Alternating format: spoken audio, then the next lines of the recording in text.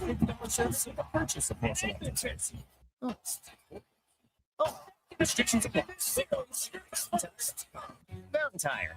We're on this road together, Canada. Hey, it's Jamie from Green Drop Lawn Care. You've known and trusted us as Canada's lawn expert since 1979. In all that time, the only thing we love to watch and flourish more than your lawn is our community.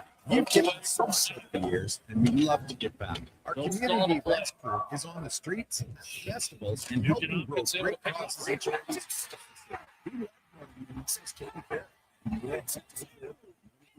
Visit greendrop.com and we'll see you up there. Measles outbreaks are occurring in Canada, including Alberta. These outbreaks are not preventable. Measles is an extremely contagious disease that is very easily fatal. The best way to protect yourself, your family, and your community is to ensure you are up to date with your immunizations. Don't get measles. Get immunized. Visit alberta.ca/measles to find out if you're up to date and what to do. A message.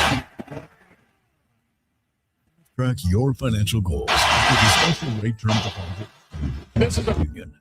For a limited time, take advantage of a great rate on 1, 3, or 5-year terms. Plus, as a Vision Credit Union member, you can earn up to 25% more on your interest through profit shares. For details, contact your branch today or visit visioncu.ca. That's visioncu.ca.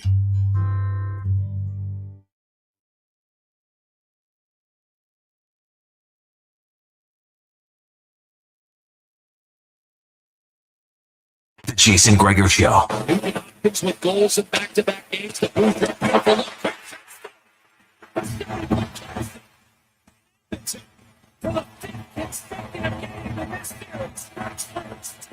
On Sports 1440. No stall to play. Nugent Hopkins able to pick it up.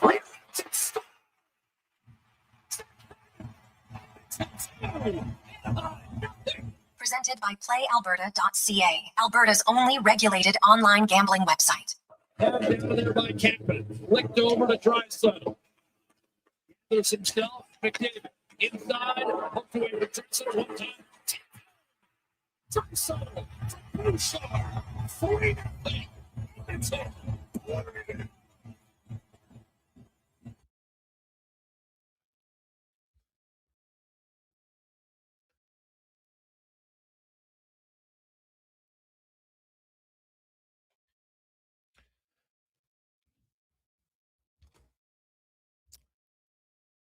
Well, the playoffs are still alive for the Edmonton Oilers. How are you? And welcome to the Jason Gregor Show, Sports 1440, sports1440.ca, YouTube, Facebook, X, and Instagram, Twitch. Thanks for listening. Thanks for watching. The show, it's always brought to you by PlayAlberta.ca, Alberta's only regulated online gambling website where 100% of the revenue stays right here in the province at PlayAlberta.ca. And hey, you got plans for at least one more night of Oilers playoff hockey as they win last night 4-1, dominant first period, then really just kind of sat back a little bit too much. We'll get into that in a second. But hey, they didn't give up any goals 5-on-5 the entire game, so that's a step in the right direction. Their penalty kill is, well, we can say it politely, a work in progress. But the Oilers get a win. Podkolzin, I thought, set the tone early. Evan Bouchard had a great game. McDavid probably had his most impactful game of the series. Those are all good signs for the Edmonton Oilers, and they flew out to Anaheim today and will take on the Quackers. Tomorrow, the Gregor Show always brought to you by PlayAlberta.ca. $60 million now. No one won the Lotto Max last night, so get your tickets for Friday. And tonight's Gold Ball Jackpot Lotto, $649.36 million. And of course, while you're there, you can always check out the Jason Gregor Show odds special bets. Get a little bit of odds boost for you. We got a little Tampa Montreal action. Also, we'll go, can the Flyers win? What about Vegas? Or is Pittsburgh going to force a Game 7? Selfishly, I'd kind of like to see it. Even though I picked the Flyers to win the series, I'd like to see a Game 7. So we'll see if the Penguins can improve to 3-0 when trailing 3-0. Also, the Raptors on the road. Pretty big underdog on the road in Cleveland. This has been a homer series. Can they change that? Check it out at playalberta.ca. So we got a loaded show for you. Mike Rupp's going to join us right off the hop. Josh Lewinberg. We'll talk a little Raptors. They're back in that series. Yaremchuk, Eric Erendson to set up another probably tight check, closely played, tight game with a little bit of animosity and cheapness between Tampa and Montreal. Farhan Lalji to recap the CFL draft as the Elks made 9 selections yesterday. We'll recap those. We got Spec and DVD, Cam Tate. Some stats of the day for you. And a warning, just a reminder, I should say. Warning's way too hard. But a reminder, there are some people, and hey, I think analytics can help if they're accurate. Right? If you want to call for someone to lose their job, you better be using a site that is accurate. And I'm sorry, I pointed this out many times to people because the latest trend, people are like, the Oilers when leading, they sit back too much under Knobloch. He coaches it. Well, it doesn't coach it.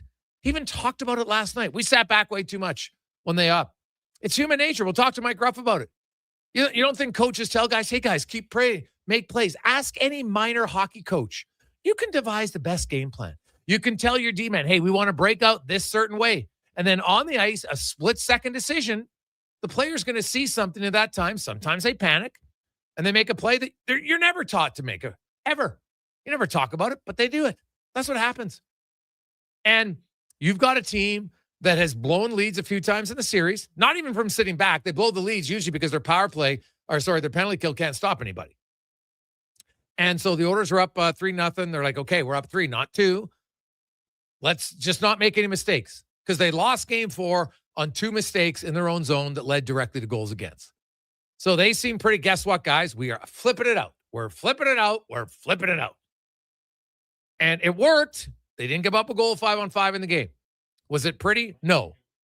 Is it the best strategy long-term? No, but it worked last night.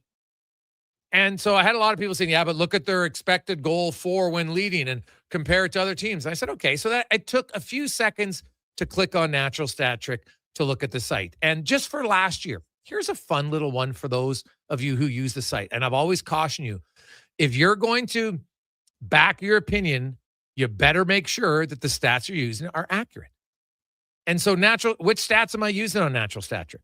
Because if you just go to the team page on Natural Stat Trick and you come up and you click on, not all situations, just click on leading. And pulls it up. Edmonton, 341 minutes they led last year in the playoffs. Outscored teams 17-12 and had an expected goals for of 46%, which is basically they were expected to score 15.15 goals and allow 17.36. So I'm like, oh, okay. But what if I just click on the tab that says just Edmonton Oilers, right?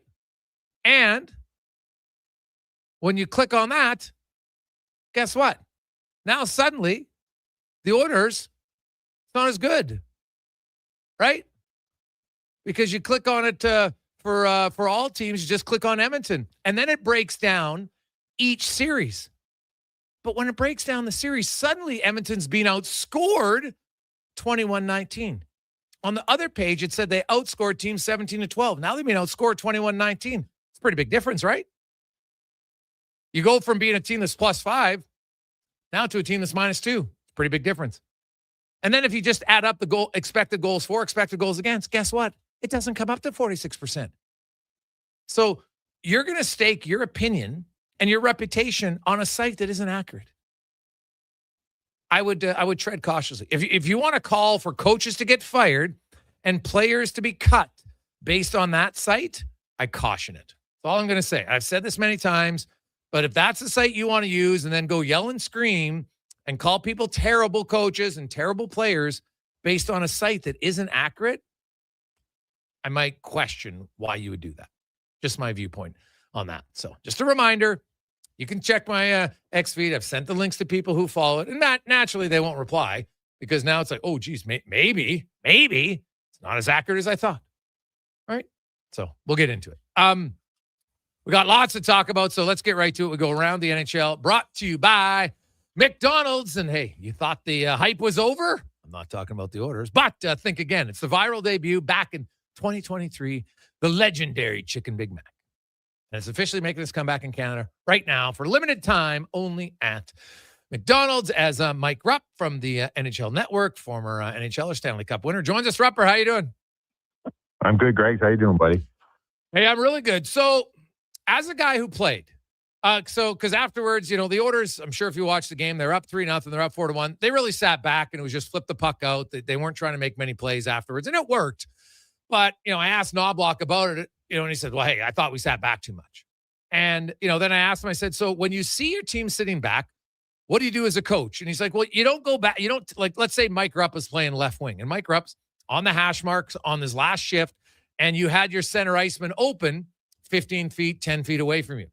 Coach normally doesn't say, well, hey, man, last time, remember that guy was open, because he says your next shift, you might not be there. Like, you might be lower, you might be higher. It's a different situation. But he reminds players, hey, guys, let's not play safe. Let's make plays, right? As a player, you've played. Why is it that just naturally teams will fall into that, okay, let's just be safe. We're just going to get it out. We don't want to get scored on, right? Because I don't think a coach ever really tells guys, hey, let's just sit back, try never to attack, and hope to hang on for dear life. No, it's a great point, because I think that you're always told that, and even as players talking amongst one another on the bench saying, hey, let's make plays, let's get going here, let's keep on the gas, and all those things that we hear teams always say. I think the biggest thing is, like, just your areas of the ice you have to win become more important, or you're paying more attention to it. The old getting the puck out of your blue line in at their blue line, or gaining the red to get the puck deep. And I feel like what you end up doing is, once you gain the red, you're dumping pucks in, you're doing it over and over and over. And that's fine. And those are the proper plays in a lot of ways, but you're also giving up the puck a lot. So unless you're forechecking hard and retrieving, you're kind of just giving it up. And I think when you start getting into games where the other team's having possession and they're having their touches, that's where they can, that can bite you. So I think that it's making plays, doing the right plays, but also getting in there and forcing on the forecheck. And I feel like that's an area that kind of drops off when teams, quote unquote, sit back. So it's tough, because you want to make a team come 200 feet. We say that all the time in hockey, but at the same time, if you're going to give them tons of opportunities to come 200 feet, they're gonna eventually be able to do it. So you got to put pressure on them and make them make some mistakes along the way. And so you've been in that situation, right? And you go into the second period intermission, and coaches like that, or I'm sure a captain stands up, okay, boys, let's not play safe. But then the third period comes and you play safe again. Why do you think that is? Like, why is it hard to get out of? Yeah, but I don't know. I mean, I think in those moments that you're sitting there and you feel like you're making the right play. I don't know. I just think that doing the right play, and I think that's hammered into our heads so much that you just figure I'm gonna make that right play, but you got to continue that play. You understand what I'm saying? Yes. Like, it's not just gaining the red and putting it in. Like, no, you gotta have support. You gotta still pressure. You gotta have all these other elements. It's not about, I think that we put so much pressure on certain areas of the ice that once you kind of get past that checkpoint, you're like, oh, I did my job. Like, no, let's keep them on the run here. So, and a lot of it's always keeping the play in front of you. And I always felt that as a player too, where my whole game was the forecheck. But if we're winning in a game, it's maybe a little more passive of a forecheck. I don't know why, but you could be aggressive in the way you fight to get the puck back and still make the right decisions defensively. So I think that that's something that the teams need to get over. Yeah, but it's hard, right? Like, you see it, Edmonton. Oh, yeah. It's one, and so it's because there's a lot of people in Edmonton that, it's Knobloch, he's coaching them to be passive, and I'm like, I don't know any coach in the history of the game who's done that. Well, maybe Jacques Lemaire in the Wild back then when they just played the trap.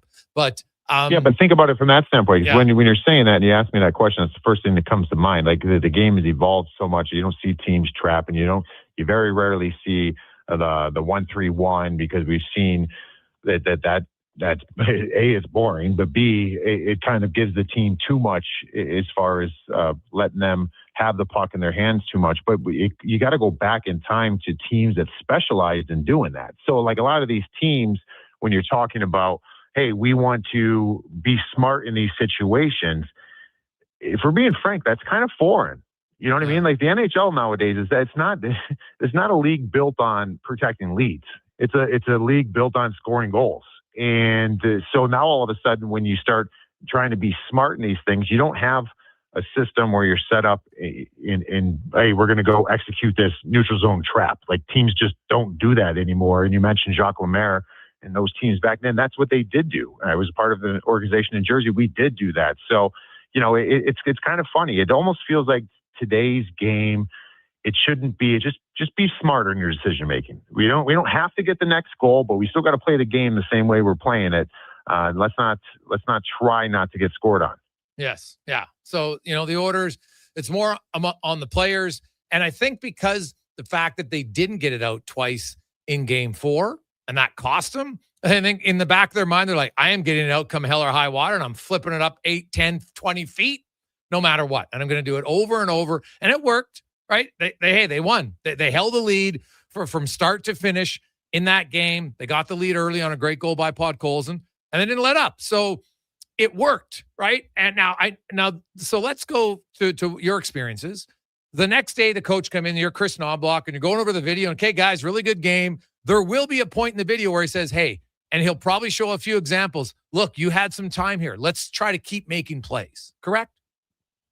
Yeah, you're going to do that. Or a lot of times, too, you start thinking more than playing, so you stop moving your feet. So I think that's a big thing that you would see in those types of videos where you get the puck, you high flip it, you make the right play. But, hey, let's get the feet moving because we might be able to turn this into some more offensive, not even offensive chances, just playing with the offensive instincts at the other end of the ice. So, yeah, I mean, certainly it's going to be, hey, you did make the right play, but there is a better play, and that is kind of pushing the pace here and keeping them on their heels. Yeah.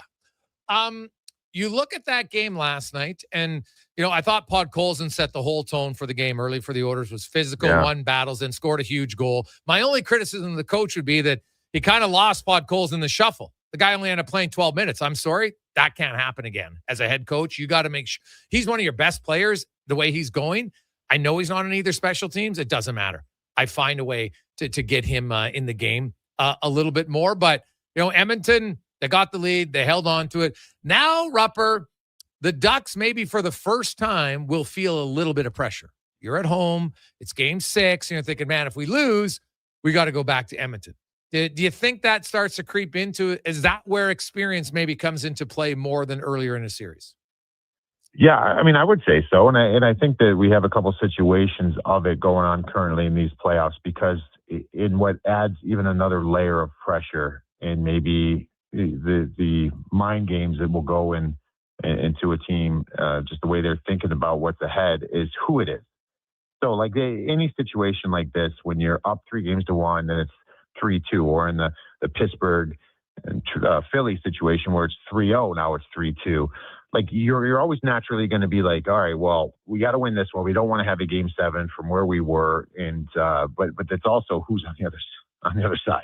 Like, you know, the Flyers are kind of working against history in some ways because of, you know, Evgeny Malkin might be his last game as a Penguin. It's Sidney Crosby, Eric Carlson, Chris Letang. These guys are starting to feel, but it's the same thing with the Edmonton Oilers. Like, you're sitting there, if you're today Anaheim Ducks and you're in a good spot, 3-1, now it's 3-2, and I think who it is even more. It's Connor McDavid, it's Leon Draisaitl, Evan Bouchard, the guys who've been to the last 2 Stanley Cup finals and come out of the West. Like, I think that adds more pressure on these guys. So there's always going to be a level of it, but I think of what the team's caliber is, what they've accomplished in the recent years, and what just the personnel on the other team, excuse me, that's a huge factor in this. So a ton of pressure on the Anaheim Ducks. And, you know, I just think if this Oilers team, the crazy part about this series too, is the Oilers have been pretty disciplined, not taking penalties. Like, there hasn't been a boatload of penalties that we've seen in other series, but Anaheim's just clicking on that power play. So I don't know. Is it at the point? I mean, what was there, 2 yesterday or 1 for 2? Like, that's a pretty good game as far as being disciplined. But I mean, they're feeling it right now on that power play in Anaheim. So maybe it's taking no penalties in the game. I don't know. Well, Rupper was actually 1 for 3. So that was a big improvement. They went from 50% to 66.7%. So they will look at that as and I'm being somewhat facetious that it's an improvement. But it is, because you know what? Hey, the coach can say don't take penalties. And I always chuckle when I hear that, hey, your penalty kill's struggling. Oh, we got to take fewer penalties. Yeah, but you're not solving the problem. You're just putting lipstick on the pig. The pig's still there because you can't go a whole game after game, not taking any penalties. And the way the Oilers penalty kill's going right now, they got to try to go penalty free, and it's almost impossible, right? Like it's almost impossible in any game. Speaking of penalties or non-penalties, and I think I've talked to you about it, but I've talked to a lot of people. It disgusts me when I watch the NHL and their unwillingness to call hits from behind. So in game 4, and by the way, it was the right call at the end of the day, but the puck was across the line. But the ref can see the puck across the line from the corner, allegedly. But Chris Kreider hammers Leon Draisaitl from behind, 3 feet from the boards. You see his whole, he's not diving in that. And people saying he's diving, I'm laughing. And I'm like, the ref's right there, but he doesn't call that. Like, and he's not the only ref, and it doesn't just happen to Edmonton. It happens league-wide, Rupper. And I don't understand. GMs, owners should be embarrassed that they allow this to keep happening in the NHL. Oh, yeah. I mean, that's something that I think that we could certainly still clean up as far as hits from behind and be a little harder on that. And now and moving into the future, here's an interesting thing that when you're speaking on that too, like, I don't know where the numbers are in the playoffs as far as power plays that have been called across all the series. But it feels to me like it's up. Like, hey, there's a lot of, I mean, you're talking about like that Montreal-Tampa series, like even the Dallas-Minnesota, like there's so many penalties. And I'm not a huge fan of that. I'm always been like, hey, in the playoffs, like let the guys play, blah, blah, blah, blah. But I think there's a lot of people that are like, hey, we don't want the star power to be curbed in the playoffs because we want these things to be called. Now, I think that the referees go out to start a playoff series and across the board and like, hey, we're going to get rid of the shenanigans and the junk, the BS after the whistles, whatever you want to call it. And we're going to try to get on top of this because we're going to set the tone and then the players will adjust. The only problem is the players are not adjusting. And so I think it's going to start getting to the point here where the referees, I think at the end of the day, you take any fan you want that hates refereeing, the refs don't want to be figured in on the outcome of the game. Now, they want to set the standard and they want to kind of back off and hope that you can just put the whistles away. But we're still seeing these hits from behind, right? I can't even believe how many high sticks we've seen in these playoffs. Like the amount of high sticks and errant high sticks that we're getting, it's like the point is the players at some point, if you want to clean up the game or clean up certain areas, like you're going to have to do it on your own. But at this point in these playoffs, it just seems like everybody just wants to kill each other. And it's like, what do you do as a ref? Do you let these things go because you don't want to? We're getting later in the series and we don't want to be a pivotal point that's decided on a penalty call. I mean, they blew everything down through the first probably 4 games of every series and no one's making changes. So, I'm probably not answering to what you're saying there. I don't want hits from behind. That play, don't want it in hockey. But at the same time, like the players, you got to take on some of this responsibility. And that's something I'd love for the GMs and the players to kind of talk about, and hitting from behind would be a great one to start with. Well, Rupper, you are correct, because I was looking at playoffs last season, and you had out of the 16 teams, you had Toronto had the lowest at 2.83. Washington was at 2.6 power play chances per game. Ottawa 2.5, and then Edmonton and Minnesota in the first round. I'm only using the first round because we're still in the first round. They were at 2.17. The highest was St. Louis at 4.17, and then you had Carolina, Tampa Bay at 3.8 and 3.6. So those are the only teams over 3.5 power plays per game. This year, because people are like, hey, I call more penalties. Well, they're calling more penalties. Ottawa was at 5.25. Tampa's at 5. Montreal's at 4.75. Dallas is at 4.6. Minnesota's at 4.4. LA and Buffalo are at 4. Carolina, 3.75. So 8 teams are over 3.5 compared to last year. So big difference. Utah's has had the fewest power plays, only 9 in 4 games, 2.25. Colorado's at 2.75. And then Anaheim and the Oilers in their series are both at 2.8, which is tied for third fewest. in the power play opportunities, which probably bodes well for Edmonton, but Anaheim would be like, hey, can we draw a few more penalties? So you're right on Edmonton taking fewer penalties. I guess to me, I look and say, if it's a penalty, I just want penalties called. I don't care what time of the game it is. I don't care who's leading. If you blatantly trip a guy, if you blatantly hit a guy from behind, if you blatantly hook someone, it's a penalty. I don't want refs managing games and say, well, it's 3-1. I can't call this penalty. That probably bothers me more than the total number of power plays. Because if the players don't figure it out, then to me, it's on the players. You know the rules going in. Yeah.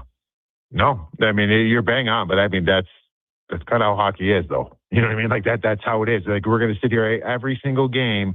If you have one power play for the Edmonton Oilers and 5 power plays in the game for Anaheim, and there's the third period, the Edmonton players, the captain, the coach is going to say, they've got 5, we've got 1. that happens every single night in the National Hockey League, and you want to have it somewhat even. And so I understand what you're saying, but it's so embedded in the way that hockey has always felt the flow should go. Yeah, I mean, it's something, but I also I don't know, where do you kind of start with this? Because you get all the penalties that are being called here. Eventually, I don't want the flow of the games to feel like they are now in the West Finals, East Finals, Stanley Cup Finals. But you're hoping that the players adapt, and it's not happening. So, at the end of the day, are we just going to have the referees put the whistles away and we're just going to see playground rules? I don't want to see that either. So it's something that I think that everybody has to kind of get on the same page with moving forward. Mike Rupp joins us. Rupp, what do you make of this Flyers Penguins series? 3-0 for the Flyers. Now the Penguins have won 2 in a row. What do you make of where it's going? So I think the better team in the series has been the Flyers. I mean, the Flyers were the better team in the first 3 games, without a doubt.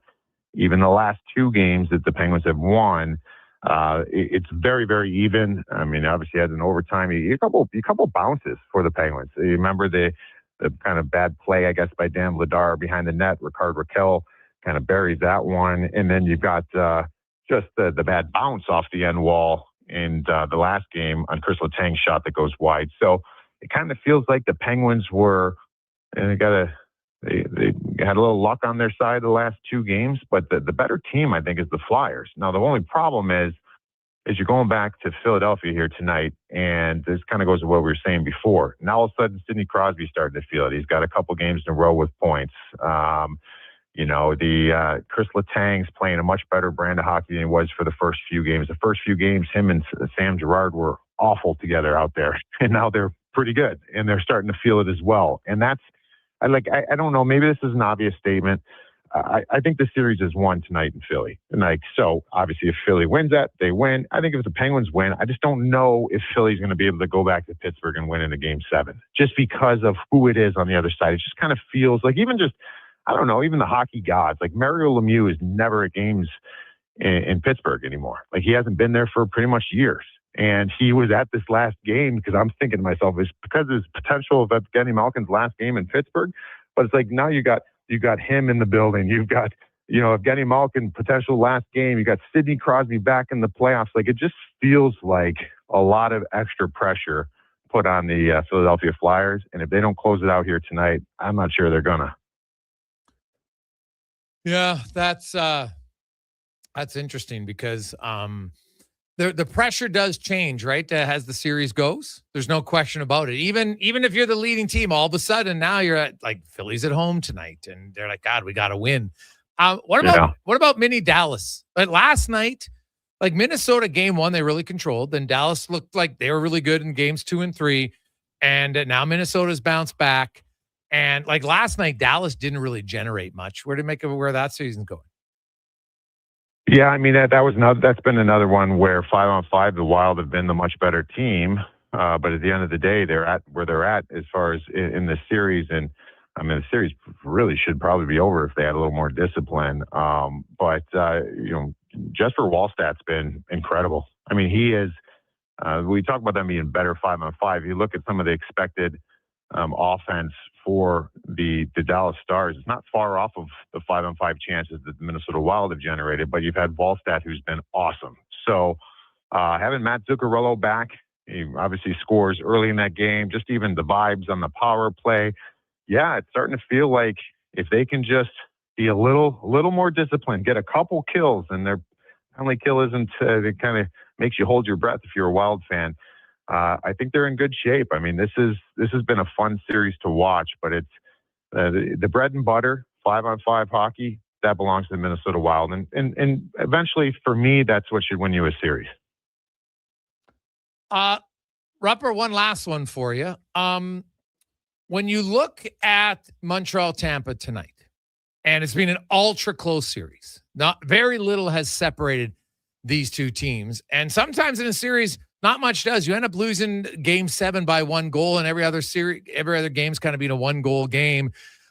Like, if you're Montreal and you lose this in 7, let's say hypothetically, like, are you still like, is there a time where you can still be happy with losing, even though you lost? You know what I mean? But you're like, God, we played really well. We lost by 1 goal in game 7. Like, what do you do sometimes?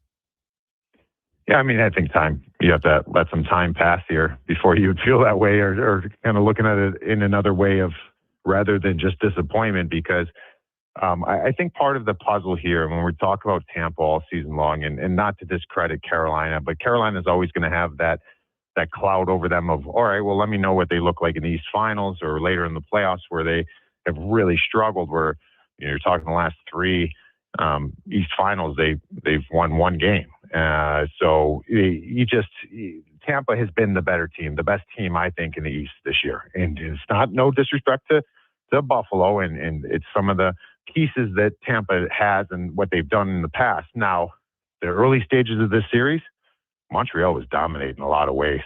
Like, I think that's something where if they were to lose this in 7 and summertime passes and you really sit back and dissect that series, they came out swinging at the beginning of the series and they were the better team. Now you're starting to see the Tampa Bay Lightning get going. Now they're starting to pick up steam. Do they have the killer instinct that we think they do? We'll have to see. But I think if Montreal does not win this series, extreme disappointment from where the series was at one point. But at the same time, man, they've been really, really impressive for me. Yeah. Rupper, great stuff, man. As always, we will chat with you on Friday in the Rundown. Have yourself a great day. All right, buddy. Enjoy. There you go. That is Mike Rupp from the NHL Network. Quick break. We'll return. It's the Gregor Show presented by PlayAlberta.ca. Whether you're a craft beer connoisseur or more of a wine aficionado, there's always something new to discover at Sherbrooke Liquor, a unique family-owned independent liquor store. The selection, incredible. The non-alcohol section is also very impressive. Sherbrooke Liquor, expert, knowledgeable staff with a passion for unique finds. More than just a liquor store, we're a community. Alberta's best, the one and only Sherbrooke Liquor. Wine, spirits, and oodles of beer. Visit SherbrookeLiquor.com. And now Action Electrical's testing team is on defense duty. They're the guardians of safety and compliance, a critical part of any lineup. Precisely. They perform rigorous safety and code compliance testing for commercial operations. Think of them as the referees, ensuring everything is up to standard before disaster strikes. Their preventative plays are legendary, spotting faults early. Hire the Action Electrical team to bring home a win for your project. Visit actionelectrical.net. Need a new ride for road trips, errands, or just life on the go? Go Auto offers a massive selection with over 15,000 new and used vehicles to choose from. With over 70 locations across Western Canada, finding your next ride has never been easier. Whether it's a roomy SUV for the family, a sleek car for the open road, or a rugged truck for your weekend adventures, you'll find it here at a price you'll love. Explore thousands of vehicles today at goauto.ca.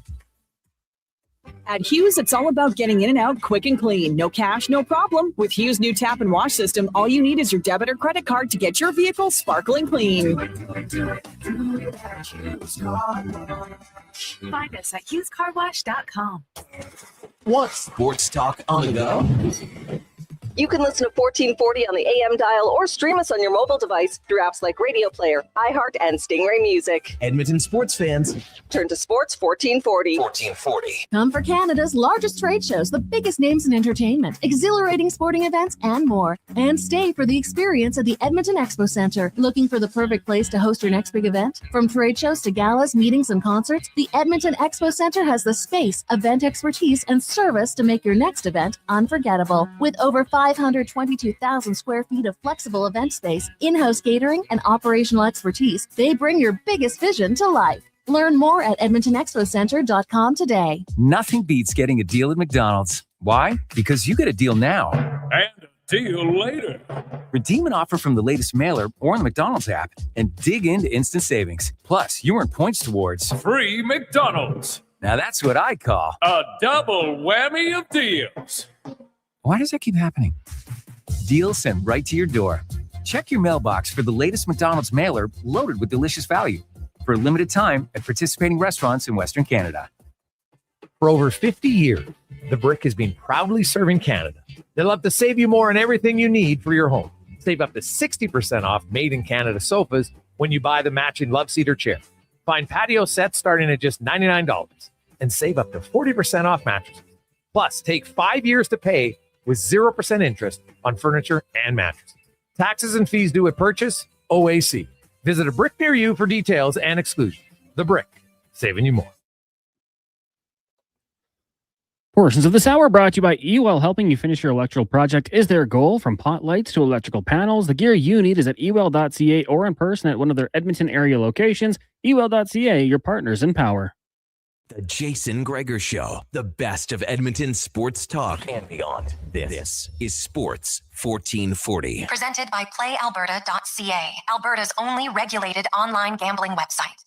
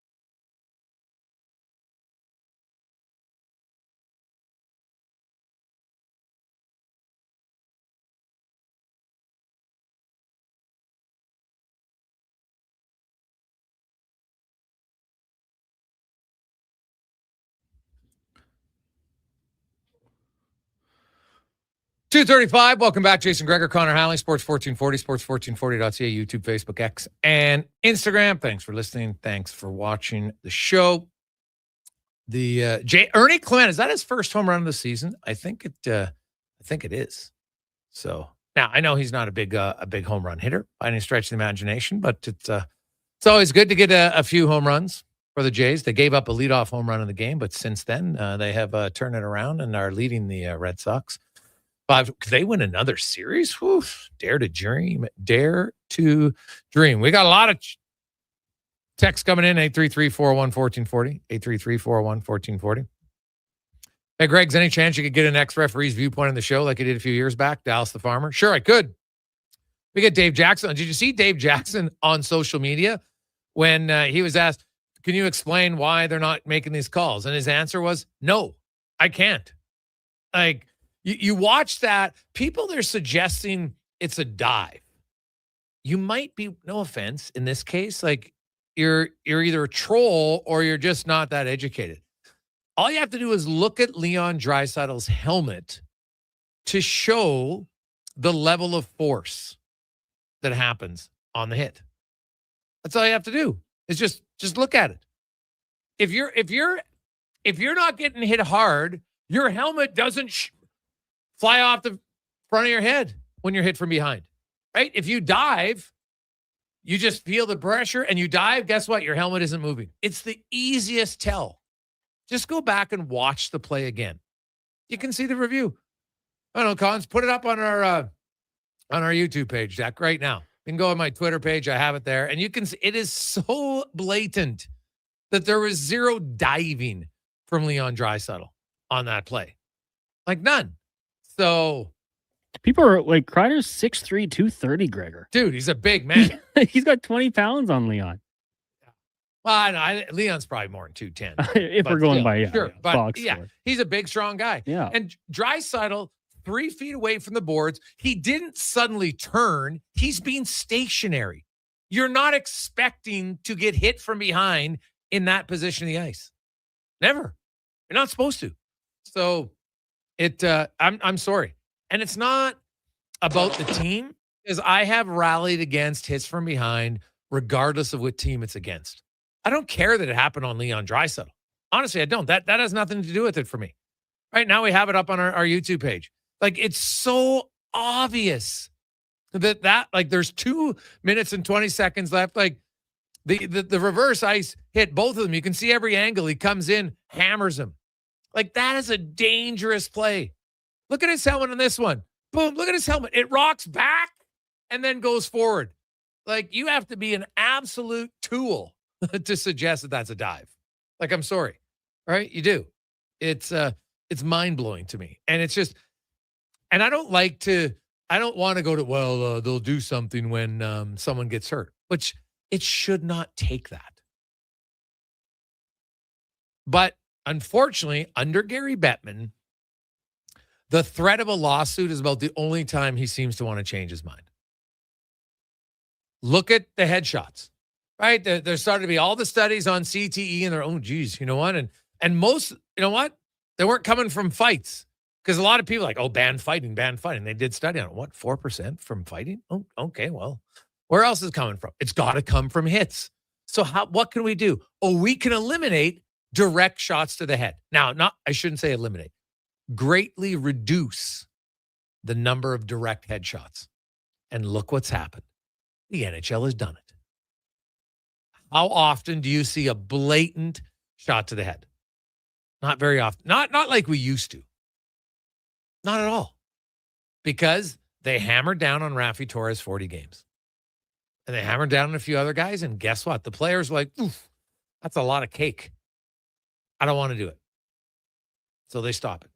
But hits from behind keep happening on a regular basis because the NHL refuses to send out their memos and, more importantly, actually punish a player. Right? Actually punish a player. So punish the player for a blatant hit from behind. Leon Draisaitl, because I know people, but Gregor hits from behind, people turn into them. Okay. But can't we see when someone turns at the last second? It's pretty obvious, isn't it? Did Leon Draisaitl turn at the last second? No, he did not turn at any point. He was stationary the entire time. So if you try to bring up, well, guys, turn, focus. That's the problem with people. They can't debate one point. Just stick on the point.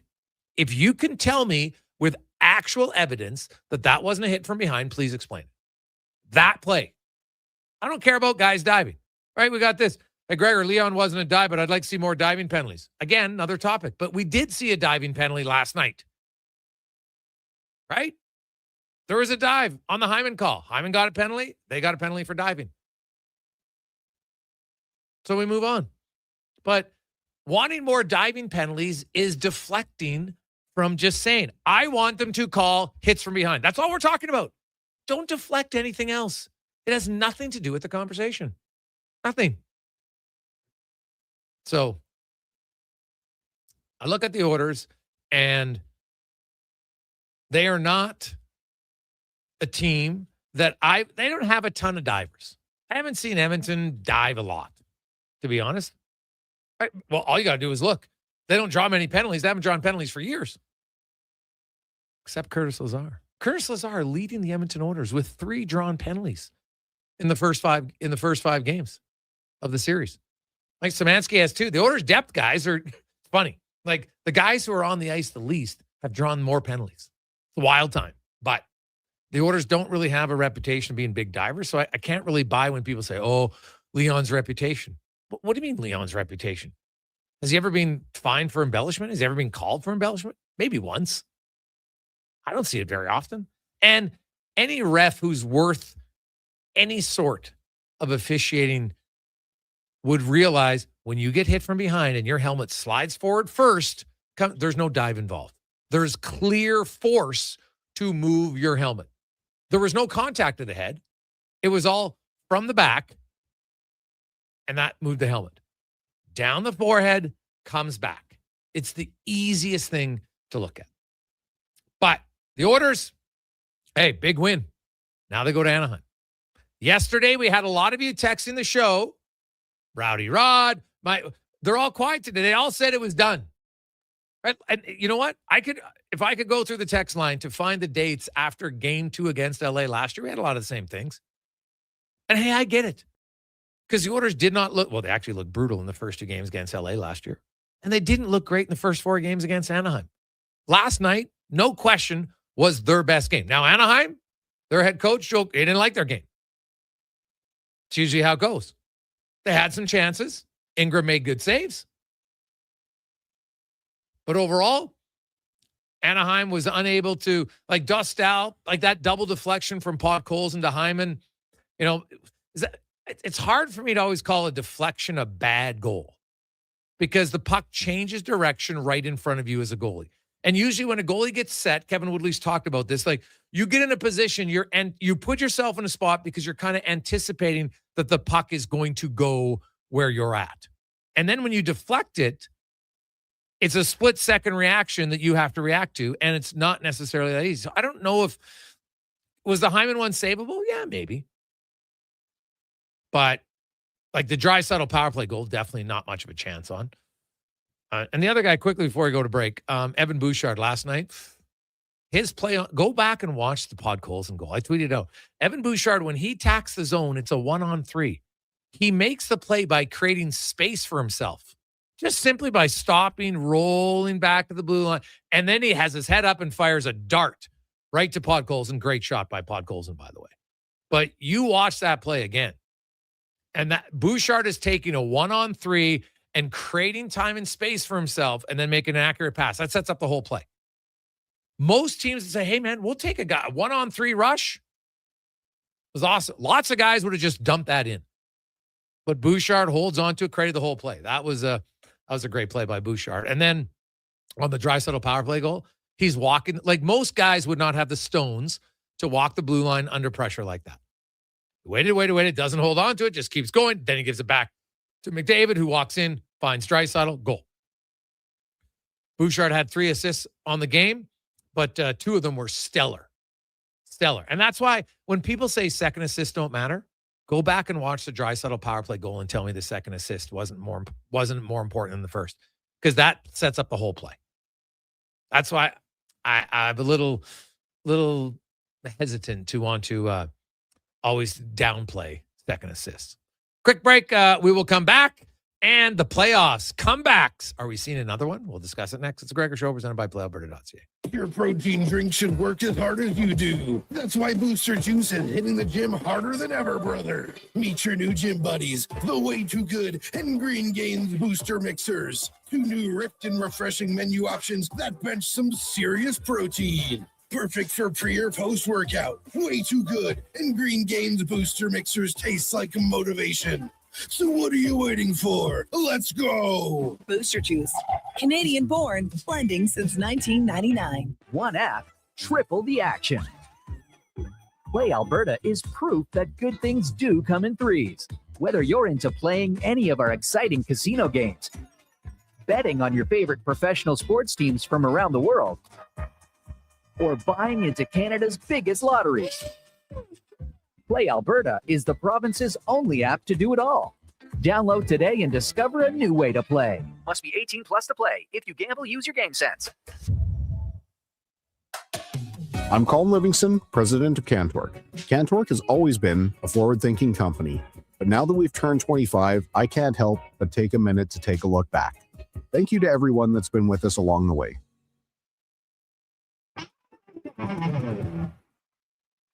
Performance by Action Electrical today. Their projects team kicks things off, designing and building with unmatched skill. Then the service team swoops in for those crucial repairs and maintenance. And don't forget the testing team, ensuring everything's safe and sound before the solar team scores with sustainable energy. A complete team effort. Have Action Electrical bring home a win for you and your project. Visit actionelectrical.net. Hi, Mike here from Northgate Chevrolet Buick GMC. Would you like to be a part of history for the month of April? I'm kidding. Or as the kids say, bro, I'm joking. Would you like to help us set a record in April? Chill, still kidding. At Northgate, we aren't trying to set any records or tell you how many vehicles we sell, and we really don't think you'd care. But what you will care about is this. Every dealer has the same costs. Trust me, GM does not have a favorite kid. You get to decide where you buy. 0% financing, a great selection, and of course, great people. Stop in and see us today, 13215 97th Street, or business online at northgategm.com. You're in Northgate country. For the first time in 66 years, Golden Bears and Pandas hockey are on the move. During the 2026-27 Canada West season, two of the most successful hockey programs in U Sports history will call Silent Ice Center in Nisku their temporary home. The Golden Bears and Pandas are excited to connect with the South Edmonton community and welcome new fans to experience the tradition and excitement of U of A hockey. Same tradition, new temporary home. Golden Bears and Pandas hockey at Silent Ice Center for the 26-27 season. It's playoff time on Edmonton Sports Leader, Sports 1440. This is Andrew Walker. Join us for the Titan Supply pregame show before each Edmonton playoff game. Titan Supply, your only source for rigging, lifting, and hauling products. Portions of this hour brought to you by Sherbrooke Liquor, the best place for wine, cocktails, and beers from all over the world. Also a variety of excellent non-alcoholic options. See more at SherbrookeLiquor.com. This is Sports 1440, where Edmonton talks sports. On YouTube, Facebook, and X. Here's Jason Gregor. Brought to you by PlayAlberta.ca.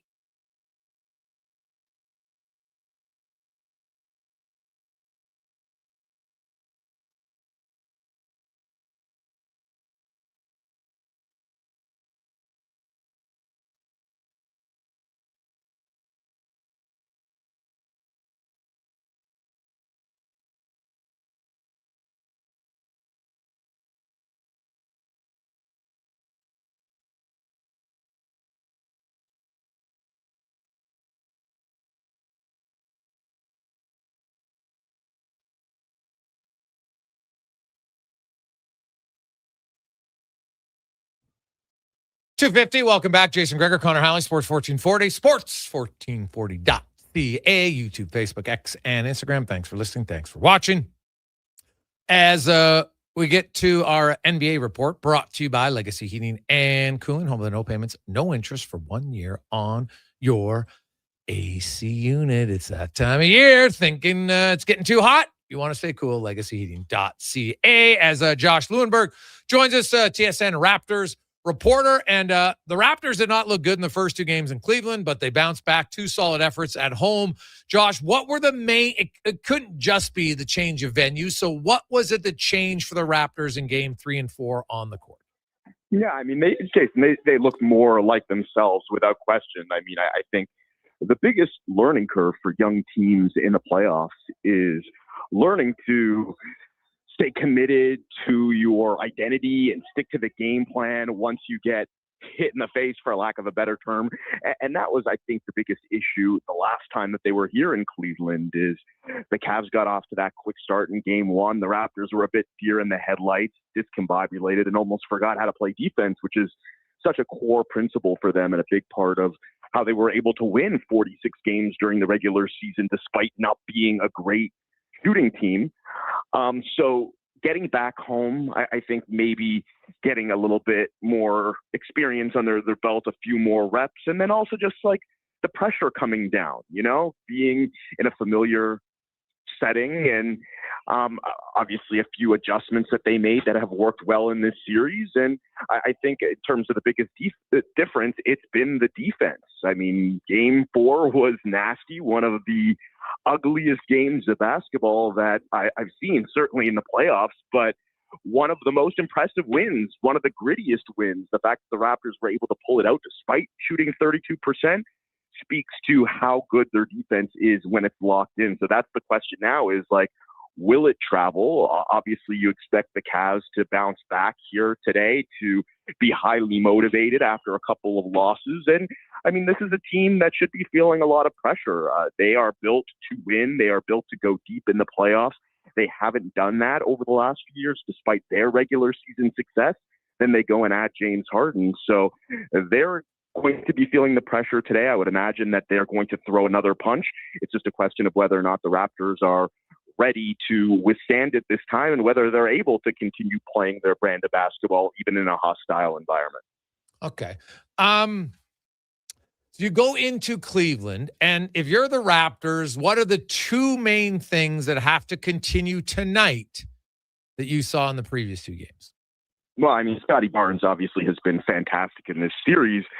I mean, despite how well Harden and Mitchell played in this building the last time that they were here, they really struggled in Toronto, whereas Barnes has been, if not the best player in this series, and I would argue that he has been, certainly the most consistent, 20-plus points in all four games, the first Raptor to ever do that in the playoffs. Even Kawhi didn't do that in 2019. But he's also been essentially starting at point guard with Emmanuel quickly out of the lineup. He's been now defending James Harden full-time after doing it a little bit here and there in the first two games. That, to me, was a big turning point in this series, too, by the way, unleashing one of the best defenders in the NBA on one of the best scorers of all time. And Scotty's done a really good job, I think, of making Harden work. They've neutralized Mitchell somewhat, too, over the last couple games. So, I mean, Scotty needs to continue to be Scotty, especially when, as I mentioned in Game 4, the shots aren't falling for the team. It's like, okay, well, that's kind of been their offense recently, is Scotty just bullying his way into the paint, going through guys, and basically finding ways to score through sheer force and will.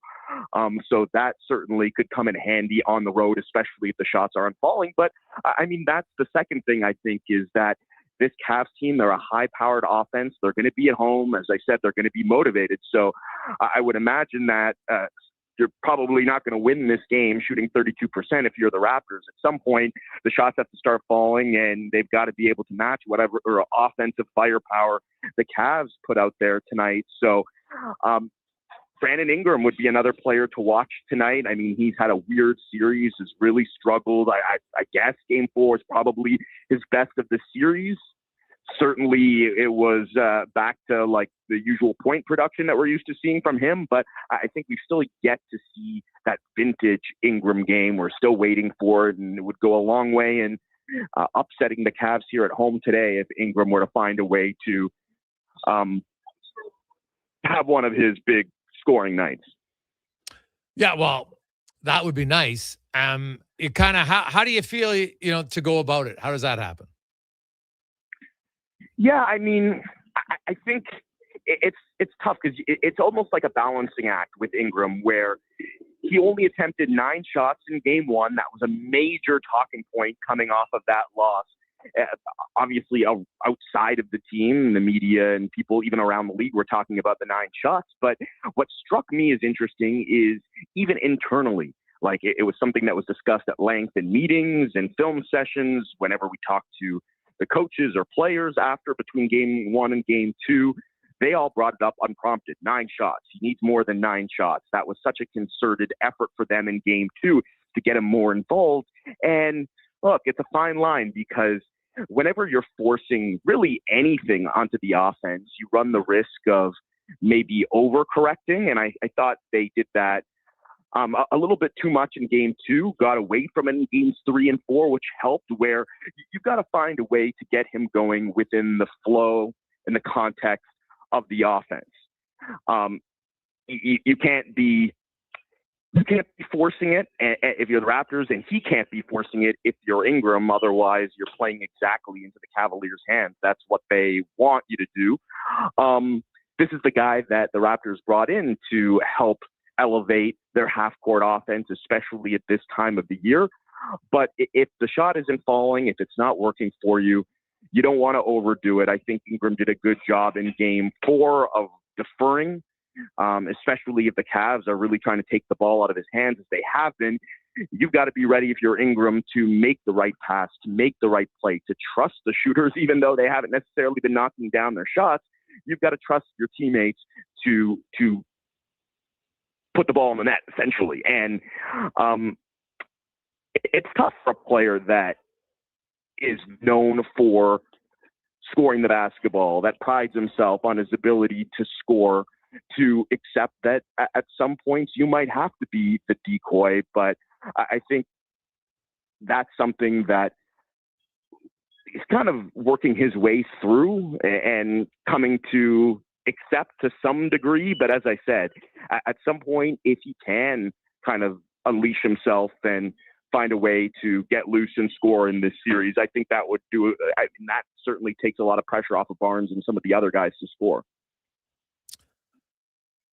Josh Lewinberg joins us. So, Josh, Cleveland's been an interesting team for me. And when you look at matchups on the floor, right, we see it now, like NBA, just like the NHL and other teams. You look at matchups, and when this guy's covering that guy, and et cetera, et cetera. Are there matchups that you've seen through 4 games that favor Toronto first on the offensive side and then second on the defensive side?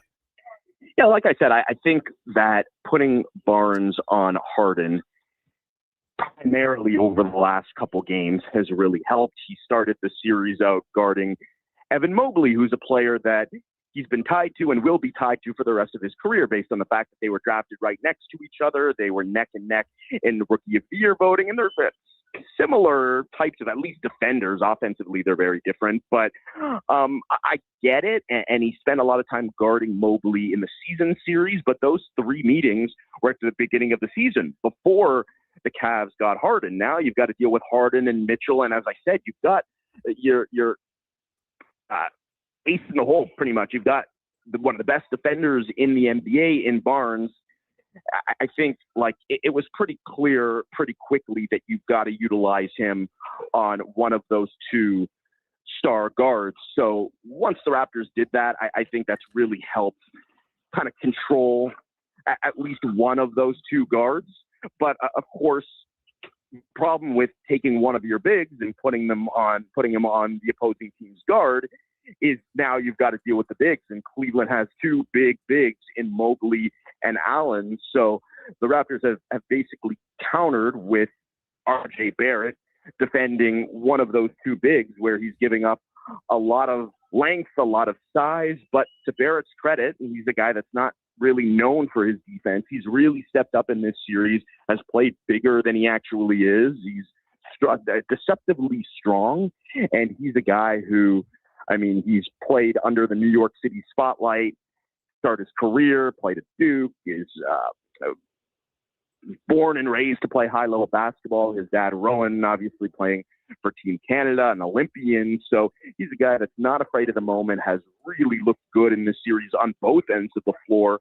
And again, if he's able to even just hold his own against those bigs long enough for Scotty to be able to chase around the guards, and again, if a few of those other guys can step up and find a way to just, you're not going to shut Harden or Mitchell down, but just making them work and putting pressure on them to make plays. Both of them, I think they combined for 22 of the Cavs' 40 turnovers during the 2 Toronto games.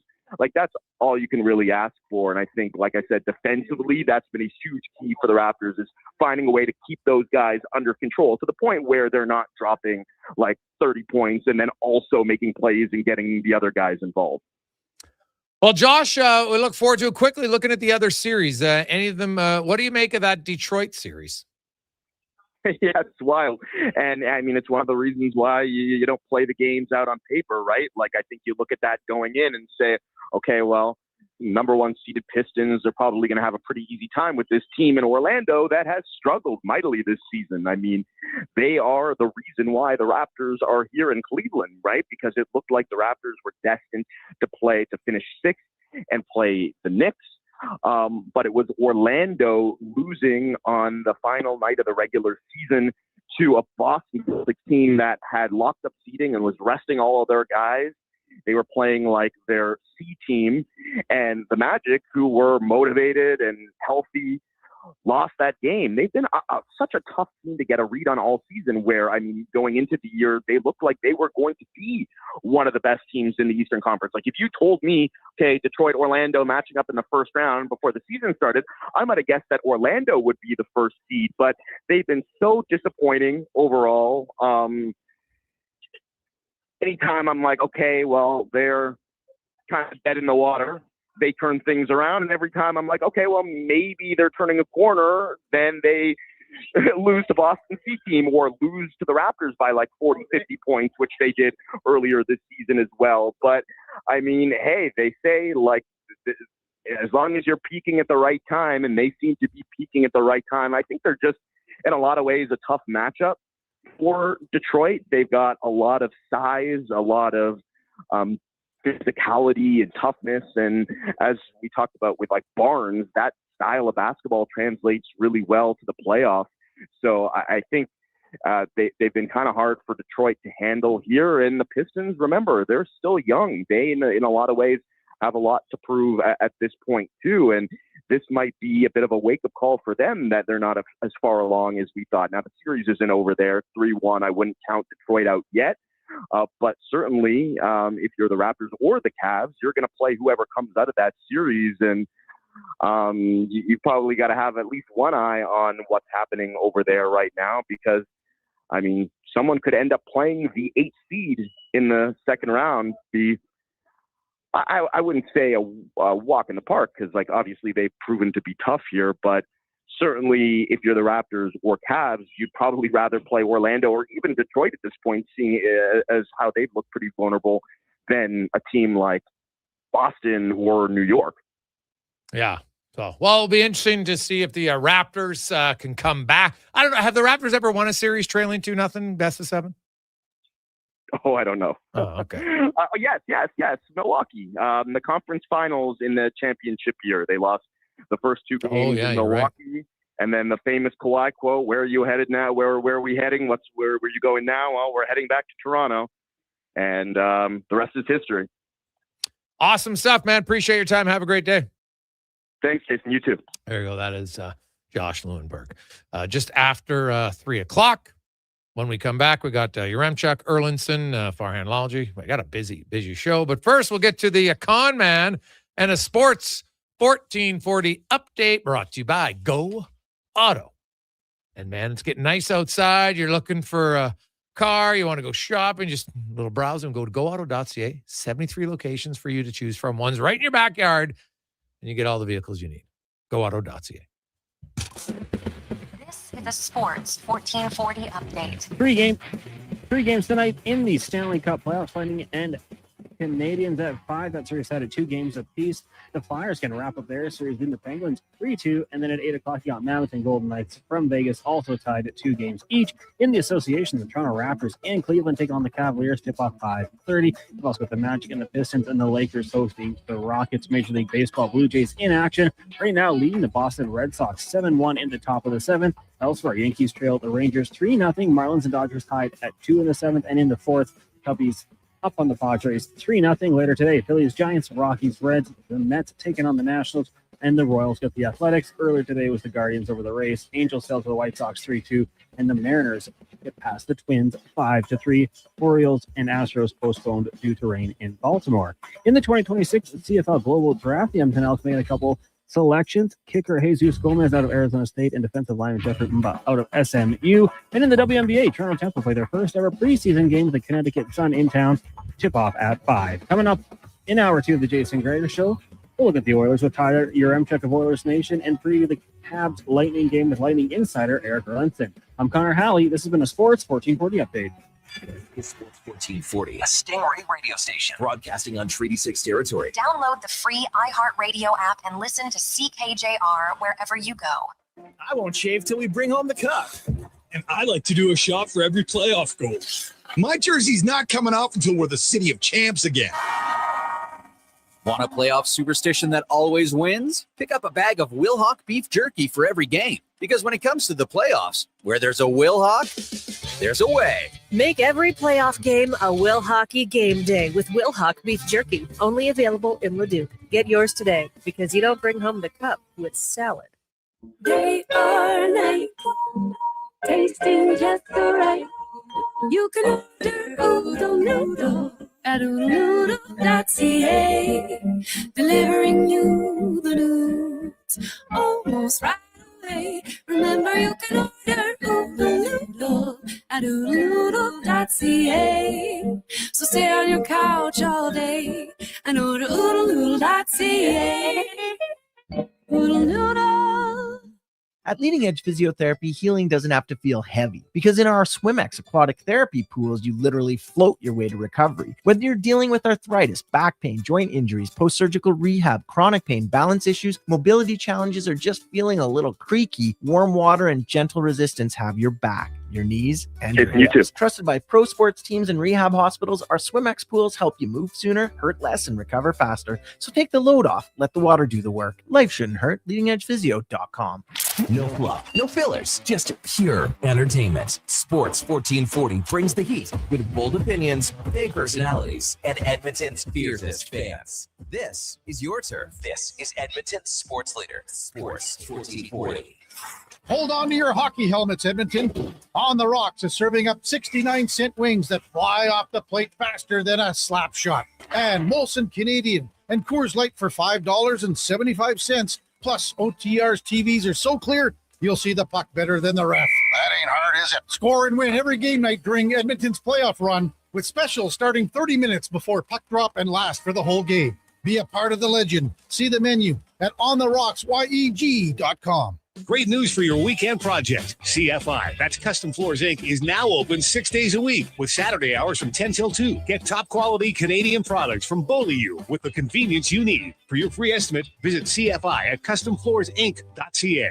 I've got some good news if you've been thinking about a heavy-duty truck. The 2026 Ram 2500 Black Express is now at St. Albert Dodge. You've got 20-inch black aluminum wheels, black Mopar side steps, body color, bumpers and grille, and a sport performance hood. Available in all the colors for $68,990. Plus, new this year, Ram's best-in-class 10-year powertrain warranty. Now's the time. Head up the trail and see how easy it is to do business at St. Albert Dodge. Canadian Tire's Big Spring Tire Sale is back. Save up to 25% on quality tire brands including Continental, Michelin, Motomaster, and Pirelli until May 21st. Conditions apply. Details online.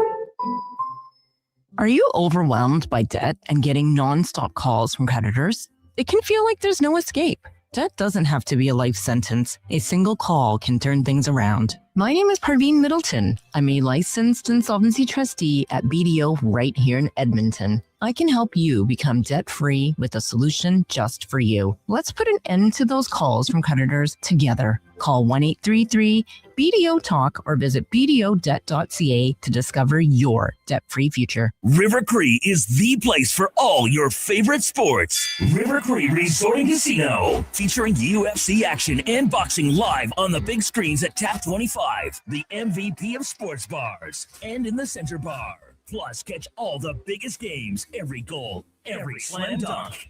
River Cree is also home to the Twin Rinks, where rec hockey and community teams come to play. Public skating available. Details at rivercreeresort.com. River Cree Resort and Casino. Excitement, bet on it.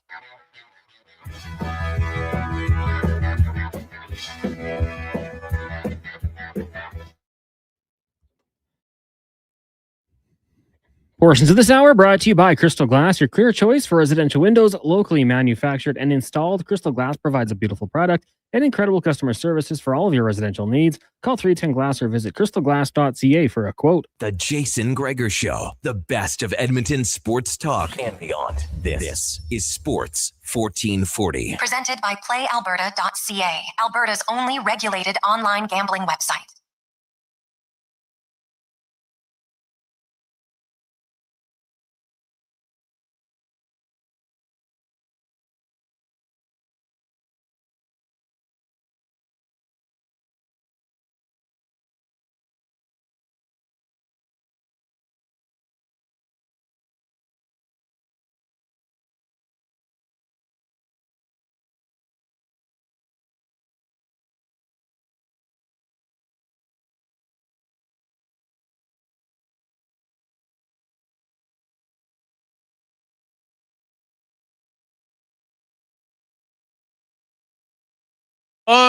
We're rolling through Wednesday afternoon, Sports 1440, sports1440.ca, YouTube, Facebook, X, and Instagram. We've had a lot of texts coming in. Hey, Gregor, what are the Oilers going to do? There's a concert on Saturday night. Well, the NHL has already announced that they will be playing Saturday night for Game 7, if there is a Game 7.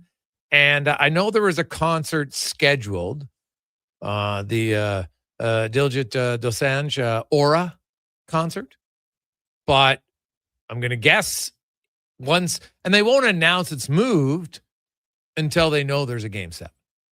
But if you go on Rogers Place events, you go on the NHL website, the game's going to be on Saturday. And it's just a matter of they probably would move the concert. This wouldn't be the first time. And I know that probably sucks for those who have tickets to the concert, that they could probably move it to Sunday. Now, I don't know if when these concerts agree to the dates, if there's probably in the writing that says we hold the right to change this for a playoff game. I can't say that for sure. I'm going to guess just based on past history. So that's likely what's going to go on there. So because if you look on right now, they have both of them announced on the webpage, but they won't cancel the one probably until there is a for sure Game 7. Because otherwise they want the concert on the Saturday. So not ideal for any of those who are going to be going to the concert, but we've seen this in the past, and that's likely what is going to happen. So, hey guys, why didn't Podkolzin get an assist on the Hyman goal? Well, if you watch the replay, he didn't actually touch the puck. He let it go through him. Not so much of like a Mario Lemieux, but because I seriously thought he touched it, but the NHL reviews every goal in super slow motion. And, because we've seen lots of assists added. And his was never added, even after today. So they look at the replay, and it was deemed that he did not actually touch the puck, even though it looked like it. So there you go. Hey, guys, you think the Oilers got to dust out? Well, let's go through the goals. Podkolzin, great shot. Second goal, dust out, turnover. Right? So and he wasn't the thing about the turnover that was interesting was the Oilers weren't even pressuring him when he created that turnover. He's behind the net. He has the puck. He's looking like he's got a lot of time. And then he was just kind of like, okay, I'm going to move it up the wall. Well, he moved it up the wall right to Nugent Hopkins. He spins, fires. Podkolzin lets it go. Hyman's in front of the net. Goal. I don't know if you can expect that type of play for Podkolzin, or not Podkolzin, for Dostal every game. I wouldn't think so. So I don't know if I can say they really got to him in the game. They obviously pulled him. I think the coach probably, that turnover he didn't like, and he's their starter. So you're down 3-0. I think that was let's see if we can change momentum here.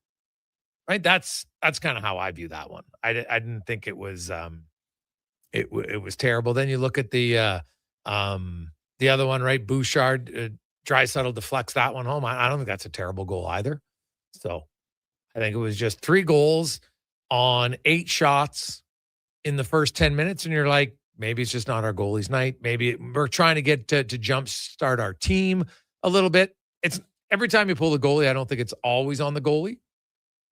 He is definitely responsible for the second goal, right? He has complete control of the puck behind the net. He makes the errant pass. Boom. A few seconds later, back of the net. And you know what? The Ducks had been capitalizing on the Oilers giveaways early in the series. And so who knows? Every time the series gets later, I think that's where home ice advantage can be more beneficial for the top team, especially in Game 7s. But also, I do believe there's just a little bit more pressure, right? We had Mike Rupp on, if you missed it in hour number 1. We were talking about, like, the Oilers sat back. The coach even said, actually, let's get to it. Let's get that. It is the Gregor Show presented by PlayAlberta.ca. Thanks for joining us. As always, Alberta's only regulated online gambling website. And do we have the clips from Knobloch last night, Cons, that because I asked him specifically about that situation for the Edmonton Oilers in how I thought, what he thought about their play when they had the 3-goal lead in 2 different times in the game. And he had one response, and then I followed up with it. Okay, well, then what do you do as a coach in that situation? And I thought he gave a good answer. Then Mike Rupp, who played in the playoffs on teams. Mike Rupp even said, he goes, hey, man, my bread and butter of my game was being an aggressive forechecker. But there are times in the playoffs when you're leading, and I know I should be forechecking hard, but you make the first play, the right place to dump it in, right? Want to dump and chase, keep the forecheck on. But then you don't forecheck with the same emotion and energy as you did early in the game, because subconsciously you're like, well, I don't want to get caught. And you're not supposed to think that way. You're definitely not coached that way. Coaches don't tell you, hey, guys, dump it in and nobody move their feet. Let's just dump it in and everybody sit back. Because if you go, I rewatched the Oilers game again today.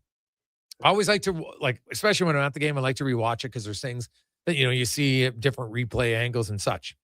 And if you watch the Oilers, especially in the third period, so a lot of times as the wingers, even defense, when they get the puck, they're either at the hash marks a little bit below, sometimes even higher. Like there was one time Nugent Hopkins had a guy wide open circling, no one there, could have just passed it to him. They would have skated out, but no, flips it out, which I don't love because to me, it's like a turnover. But if you flip it out and then you chase it, okay. And definitely if you dump it in and then chase it, you're thinking I can pressure him, maybe we can create a turnover. But if you watch the Oilers in the third period, the right play is still to get the puck out, right? Every coach will tell you, man, I'd rather you just dump it out than fool around with it and turn it over in our own zone. So, I'll live with you dumping it out because now we have a few seconds, we can regroup. But usually when you dump it out, you still want to be aggressive and have some guy chasing the puck, and that didn't happen. So if the right play is to flip it out, you negate that by not moving your feet. And I can tell you no coach on the planet, especially in today's fast-paced game, is telling guys, hey, I want you to dump it, but then whatever you do, don't be aggressive.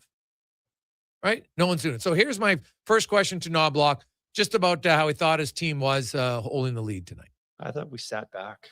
I thought we really sat back. And obviously that happens when a team's down, they push, they just spend more time in the offensive zone for the team that's down. It's just the way it is. But I certainly thought we sat back way too much.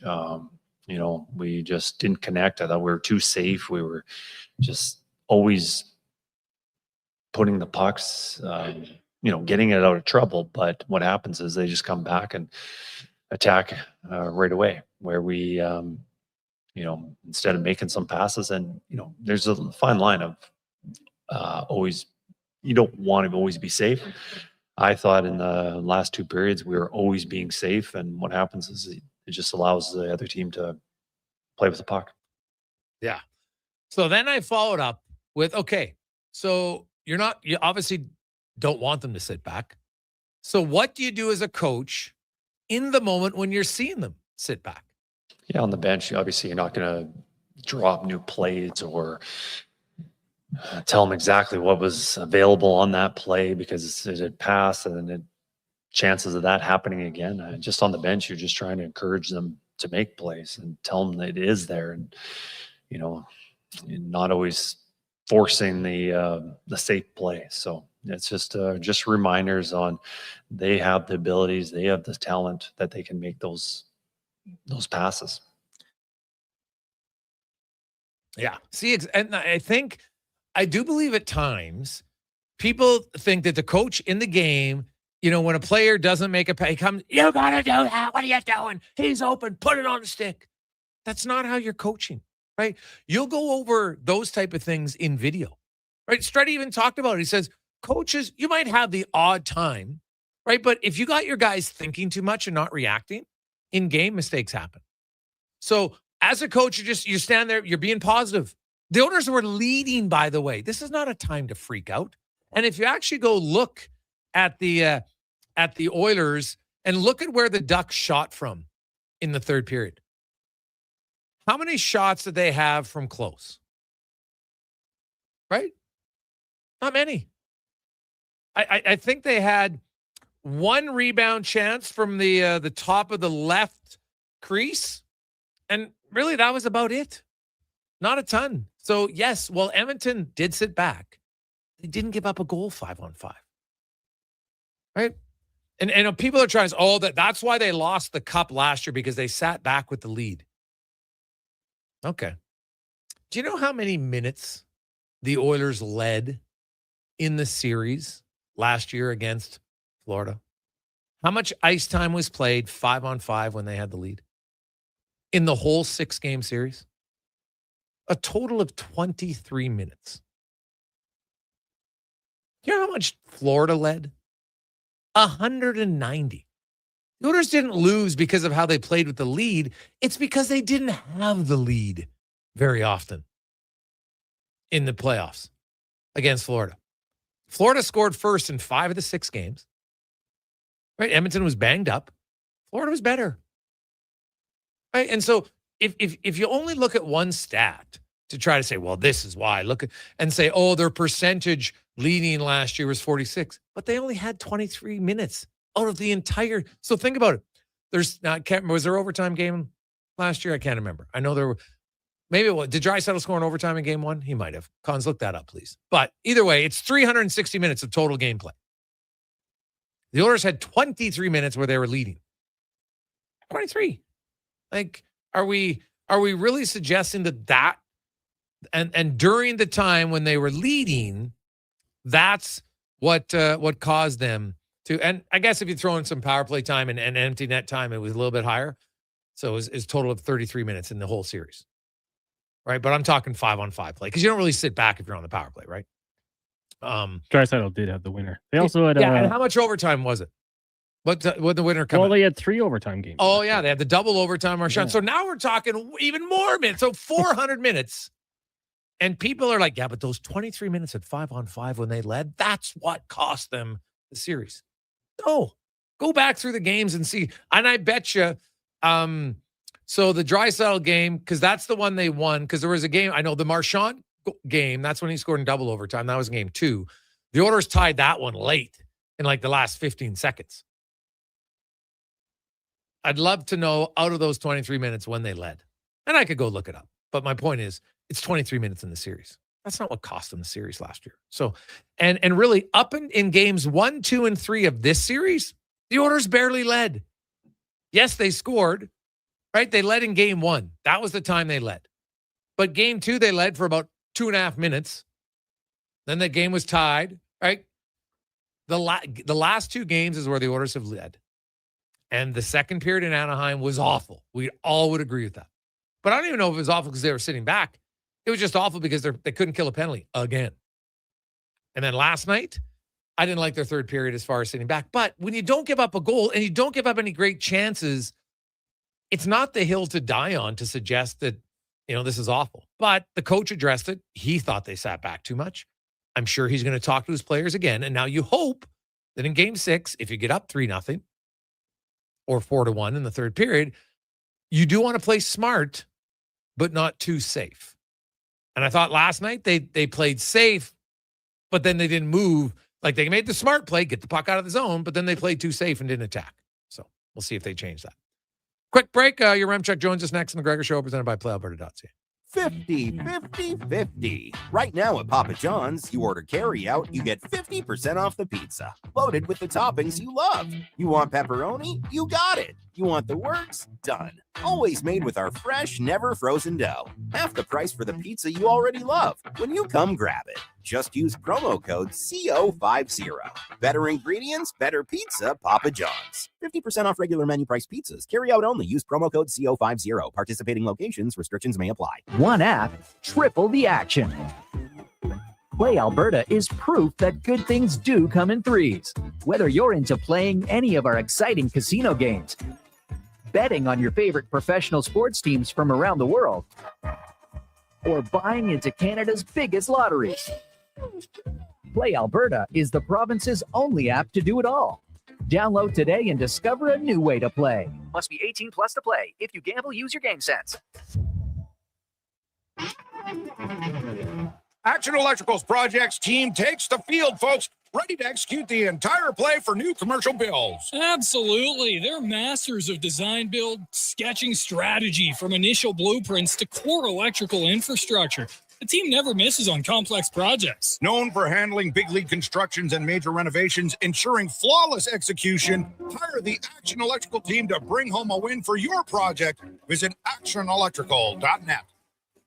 It's Truck Month at Wolf GMC Buick, and we know trucks. And we have the best deals of the year right now. Some have 0% for 4 years. We have 0% for 6 years. That's on our #1 selling GMC Sierra half-ton crew cab, or the Elevation, the AT4, or Denali. Yep, 0% for 72 months. And Costco members get an extra discount on some of our SUVs. Pop in today and drive away smiling. Wolf, GMC Buick. We're making it easy. Welcome to Silent Ice Center, the region's newest hockey and event center in Nisku. Featuring 2 NHL-size ice surfaces, premium seating, private suites, and an electric atmosphere. From elite hockey to major tournaments, concerts, and special events, this is where the action lives. And with Summit Restaurant overlooking the ring, every event is a full experience. Silent Ice Center, built for champions, built for the community. Book your ice, your event, or your next big night at Silent Ice Center. Email booking at silenticecenter.com. Scott McGilvery here, HGTV host and renovation expert. The one upgrade I know homeowners will love: better, fresher Culligan water straight from the tap.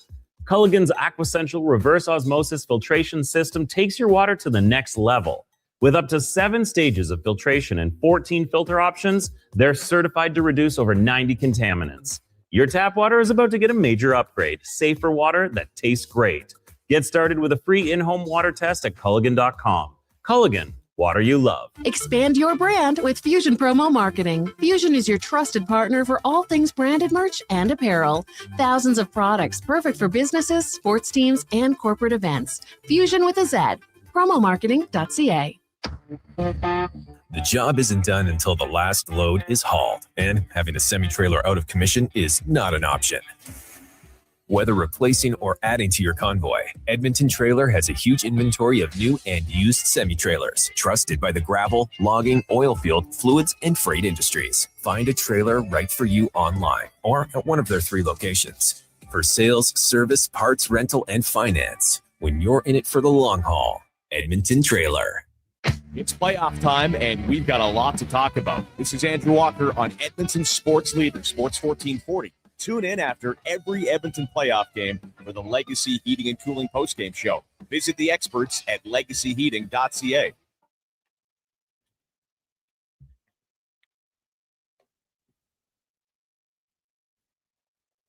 Portions of this hour brought to you by Papa John's. Get the Puck Drop Special at Papa John's, a large 2-topping pizza and 8-piece wings for only $28.99 with promo code PuckDrop at papajohns.ca or on the Papa John's app.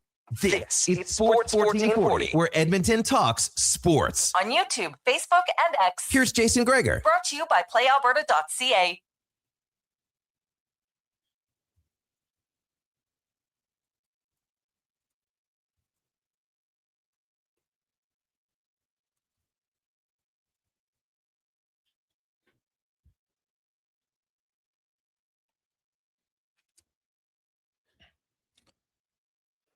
.30.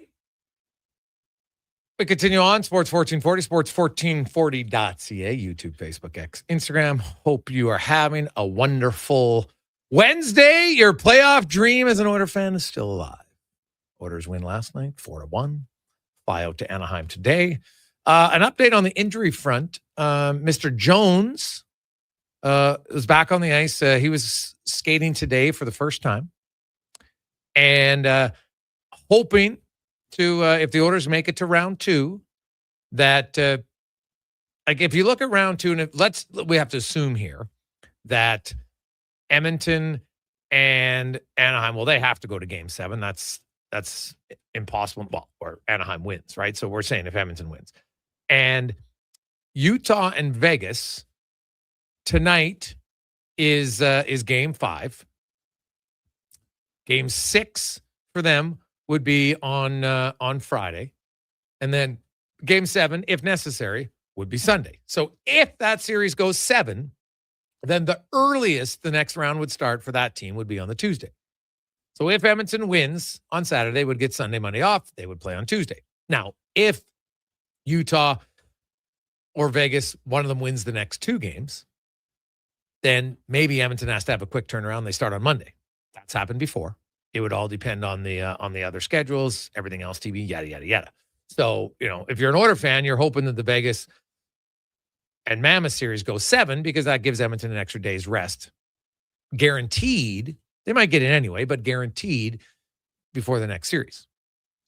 And so a guy like Max Jones, if they start Tuesday, but he could be ready for game 3 in the series by the sounds of it in my conversation with him. So that's, I thought Jones was playing pretty well till he got injured. So, and it's an injury that he said that, rehab's going really well. He was really confident, really positive that he's going to be back and going. Now he's just got to get skating, and obviously haven't been off for a few weeks. You got to get your cardio back up. So that's what's going to happen to him for the next few days. So he'll be skating on his own. Obviously, who knows? Maybe if the Oilers would he go out for a morning skate potentially on Saturday with the team for Game 7? He might. Just because if you're healthy enough to skate on your own now, you're getting closer. He could go out there. So there's a little injury update on him. Adam Henrique, not eligible for this series. I don't think he'd be eligible in the second round either. By the sounds of it, kind of maybe best case scenario would be third round if they get that far. So we will see. Let's get to the oil report brought to you by Legacy Heating, or brought to you by GoAuto.ca. If you're looking for a car, van, I know, gentlemen, just think about it. It's a new stage of your life. Embrace it. It's fun. It's easier for the kids. And it's easier for you to get all their stuff in and out of. Get a van, car, truck, SUV, you name it. GoAuto.ca. Tyler Yaremchuk from Oilersnation joins us. Ty, how you doing? I am doing good. I'm really loving my new Wednesday routine of watching the Blue Jays for a couple hours, then jumping on with you. It's quite relaxing. Yeah, all right. I like that. So you look at the game last night. What stood out for you? The fact the Oilers came out hot again was good. I kind of felt like and worried, whatever, that the crowd would maybe even be a little bit timid, or maybe timid's not the right word. Maybe the crowd would be a little fragile. Like if Anaheim would have came out and scored early, I feel like the wind could have really gotten sucked out of that building. And honestly, I would have been curious how the Oilers would have reacted. We don't know that because they came out and played really dominant hockey for the first 9-10 minutes of that game. They chased Lucas Dostal, who is not having that good of a series. And yeah, I just feel like that start and then riding that start throughout the game was impressive. And Vasily Podkolzin just continues to be an absolute monster. Like Leon Draisaitl is putting up a ton of points, and Connor McDavid looked good last game. Kapanen has his 4 goals, but I think shift by shift, I think it's almost fair to say Vasily Podkolzin's been their most consistent forward in this series. Yeah, I'd probably give Kasperi Kapanen some votes for me. I think Kapanen's been outstanding as well. But Podkolzin, he gets recognized. He's physical. He's good on the forecheck. That was my only criticism of the game last night. Was I thought the coach kind of got lost with all the penalties in the second period on Podkolzin's time on ice, and he spent too much time on the bench. That would be my only criticism. I'm not one who buys the coach is telling him to sit back by any stretch of the imagination. He even admitted that it's not. But Podkolzin set the tone with his physical shifts, and also a great shot on a ridiculous play by Bouchard. Yeah, Evan Bouchard, again, Podkolzin, most consistent forward. Evan Bouchard, for my money, was the best player on the ice in that game last night. The assist to Podkolzin was great.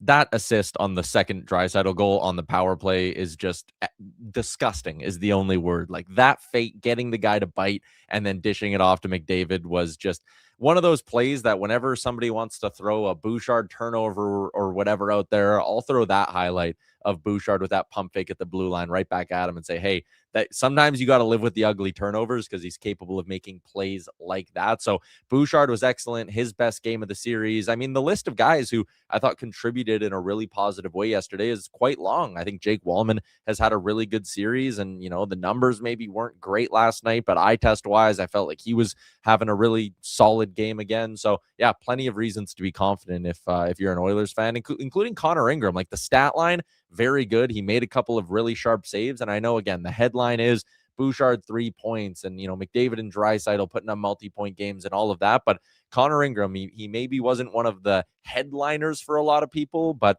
that's a pretty nice thing to get. 28 of 29 and a little bit of confidence between the pipes could go a long way here for the Oilers.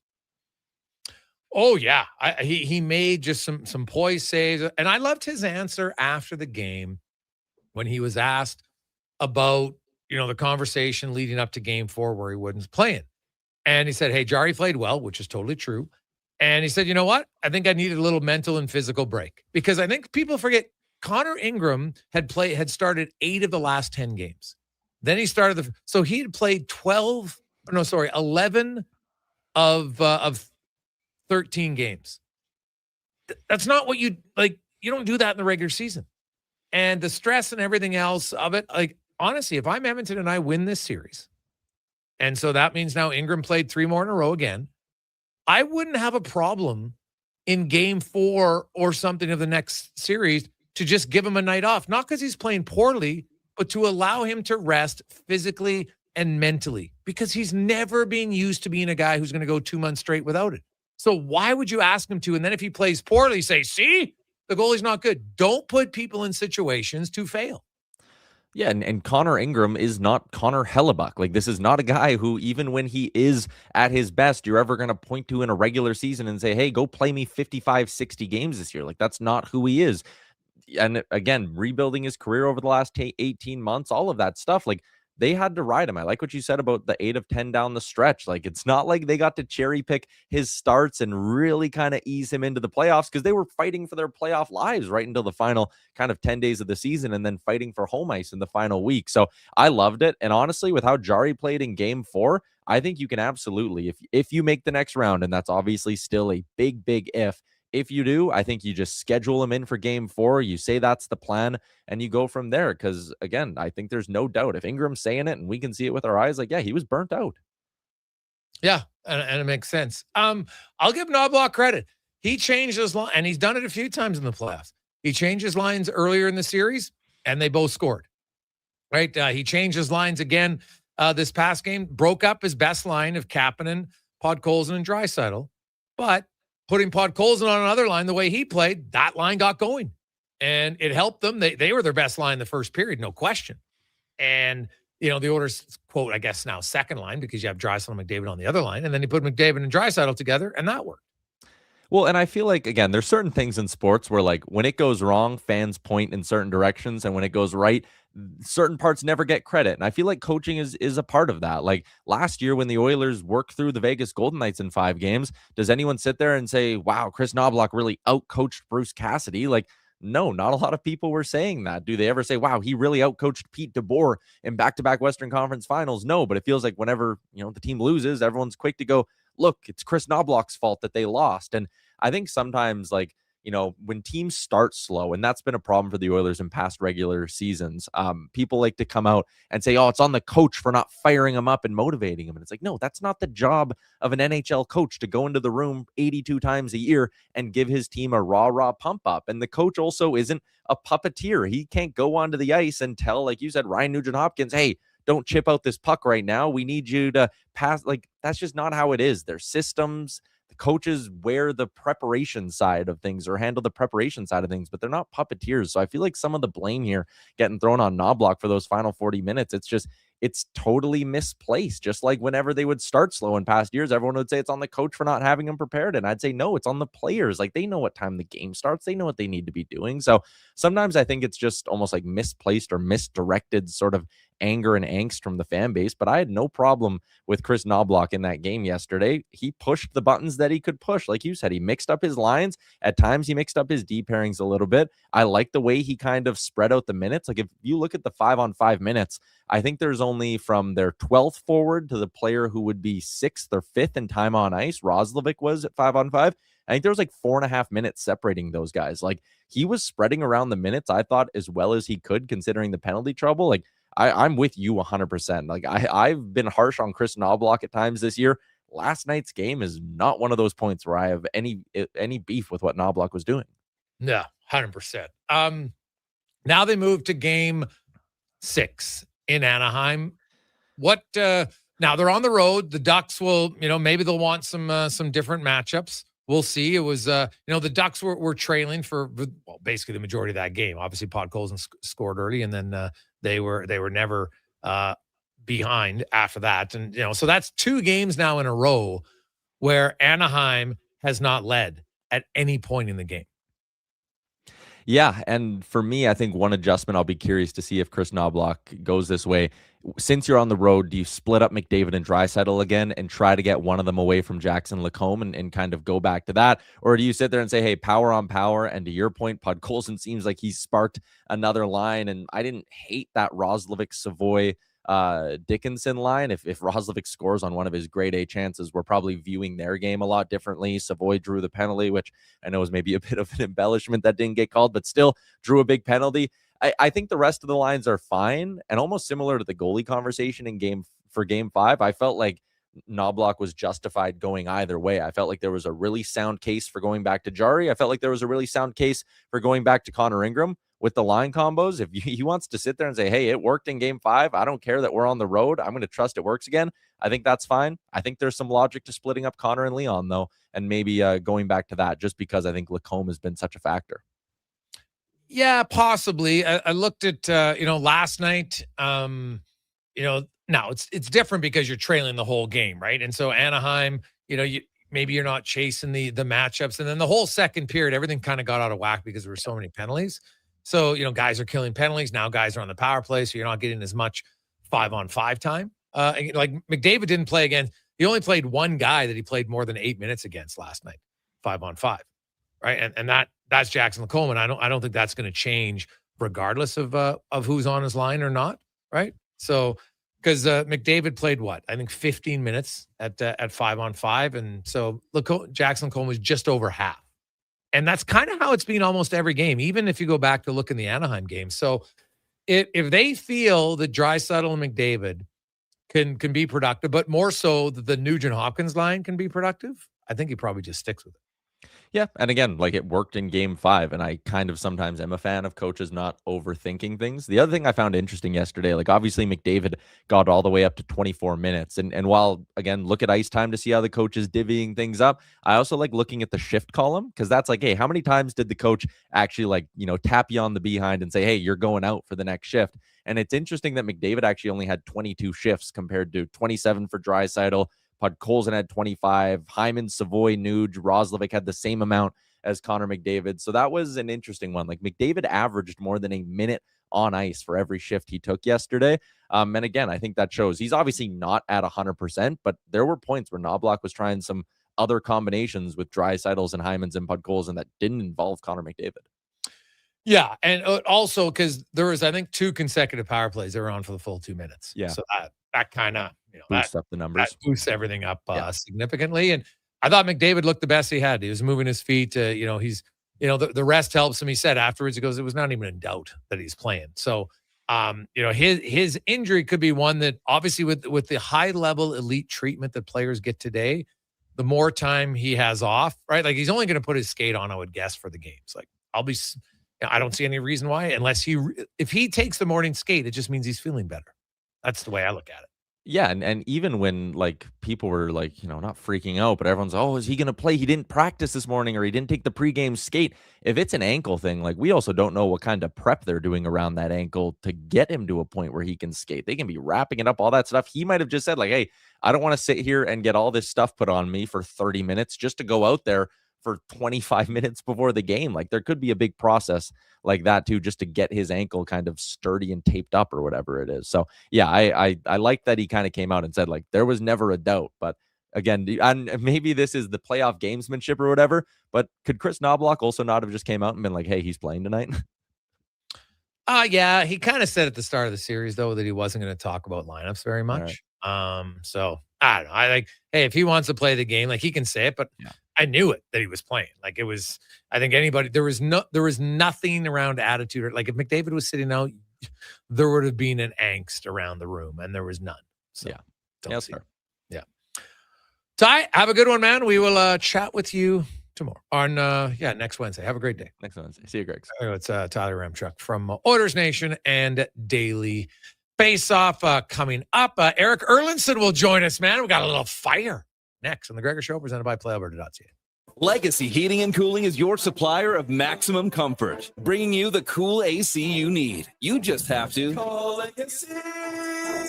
Call Legacy. For comfort at night when the hot air suffocates you. Call Legacy. Call Legacy. For comfort in your wallet with no payments or interest for 1 year. Call Legacy. Call Legacy. You deserve comfort. Cool off today with AC from Legacy Heating and Cooling. Your protein drink should work as hard as you do. That's why Booster Juice is hitting the gym harder than ever, brother. Meet your new gym buddies, the Way Too Good and Green Gains Booster Mixers. 2 new ripped and refreshing menu options that bench some serious protein. Perfect for pre or post workout. Way Too Good and Green Gains Booster Mixers taste like motivation. So what are you waiting for? Let's go! Booster Juice. Canadian born, blending since 1999. You've got a go-to coffee spot, a trusted barber, even a lucky game day jersey. But when it's about looking your absolute best, there's only one name you need. Mr. Dirk. Family run since 1939, we're experts in crafting impeccable tailor-made suits and offering a wide variety of everyday styles. Pair that with personalized one-on-one fittings and the convenience of on-site tailoring. Mr. Dirk elevates your style game. Visit our Edmonton store or explore MrDirk.com. Score big on style with Mr. Dirk. Bringing every project to life requires the right team. By joining the Japa Machinery Group service or sales teams, you can be part of setting a new industry standard. Celebrating a legacy of excellence with Japa. Learn more at japamachinery.com. Getting your vehicle sparkling clean doesn't have to cost a fortune. Take it into Hughes today and pay just loonies a wash. Find us at hughescarwash.com. Do you work for a company that wants to reach people who love sports? Or maybe you're looking to hire people who love sports. Sports 1440 partners with dozens of local businesses, connecting with tens of thousands of Edmonton sports fans every day. On the radio, on the listening apps, on YouTube, and on social media. Contact our sales team today to see what Sports 1440 can do for you. Email Gregor at sports1440.ca to get started. Who's that working on the underground utilities over there? All-Star Construction, that's who. What about the street lighting? Yep, All-Star Construction. And the directional drilling, hydrovacking, neighborhood renewal, and telecommunication work? Yep. Since 2009, All-Star Construction has been doing all that and more, shaping and building Edmonton communities for land developers all around Edmonton. That's what All-Star Construction is all about. What if you could hire motivated, safety-trained youth with no risk and funding to support you?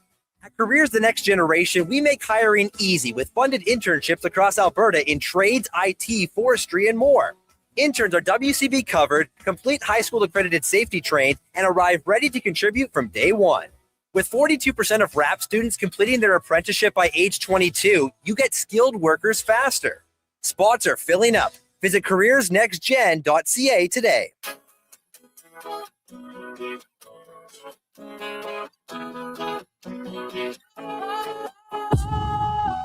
Sometimes I get a good feeling. Yeah. Never had it. Oh, no. I get a good feeling. Yeah.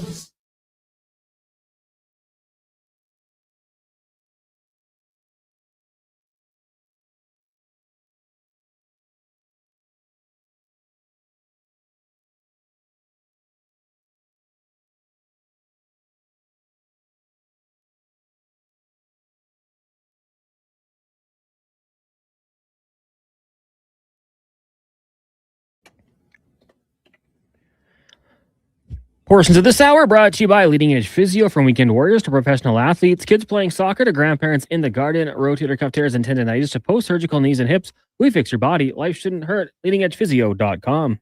The Jason Gregor Show, the best of Edmonton sports talk and beyond. This is Sports 1440. Presented by PlayAlberta.ca, Alberta's only regulated online gambling website.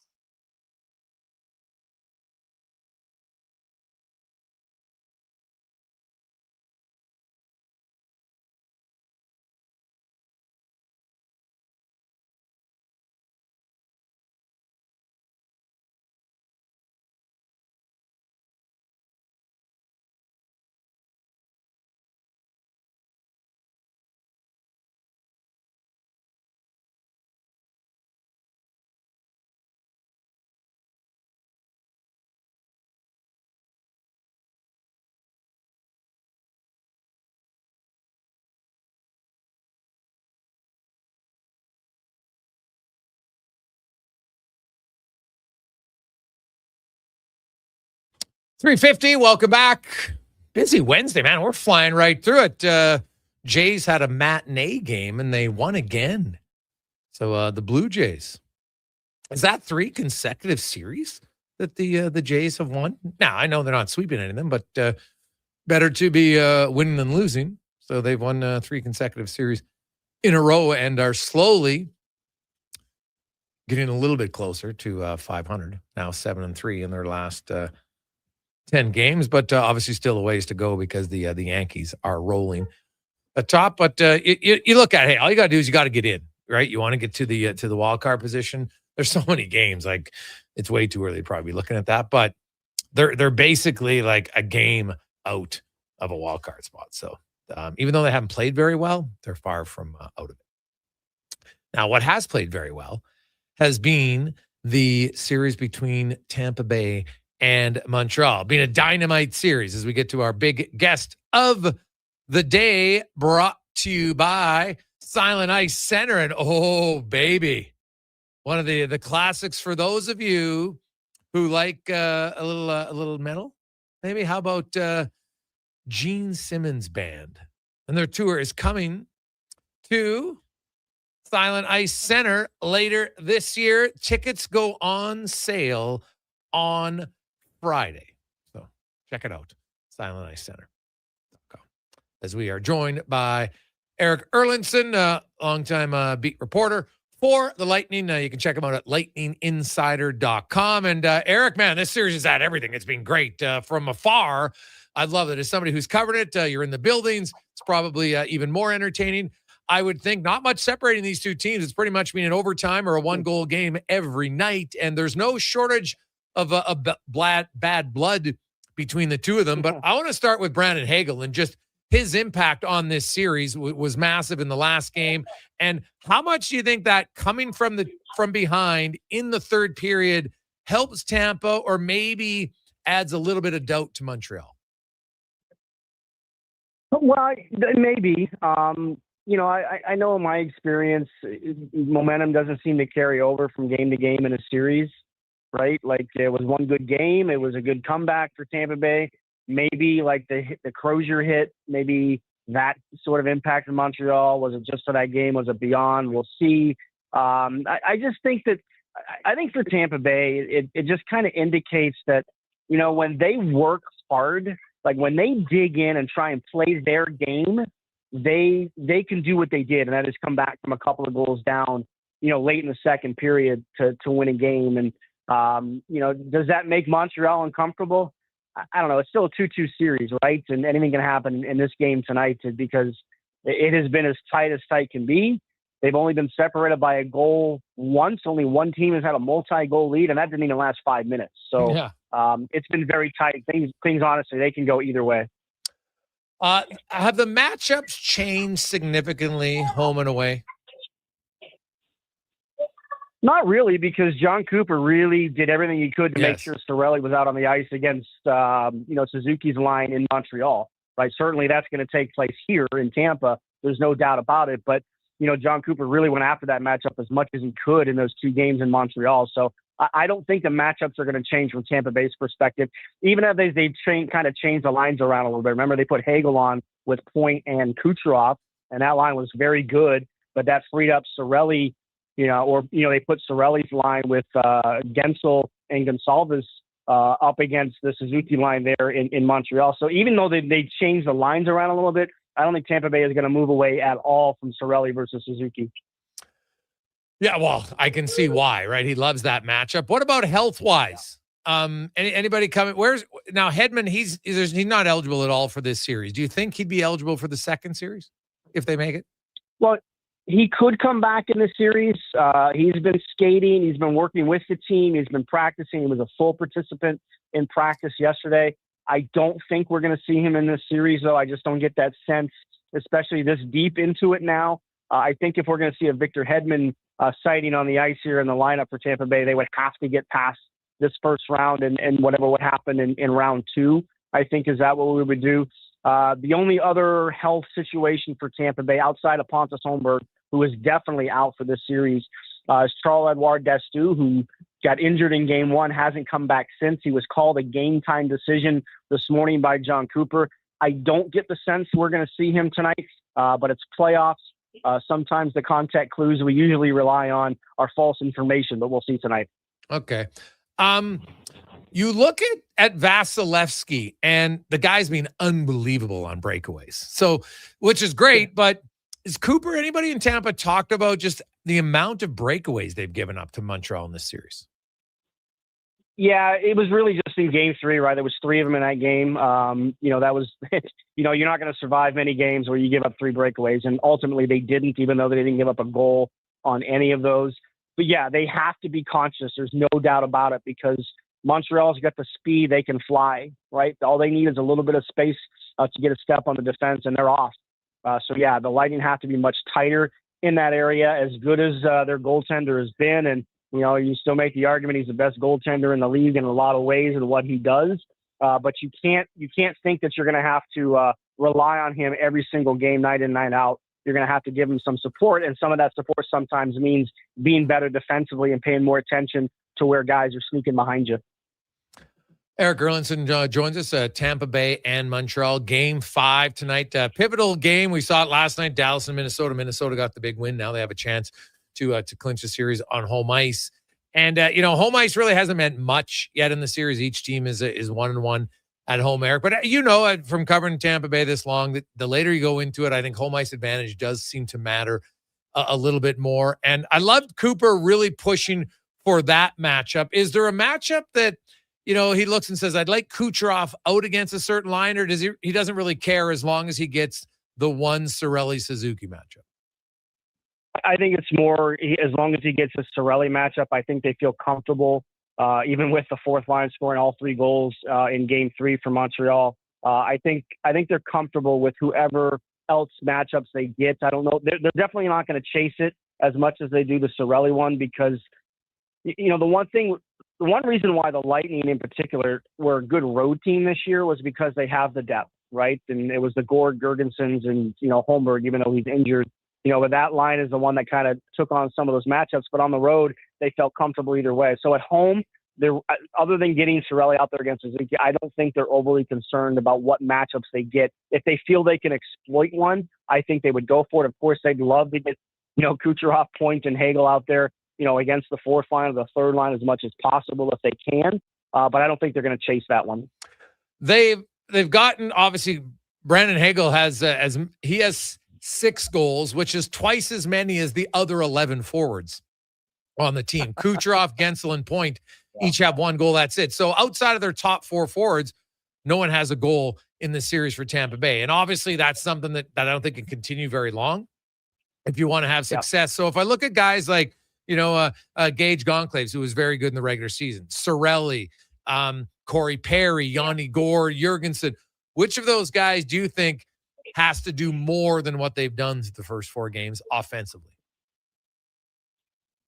Well, you'd like to see Cirelli do it, right, because of the ice time that he gets and the opportunities. Of course, his main responsibility is one thing, and that's shut down Suzuki. But, sometimes you want to see that matchup get the goals. And look, that line was +3 in game 2, right? And Suzuki's line was -3 in that game. So they got the better of that matchup, even though Cirelli didn't get a goal in that situation. I think if Yanni Gord got a goal, that would be a huge boost, because I think he's been an effective guy in this series, even though he doesn't have a point. I think he's been energized and he's been gritty, and, he's made sure he's paid attention to his defensive assignments and everything like that. But I think if they got a goal from a guy like Dominic James, who nearly ended game 2 in overtime, when he was out there with Gord and Gonsalves, he's a rookie. He missed the last month of the season after undergoing surgery. He came back to start the year. He's a smart player coming out of Minnesota Duluth. He can make plays in small areas. If they could get that guy kind of on the scoreboard, I think that would be a big boost for Tampa Bay, because you're right. You need other guys to step up. And I asked John Cooper about that the other day. He goes, well, look, if we keep winning and Brandon Hagel keeps scoring, we're perfectly fine with that. And there's a certain element of truth to that for sure. But if you're going to have success in a series, you need more than one guy scoring, right? You need other guys getting on the scoreboard and contributing, because let's face it, the law of averages say that's not going to continue. Yes. No, 100. Well, you look at it, Now, Ottawa's obviously out, but Ottawa only had 2 guys score, and that cost them the series. So I think you do need you need to have more production from just 4 forwards and really one main guy. When one forward has twice as many goals as everybody else in your team, great for him, not good for anybody else. Lastly, what about how do you feel Radish and Moser have played for Tampa so far in the series? I think they've been fine. I think the defensive pairings for the most part have been fine. I know Lilleberg and Carlisle, got into some trouble, especially on the game-winning goal for Montreal in overtime of Game 3. But I think, Moser and Radish have, they haven't been burned. They haven't been, caught out there. They've been effective. Again, I think you'd like to see, because they're a team that likes to get guys up in the play, their defense up in the play. I think in this series, you really have to be careful how you do that because you don't want to expose yourself in the back. So I think they've been a little more conservative in that approach, and that's a strength of those 2 guys. But their job is to make sure that they're taking care of their own end first, as basically everybody in the series on both sides. That is their first job because everybody's checking. Everybody's checking in this series. But you would like to see Moser and Radish, because of the ice time that they get and the amount of minutes that they play, I think you'd like to see them maybe contribute or try to be more contributors on the offensive side. Having said that, J.J. Moser does have an overtime goal in the series. Yeah. Well, we look forward to it tonight. It's great viewing from afar. I'm sure it's even more exciting up close. So enjoy it, Eric. Really appreciate your time. All right, Jason. Take care, Ben. There you go. That's Eric Erendson joining us from Tampa Bay. It's time for a quick Sports 1440 update brought to you by Fountain Tire. Fountain Tire, they say they're on the road together. They mean it. From tires, wheels, and oil changes to automotive repairs. Visit fountaintire.com.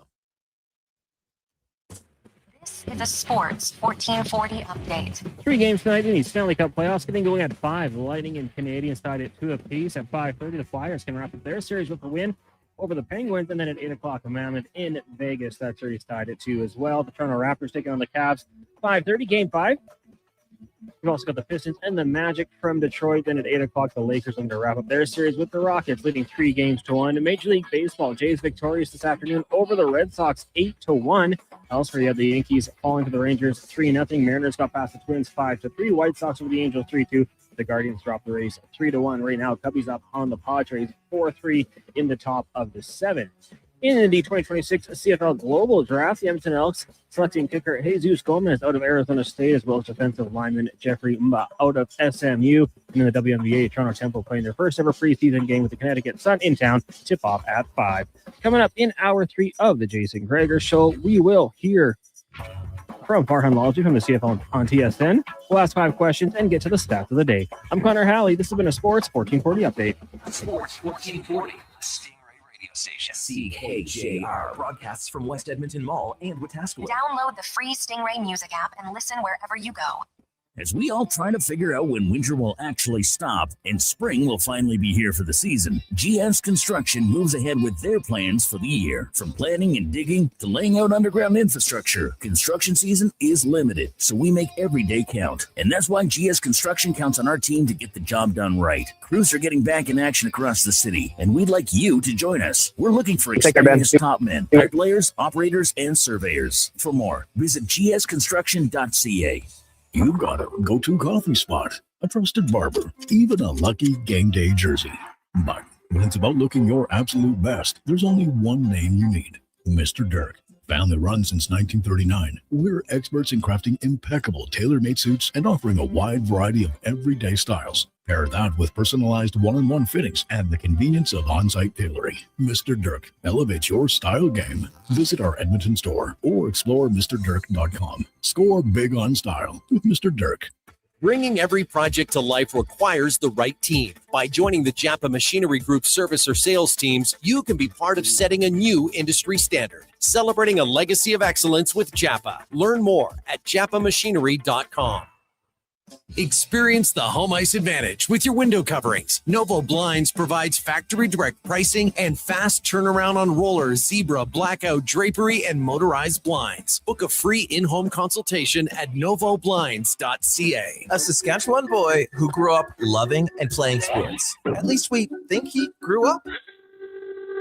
Listen to Kevin Carius weekday mornings from 7 to 11 on Edmonton's home for sports. Sports 1440. Hold on to your hockey helmets, Edmonton. On the Rocks is serving up 69-cent wings that fly off the plate faster than a slap shot. And Molson Canadian and Coors Light for $5.75. Plus, OTR's TVs are so clear, you'll see the puck better than the ref. That ain't hard, is it? Score and win every game night during Edmonton's playoff run with specials starting 30 minutes Facebook before puck drop and last. We're rolling through Be a part of the Wednesday legend. afternoon. See the menu at ontherocks.com. Nothing beats getting a deal at McDonald's. Why? Because you get a deal now. And a deal later. Redeem an offer from the latest mailer or the McDonald's app and Instagram. dig into instant savings. Plus, you earn points towards Free McDonald's. Now that's what I Through call it. Double whammy of deals. Why does that keep happening? Deals sent right to your door. Check your mailbox for the latest McDonald's mailer loaded with delicious value. For a limited time at participating restaurants in Western Canada. What does deadline mean? It means you have to do something before time runs out. Oh, like buying your big brother's, big sister's dream home tickets? Yes, exactly like that. The Dream Home Lottery deadline is April 30th. That's tomorrow. Your chance to win the grand prize, your choice, a dream home or $1 million and take home half the Win 50 jackpot is almost gone. Every ticket supports kids right here in our community. BigBrothersDreamHome.org. When you buy a ticket, you help a child. Lottery license 745563 and 745562. Please play responsibly. Looking for auto parts without the dealership price tag? You'll save big here at Ed's Auto Salvage in Westlaw. From engines and alternators to doors and glass, we carry quality tested used parts at unbeatable prices. Why spend thousands when you can spend hundreds? Keep your car and your budget running strong with Ed's Auto Salvage. I'm Lisa, inviting you to stop in soon or visit us online. We offer province-wide shipping and daily delivery to Edmonton. EdsAutosalvage.com.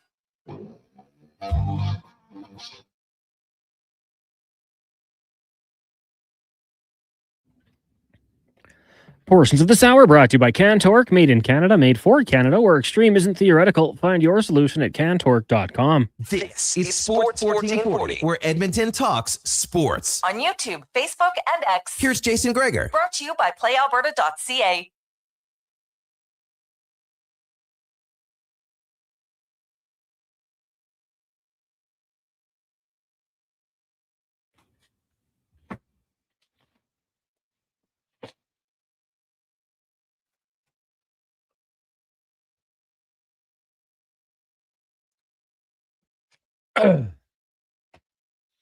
Just after 4 o'clock. How are you? Jason Gregor, Connor Howley, Sports 1440, sports1440.ca, YouTube, Facebook, X, and Instagram. Thanks for listening. Thanks for watching the show. Hope you're having a great day. Hey, if you're an Oiler fan, probably a pretty good day. I asked on the text line earlier, how many of you find yourself maybe crawling a little bit back onto the fan wagon? Cons, because there was a lot of people, we had it on the text line yesterday, who felt like the season was over. It was done. I wonder how many of those have been like, you've sucked me back in. What do you think? Gotta be a few. I would say for Fantasy Frenzy, Gregor, it was as if the season was over. The whole show we were talking about, like, well, what do you do in the off season? I think it was the Duke in one texter said, guys, they still play tonight. It's not over. Yeah, I mean, how could you not? The way they performed last night, what they showed you what they can do in the first period, and then shutting it down from here on out. Even if you didn't love the style of play, let's be honest, it was kind of boring. They had a pretty good game, so I think a lot of people are back on the fan wagon, as you called it. Yeah, what? And that's okay. I was, because hey, we had a lot of people, and I'm like, man, I remember last year after game 2 against LA, and those were 2 pretty ugly games. Let's be honest. I know they had the crazy comeback to make it close in game 1, but you'd given up 12 goals, hadn't looked good, and people were like, oh my God, the season's like, it's over. They can't beat LA. You can't beat them 4 times in a row. You're down 2-0. And then they won 4 in a row. And then they spanked Vegas. And then they spanked Dallas. And then they just ran into a juggernaut in Florida in the final. But when I look at the play of the Ducks in the series, the last 2 games, Anaheim has not led for 1 second of the game. And I just wonder, Cons, if, playoffs, like, look at Matt Savoy. And I know at the start of the playoffs, everyone's like, Knobloch's an idiot. You got to play Savoy. He's better. You got to play him up front, right? Nugent Hopkins is no good. And I'm like, guys, the playoffs are a different animal. And they're really a hard adjustment for younger players. And not that Matt Savoy is playing poorly, but if you watch how many times that what was Matt Savoy doing late in the season that was his best trait? He'd hold on to the puck and he would make plays. And now in the playoffs, he's getting the puck and it's just like, I got to get rid of it. I don't want to get scored on. And no one's telling him to suddenly stop making plays. Not at all, because you want to do what got you there. But as a player, you just feel that. I don't want to be the guy who makes a mistake. And sometimes when you play that way, when you play afraid to make a mistake, usually you end up making more. And we have talked about this psychology, you get sport. That's why athletes have sports psychologists. Because, our brains at times they can mind puck you at times. That's what they can do. Because that you shouldn't think that way, and it happens. And it's normal. We talked to Mike Rupp about it. Hey, what was Mike Rupp's bread and butter as a player? Be a forechecker. Get in, be aggressive. And he goes, man, I did. But sometimes we'd be leading in a playoff game and suddenly I would dump it in. But I wasn't forechecking with the ferocity that I did earlier because in the back of my head, I'm like, well, geez, I don't want to get caught deep. I don't want to be on the ice for a goal against. And so it's strange because you never get taught that. Coaches always tell you, keep going, keep pressuring. But you naturally are like, you never think when it's 0-0 in the first period, you're on the forecheck. You're not even thinking about getting scored on, right? You're just in there. You're thinking about, hey, maybe we can score. If I get the turnover, away we go. Let's be aggressive. Let's be attack. And then you get up 1 or 2-0, and then it's like, oh, well, geez, I don't want to get caught too deep. Even though we shouldn't think that way, we do. And then look at the Oilers last night. I thought it was a great example. Flipping the puck up and out of the zone or dumping the puck in is a lot of times the right play. But that's step one of the right play. Like when you chip and chase, chipping's part one, chasing's part two. If you just chip and you don't chase, well, now you just give him the puck up. And that's what Edmonton did. But not from coaching. I couldn't believe how many people were like, Knobloch's coaching him to sit back. No, he isn't. Okay, he isn't. And just because, and I know when people, yeah, but Paul Maurice said at one intermission, we know they're going to sit back on this. Yeah, and people are like, yeah, because it's a trend. And I'm like, really? Where was the trend? Well, in game one in the Stanley Cup final, Edmonton got shut out, so they never trailed.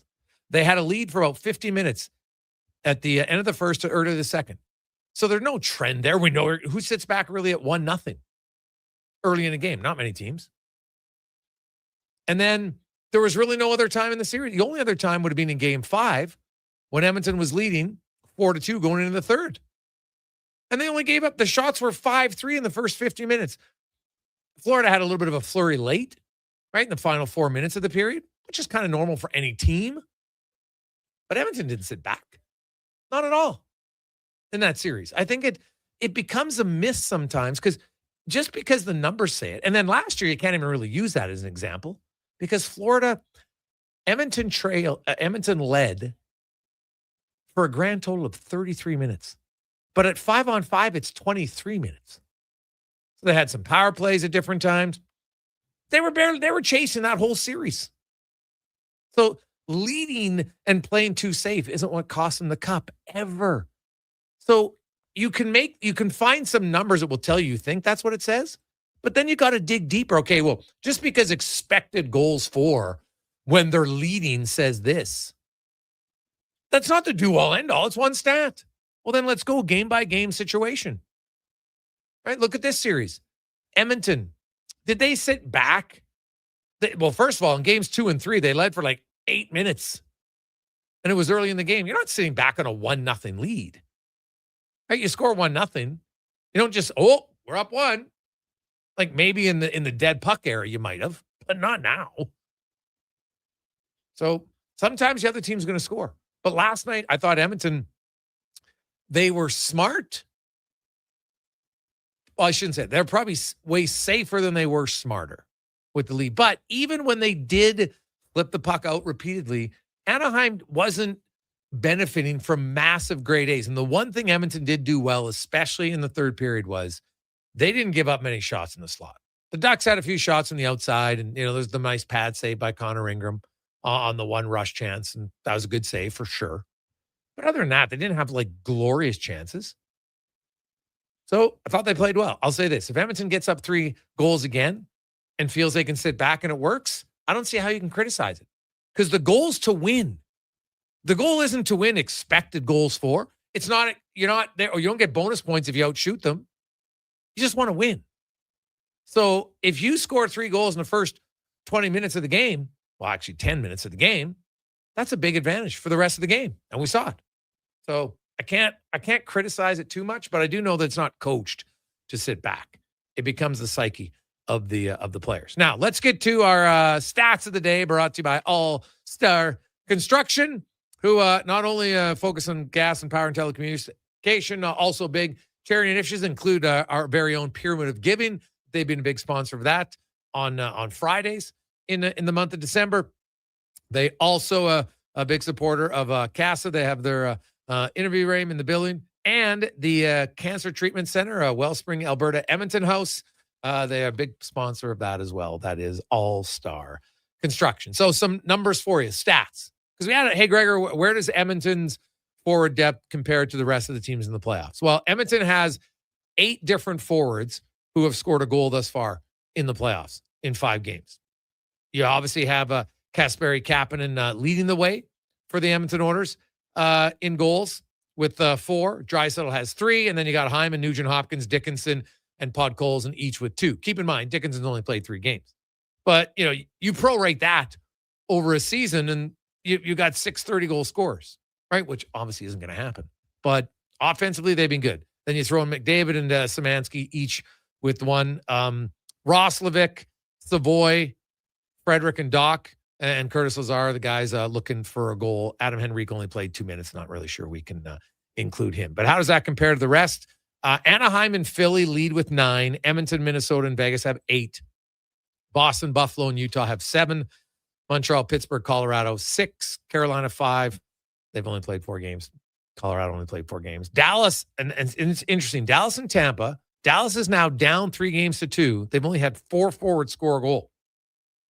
Their 5-on-5 play has really struggled for them, especially offensively. Now, Tampa Bay, Brandon Hagel has 6 goals, so they're getting goals, but can you expect him to score 6 goals in 4 game pay? So is he going to score 3 in the next 2? I guess he could, but that's a lot to ask of one guy. They're going to need someone else going. They've only had 4 forwards with a goal. The Kings got swept. They only had 3 forwards score a goal, and Ottawa got swept. They only had 2. Not really a big surprise to me. Like, if Dallas loses this series, it's going to come down to the fact that they're not getting enough production up and down their lineup. Now, they miss Rupe Hintz. No question. I remember Jason Robertson. There were some questions about him. That guy's an RFA. He's got 5 goals, 8 points in 5 games for the Dallas Stars. He has been good. He's been producing. Right? Matt Duchene has 8 points. He's been really good. But it's not only that the Stars, they're basically getting offense from 4 guys. Robertson, Wyatt Johnson, Matt Duchene, Rantanen. They each have goals, and they all have between 5 and 8 points. The only other forwards with even a point, Oscar Bach and Justin Hiroshi. What was it? Hiroshi? I can't even say his name properly. That's it. So you got guys with goose eggs: Jamie Benn, Radek Faksa, Sam Steele, Maverick Bork, Arturu Hairu. Like, it's tough to just rely. They really miss Rupe Hintz a lot for the Dallas Stars, and that's something to, the Minnesota Wild could end their streak. They could end their streak. They haven't won a playoff series since 2015. And Buffalo, if they finish off their series, they haven't won since 2007. Some other stats for you. You look at the penalty kill for the Edmonton Oilers. I'm hideous. Look away, to quote Kramer. That's really what the Oilers penalty kill is right now. It's still 50%, which is capital U ugly. Like, they have hit every branch on the ugly tree right now. 50%. They've allowed 7 goals on 14 kills. The only saving grace for the Edmonton Oilers is they've only been shorthanded 14 times. And they played 5 games. Utah has been shorthanded 13 times. They played 4 games, so they get 2 penalties tonight. They'll be ahead. The Kings were 11 in 4 games, and then Vegas has only been shorthanded 9 times in 4 games. So that Utah-Vegas series, not a lot of power play. Same with Edmonton and Anaheim. They've been the 2 least penalized series in the playoffs. But the Oilers, while being that good, only Minnesota has allowed more power play goals. Like, the only reason Dallas is in that series is because of their power play. They scored 9 goals on the man advantage. But Minnesota, their penalty kills kind of ugly like the Oilers. Theirs is at 60%. So if Edmonton could find a way to stop the bleeding on the penalty kill, they would be pretty good. But that's until they do it, I can't say confidently that they will do it. They just have to do it. And that's going to be their challenge. So the Oilers penalty kill just it has been less than effective. Now, the Oilers, on the other hand, have scored the most 5-on-5 goals of any team in the playoffs. They lead with 15. Next is Buffalo with 12. So the one thing the Oilers, as I said all along, offense, not a problem. 5-on-5 scoring, not a problem. The Oilers are averaging 3 goals a game, 5-on-5. If that continues, man, their odds to win should be very good. No team averages 3 goals a game, 5-on-5 in the regular season. Not even close. Right? Not close at all. So that is that's a good stat for the Oilers, and we'll see if it can continue. Dallas, meanwhile, they've only scored 3 goals, 5-on-5. That to me is that series. When you dig into it, it's shocking just how lethargic they've been 5-on-5 in that series. Take a quick break. When we come back, we'll get more on the NHL, some playoff changes on the Gregor Show, presented by PlayAlberta.ca. One app, triple the action. Play Alberta is proof that good things do come in threes. Whether you're into playing any of our exciting casino games, betting on your favorite professional sports teams from around the world, or buying into Canada's biggest lotteries, Play Alberta is the province's only app to do it all. Download today and discover a new way to play. Must be 18 plus to play. If you gamble, use your game sense. Day or night, tasting just so right. You can order oodle noodle at oodlenoodle.ca, delivering you the news almost right away. Remember, you can order oodle noodle at oodlenoodle.ca. So stay on your couch all day and order oodlenoodle.ca. Oodle noodle.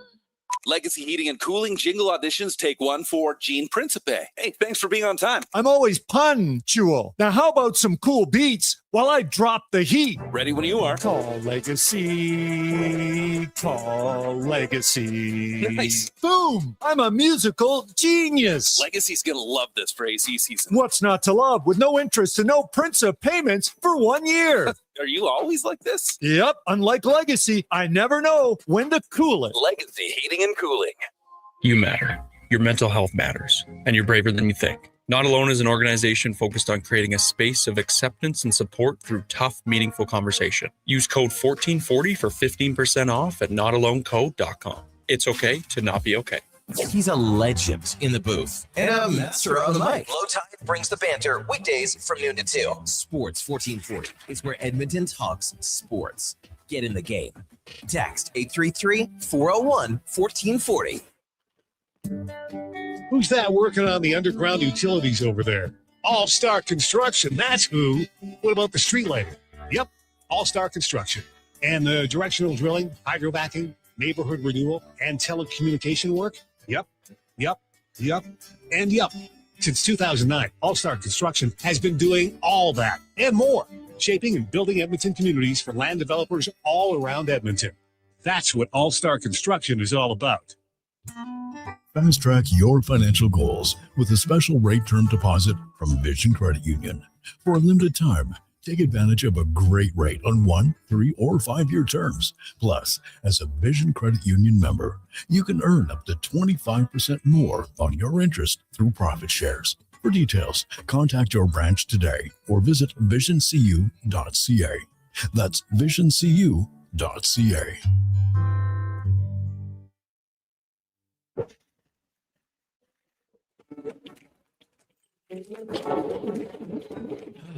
Oh, Canada. Jiffy Lube is here to keep you moving through mornings like these. Full synthetic oil changes, quality Pennzoil products, tire checks, battery tests, and everything else your car needs to get through our winters. Stop by Jiffy Lube for fast, easy, warranty-approved service. No appointment, no hassle. Just dependable service right when you need it. Jiffy Lube, keeping you moving through this.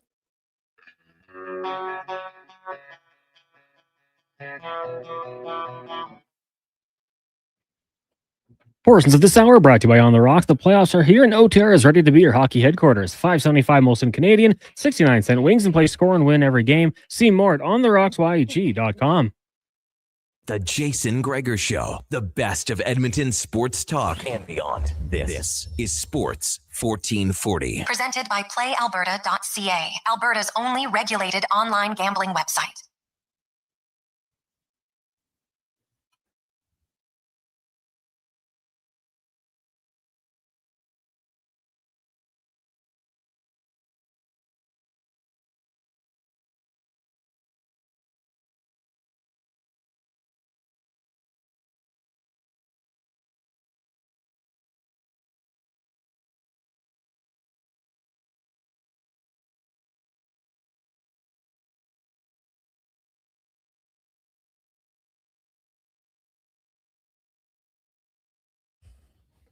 Connor Howling, Sports 1440, sports1440.ca, YouTube, Facebook, X, and Instagram. Thanks for listening. Thanks for watching the show. It's always brought to you by PlayAlberta.ca and Lotto 649 tonight, the classic Go Ball jackpot, $36 million. Get your tickets, PlayAlberta.ca. And while you're there, check out the Jason Gregor Show. Odd specials every day. We got a little Tampa, Montreal. Of course, Philly, Vegas. Maybe liking them to win at home and on the road. And a little NBA. Can the Raptors? They were down 2-0. 1-2 in a row. And can they get a win? A little bit of an upset. Pretty big dog on the road. So, for a small amount, might as well check that one out. PlayAlberta.ca. As it's time to go in the room, brought to you by Action Electrical, the most diversified electrical contractor in Alberta. They got 4 divisions: project, service, testing, and solar. In the projects division, they handle design, build, switchgear replacements, new construction, and renovations. Check it out, actionelectrical.net. As we are joined by Farhan Lalji from the CFL on TSN. And Farhan, you had an interesting tweet, hope you're doing well, about the prior to the draft. You felt Edmonton had the best Canadian content on the roster prior to the draft. What is it? What positions do you feel are their biggest strength Canadian-wise? And then we'll get to the draft. Well, I think the offensive line for sure, right? I mean, when you look at the middle of that offensive line and the fact that they added Coulter Woodmansey and on the heels of Carter O'Donnell, and now you've got David Beard and Mark Corte, potentially battling for one spot. And, if one of those guys isn't a starter, you probably have the best backup offensive lineman in the league, right? So I think they're good there. I think they've got ratio options on the defensive side of the ball. They're solid at receiver.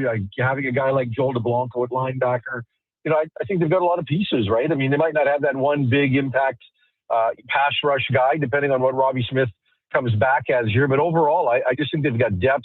They've got ratio options. I think they've got 11 people on that roster that have started, 11 Canadians that have started at least one game at some point. And, if they started 10 this year, and I don't think they'll do that, but if they started 10, I think they'd be legitimate players. I don't think they'd be charity cases. So, Ed's done a really good job since he's gone back there in terms of rebuilding that part of the team over, when he was there the first time, it was about position groups.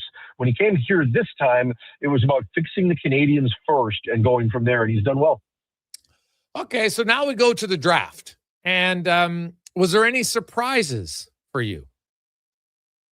Well, there's a ton of surprises, right? Like the second round of the draft league-wide was bizarre to me. Okay. I think everybody, even Ed included, right, in the second round. I think the Lions kind of took a guy where he should have been based on his overall profile. I think everybody else reached, except for Boutin, the fullback. that Ottawa took. I thought he might go a little higher. Benjamin Sangwa, I had him in the third round, so he went in the second. So that's not a real reach, right? But there was a number of players in that round that went. I mean, Winnipeg trading from 13 to 10 to get the tight end. I don't know that anybody had him going in the top 3 rounds, and they traded up 3 spots to get him. So there were a number of things that I thought surprised me in that round. And then, when you do that, that allows teams to create value in later rounds. But in terms of what Edmonton did, especially with their first pick, Daryl Jabomi, I think he is a very, very good football player. There were 3 really good linebackers at the top of the draft. I think Jabomi was the best, just in terms of, experience at a high level, incredibly productive tackler, doesn't have the injury history that some of the other guys have, and he's still relatively young, right? Mm-hmm. So I think that, they haven't just insulated themselves by having a starter in Joel DeBlanco. They're not more than a year away from potentially having 2 Canadian starters if they can build depth around that. And that's a luxury a lot of people don't have. Now, where would you see him? Is he a middle? Where do you see him playing? I think he's more of a will, okay. But could he play middle? Sure. But I just think in terms of, DeBlanco is that big, stout body that I think you want in the middle. Yes. And look, in the CFL, the way the defenses run, because they basically are full-time nickel defenses, there's not a huge difference between the MAC and the will, especially since they narrowed up the hash marks. But if I had to pick, I would pick Jabomi to go to will, but I don't know that they're going to necessarily try to start him this year. I think they'll just let him come into camp and compete and put themselves in a position to just be really, really solidified behind them, because they did lose Michael Broderick, who they drafted in the first round 2 years ago, right? Like the year before DeBlanco. He's now gone. So it doesn't work if you're going to start a guy and you've only got one. Yeah. This ensures that that's a starting position for the entire year between those 2 guys. What do you make of their 2 picks in the second round? First of all, guy right in your own backyard there from UBC in Sangwa, and then their pick that they got for having the most national snaps in Wesley Bailey, the D lineman out of Louisville. Yeah, I like Sangwa a lot, right? And he fits Ed's profile. He's got length and he can run. And the one thing with him, and again, while I had him in the third round, I don't hate seeing him in the second round, right? Like, this guy's got some ability, and this guy's only played 5 years of college football, 5 years of football, period. And he's bounced around from safety to corner to half to nickel. He's played it all. And I think if you could just let him settle into a spot, which for my money is safety. He played nickel last year at UBC. If you could just let him settle into one spot and let him get comfortable, I think he could be really, really good because there's just so many tools there. He runs exceptionally well. Ran well enough to get an NFL minicamp invite. I don't think he's going to stick down there, but I think that, he could be a mainstay in this league for a while. And I think safety is the spot for him. And then when you asked me about Wesley Bailey, look, I think he's a guy that could make his way back to this league. And, he was a guy I thought I didn't think he was going to get drafted, right? So he's in a decent position with the undrafted free agent deal, but I don't know that this is a guy that's going to hang around for, 3 and 4 years in the NFL. I think you could get him back at some point by the end of his second season down there. I think he'll get a full year down there, maybe a full year plus, but I don't know that they'd have to wait forever for him. I think he's a legitimate option to come back. Brian Lalji joins us here on TSN. Late round picks, mid picks. Now Carter Kettle, the receiver out of U of A. There's a lot of people that are pretty high on him as somebody that could be an impact guy maybe in a few years. Obviously, there's a big step up from U Sport to the CFL. But what do you make of his chances as maybe being because Edmonton when they run 5-man receiver, a lot of times they have 2 Canadians. Yeah, no. I think he's a really good depth piece for them that I think could develop into more. He's going to have to get a little bit stronger to be able to play at that level, and I think that might take more than a year. But I think he's a legitimate candidate to make the roster now. He's very crafty. He's a really good route runner, and he's got a tremendous understanding of defenses.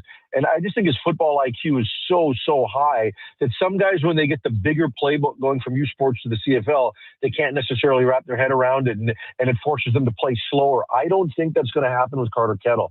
And, total high character kid, good for a guy to be able to stay home, right, from Grand Prairie and being close by. I think there's a lot of there's a lot of ceiling there for him, right? And I remember a story he told me that he had such a good relationship with Chris Morris And in his second season, Chris Morris called him into his office and said, listen, because by game 3 of his true freshman year, he was starting. And Chris said to him in his second year, if you and I aren't having this conversation 3 years from now, you've done yourself a disservice, because you've got the ability to play at that level. And Chris Morris saw it early, and Carter Kettle lived up to Chris Morris's words. Farhan, then they had a run of offensive linemen, between the 5th and the 7th round. Any of those 3 O-linemen that you necessarily like the best, between Spencer Walsh, and then they took Chris Pashula out of Calgary, as well as Matthew Lujan right here from the U of A. Yeah, and I think Walsh is probably the guy that I'm most interested in, right? He was one of the better linemen in the OUA this past year. And, he's a guy that's he's going to need to put on some weight, right? He's just under 300 pounds. He's probably about 15 pounds away from being a legitimate candidate. But, he's got some length, and I think his feet are better than the other two. So I think he's got a chance coming out of a really good program at Laurier, program that's had a ton of success and has managed to place guys at the next level. So I like what he can do. Look, when you're drafting old linemen that late, it's a real crapshoot, right? Mm-hmm. And there was that group of 3 guys that got taken high. Plus then you've got Henning, that is the top U Sports guy. And even he's more of a projection than he is a guy that's ready today, but his footwork is just so special that, Toronto's going to have a guy there that can play tackle eventually. Walsh is going to be a bit of a project. He's going to take some time. But, I'll tell you this, in terms of late round picks for Edmonton, this kid, Aloha Latondras Regimbald, the quarterback, receiver, they're kind of listing him as a hybrid. This guy's awesome, right? Okay. And he's rushed for 2,500 yards for University of Montreal. And he's had a different offensive coordinator every year. And, everybody looks at him athletically and they think he is a real special athlete for U Sports. He's 6'3", and he's got arm talent, but he's got to still refine elements of the pass game in terms of his drop and his eyes and, his footwork and everything like that. And so I texted with that a little bit, and I think long term they deep down feel he's a receiver projection, but they're going to keep all things on the table. So I would expect him to go back to McGill this year. And he's got the same offensive coordinator for the first time in back-to-back seasons at any point in his career.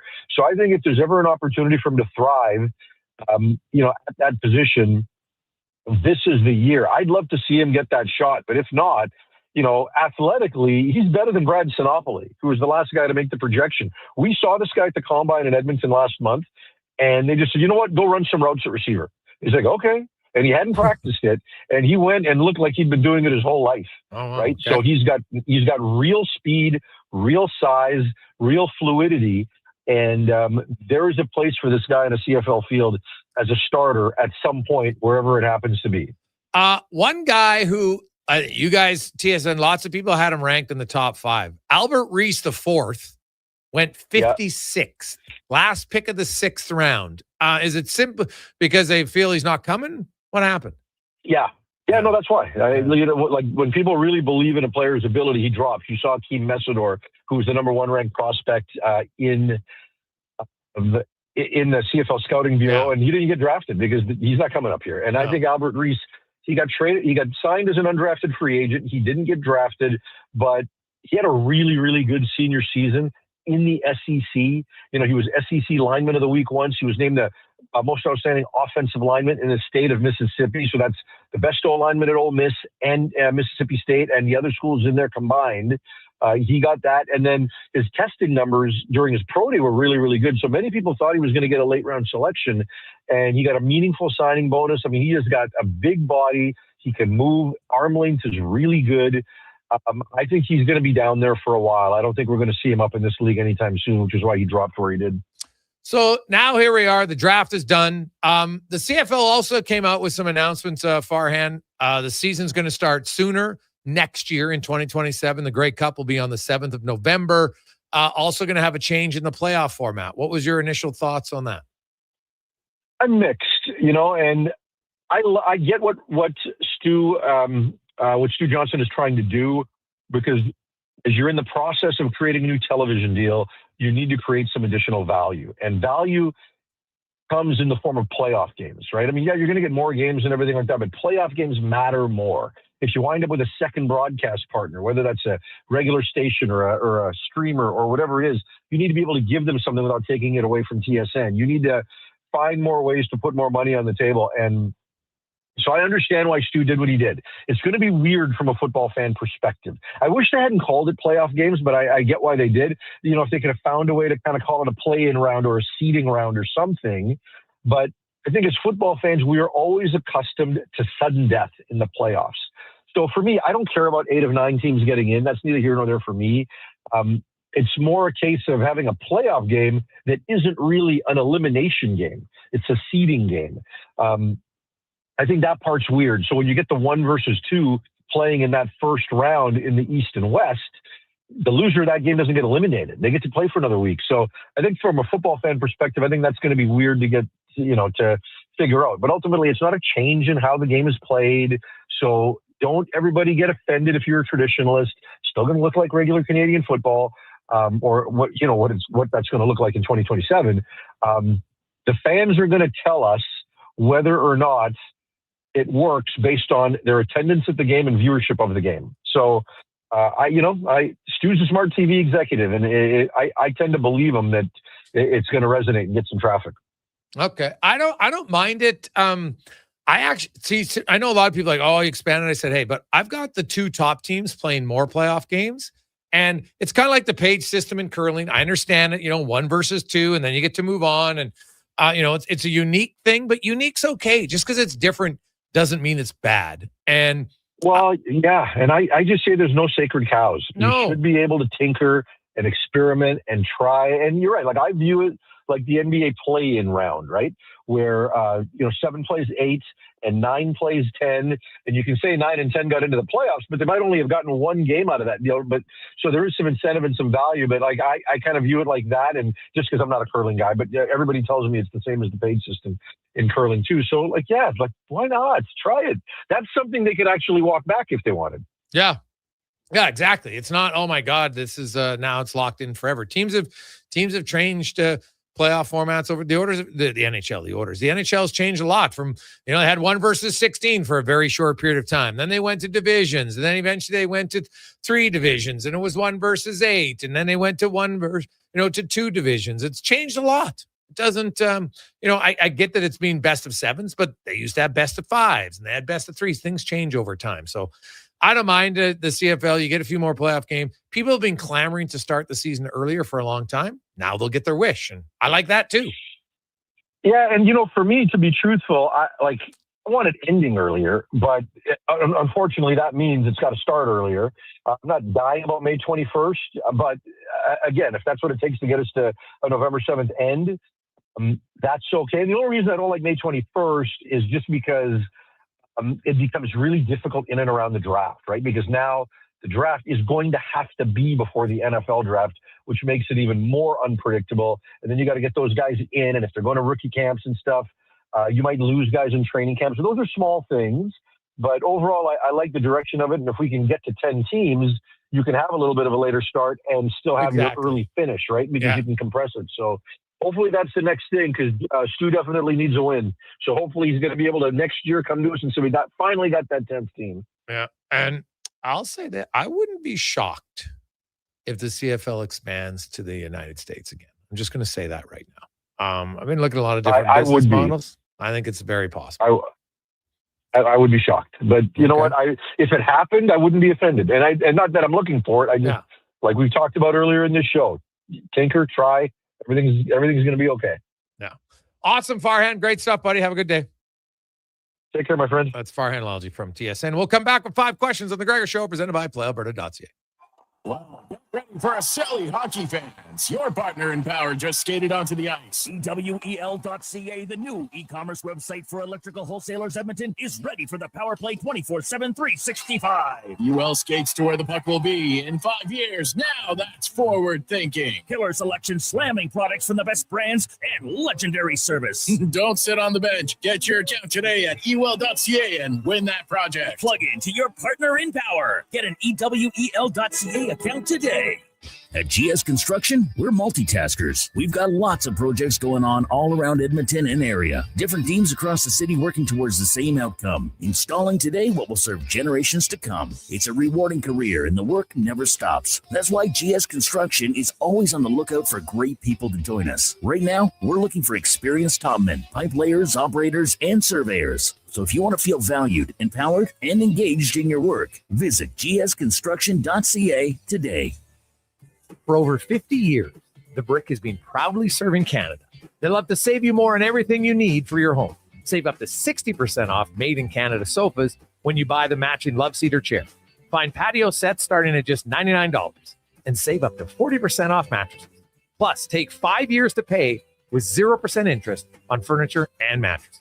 Taxes and fees due at purchase, OAC.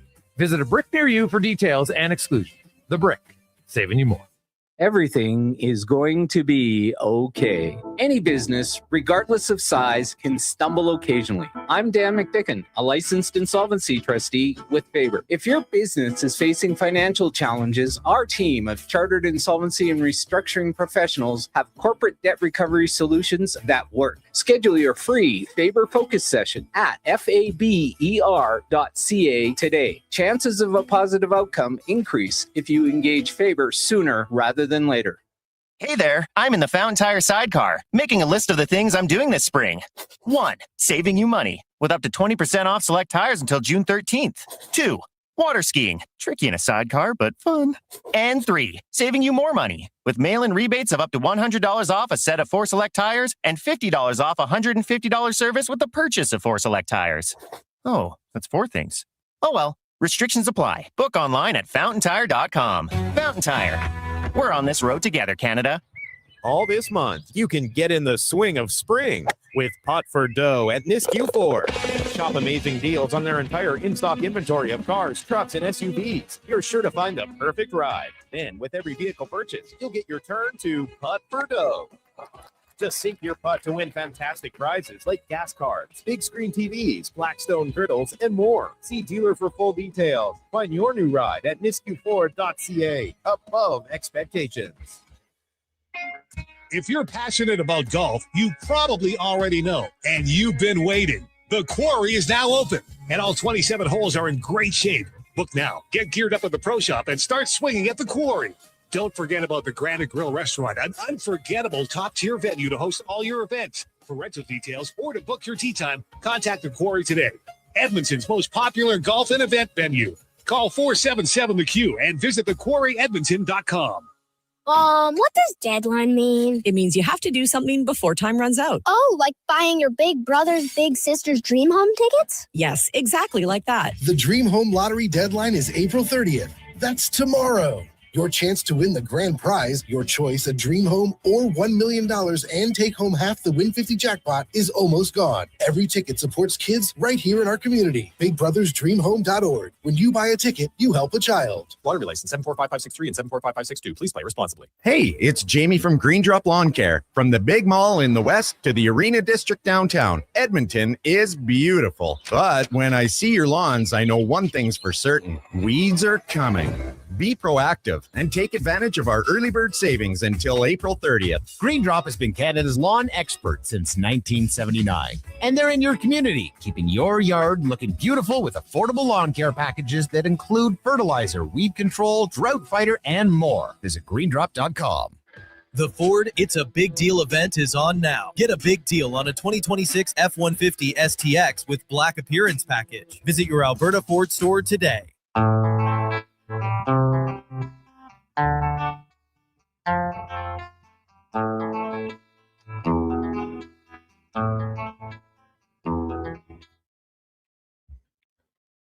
Portions of this hour brought to you by Crystal Glass, your clear choice for residential windows, locally manufactured and installed. Crystal Glass provides a beautiful product and incredible customer services for all of your residential needs. Call 310 Glass or visit crystalglass.ca for a quote. The Jason Gregor Show, the best of Edmonton sports talk and beyond. This is Sports 1440. Presented by PlayAlberta.ca, Alberta's only regulated online gambling website.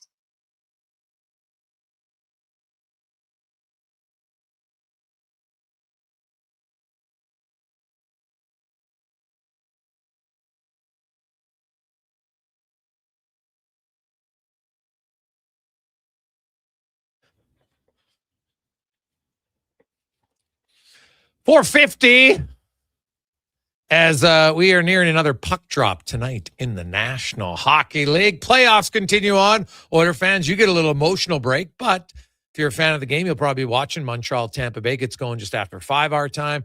Then at the bottom of the hour, Pittsburgh and Philly. And the late game tonight, just after 8 o'clock Edmonton time, will be Utah in Vegas. And suddenly, because you got sucked back in, you might be watching that game. Because if the Oilers complete the comeback, they got to win 2 more games.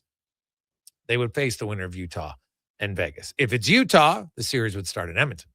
If it's Vegas, they would start in Vegas. So we'll see. Still 2 big wins that have to occur before then. But the Oilers gave themselves hope for at least another 48 hours. And, there's going to be a little bit more pressure on Anaheim. But you win game 6, and then there's still lots of pressure on Edmonton, of course, because you come home, it's game 7, you want to win. But we'll see. How does this Ducks team handle it? The playoffs are different, man. Pressure is different as it goes. You see, look at the Oilers, experienced team. Even an experienced team, they got sucked into that. I got to play safe. I got to just get the puck out. They didn't really attack. Now, they didn't give up a ton, so it worked. It wasn't anything bad. It's not a coaching thing. I know people are freaking out about. You think Paul Coffey is sitting on the bench saying, "Hey guys, let's keep sitting back," right? It's wild to me. So the people think such a thing. Anyway, let's get to 5 questions brought to you by The Brick, who for over 50 years, The Brick has proudly served Canadians. And right now, 60% off Canadian-made sofas when you buy the matching Love Cedar chair at The Brick and thebrick.com. It's time for 5 questions on the Jason Gregor Show. All right, Jason, question number 1. Probably a few answers here you could go between, but who are your top 3 Oilers last night in the win? Top 3. That's a good one because there's lots of guys who played well. I'm going to say Podkolzin. I felt Podkolzin set the tone for the team. He was physical. He was assertive. Great goal, by the way.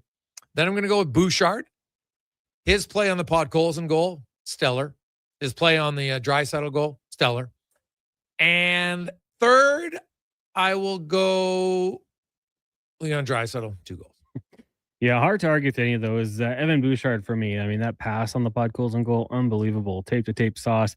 The play on the blue line, just walking it, the patience. I thought that was fantastic. I'm with you. I got to go with Podkolzin as well. Thought he was terrific out there throwing the hits. That was great. And I'm going to give some love to Connor Ingram. A couple of big saves in the first period to keep it at 3 goals and shut down the door after that. Defending was good in front of him, but I thought Connor Ingram, good bounce back performance for him as well. Question number 2, 3 games tonight. Who are your picks to win?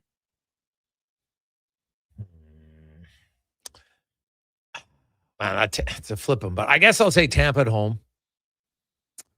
I picked Philly to win the series, and I think if they lose tonight, then they'll lose. So I'll take Philly at home. And actually, you know what? Con's really boring. I'm going to go with all the home teams. Vegas, too. Boring. Brutal. Yeah, I'm going to go with the Lightning to win at home. Give me the Penguins for the storyline. I think that would be amazing if they were able to come back in this one. And give me the Mammoth. I think it's going to be tough, obviously. And man, I think they spoiled a really big opportunity in game 4 to let Vegas creep back into that one. But give me the Mammoth on the road to get the job done. Question number 3 for you.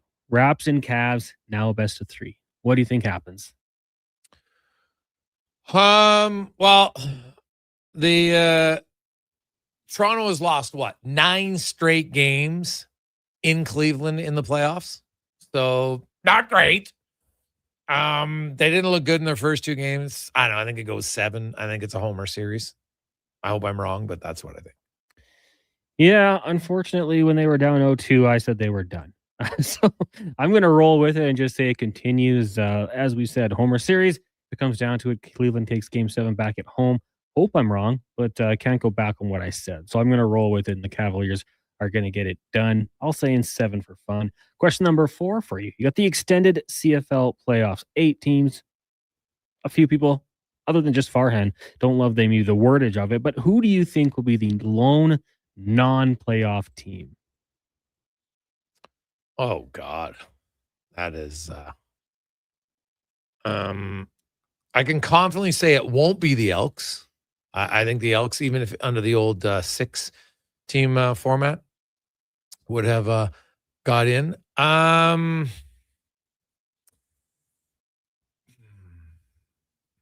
think it's going to be, I'll say Ottawa. Yeah. I don't love their team, so I'll say Ottawa. I'm going to stay in the province of Toronto and go with the Argos. Some questions maybe with Chad Kelly. I don't know how the offseason was for them, and that's going to be the pick here. I could be wrong. I think they do have some talent. Will it come together? We'll find out, but we'll see who that first team is to miss the playoff. Final question for you today. Today is Jerry Seinfeld's 72nd birthday. In honor of that, what is one modern day topic you wish the show could go after? And outside of the show Seinfeld, do you have a favorite piece of his work? 72 for the J-Man today. Yeah. Nice. Modern day topic. Well, what was unique about Seinfeld is I still remember the Master of My Domain episode. Like, I just remember being like, what? Is that what? I think that's what they're talking about. It was hilarious. Like how they did things. Dolores, another classic. Anybody who watched that episode knows. You're racking your brain trying to think the name. It was hilarious. What topic? They would, because they can do it in a humorous way. Probably online dating. I think they would have a lot of classics with that one for sure. And honestly, just, I've seen Jerry live a few times. I really respect him as a stand-up comedian. He's one who he goes about it different, right? He doesn't use a lot of profanity to get his stuff across. Very witty and very funny. So I don't know if I'd necessarily have like a favorite one of his acts that I've seen. I just like overall, like I like his ability to kind of take real life situations and just kind of share them with people. And a lot of people relate to something that's happened in their life. And he just does it in a way that's a little bit funnier. For me, real modern day, I think like Kramer driving an Uber would be funny. Just kind of the stories. He might pick up a neurotic passenger or something along those lines, or Jerry would deal with a driver that has some sort of awkward situation. I think that would be an interesting one. Dating would be hilarious with George. I guess I'd say comedians in cars getting coffee. I saw the Unfrosted movie, didn't love it. B movie I've yet to see, so I'd probably go with that. Okay. I don't mind that. I don't mind it at all. So it was good. We got a lot of other texts coming in. 833-401-1440. 833-401-1440. Gregor, what about wokeness? Imagine Kramer to have a heyday. Here's the thing, but like people always like to use that word. I think a lot of people use it incorrectly. If I'm being honest, are there some people that go over the board and worry about some things that don't need to be worried about? Yes, I agree with that whole lot. Are there people on the other side who want to cover up everything? Like all you got to do is look at you have a president who's still in power despite having multiple women. You have the Epstein report. His name's all over the place, but no, whatever. It's okay. Like it's disappointing our whole societal view on sexual assault. And when you look at how many lives have been ruined and sadly are continued to be ruined today, and ruin might be a strong word, but grossly impacted in a lot of cases in a negative way, who suffer life-altering issues because of it. Right? Just, you can read books on it. You can you listen to psychologists on it. It's one of the biggest epidemics in our society that we've done nothing to improve. And you watch how people react. Like they're so badly don't want to, like, you think that there might be the odd person that makes up a story. I don't discount that. But the vast majority do not make up being sexually abused. Stats don't lie. But people, I know why human nature doesn't want to accept it, because it's horrific. To think that a human being could do that to a child or a woman or a man, make no mistake. Sadly, there's lots of men who are on the receiving end of it. Young men, young boys, young girls, young women. It's across the board. And it's a problem. And so, I don't know. I find it kind of insulting that people get offended when people want to stand up and voice their displeasure with it. I don't get it. So, like, how people try to make sexual abuse political disgusts me. You tell me somebody on the right or the left, I don't care which way you lean. You should 100% all be opposed to it. That's just a fact. Let's get to the con man and a sports 1440 update brought to you by Northgate Chevrolet Buick GMC. Where, hey, the weekend's here, baby, and now you can start thinking. The roads, the snow's going to be gone. You got your convertible? Maybe you want a Corvette, combine them both? Get it at NorthgateGM.com. This is the Sports 1440 update. 3 games tonight in the Stanley Cup playoffs getting going shortly. Lightning and Canadiens from Tampa. That series tied at 2 games apiece. At 5:30, the Penguins trying to stay alive in Philadelphia, trailing 3 games to 2. And at 8 o'clock, you got the Mammoth and Golden Knights also tied at 2 apiece. In the association, Raptors Cavs tied at 2. They'll meet at 5:30 from Cleveland. At 5 o'clock, Pistons and Magic. Then at 8 o'clock, Rockets taking on the Lakers.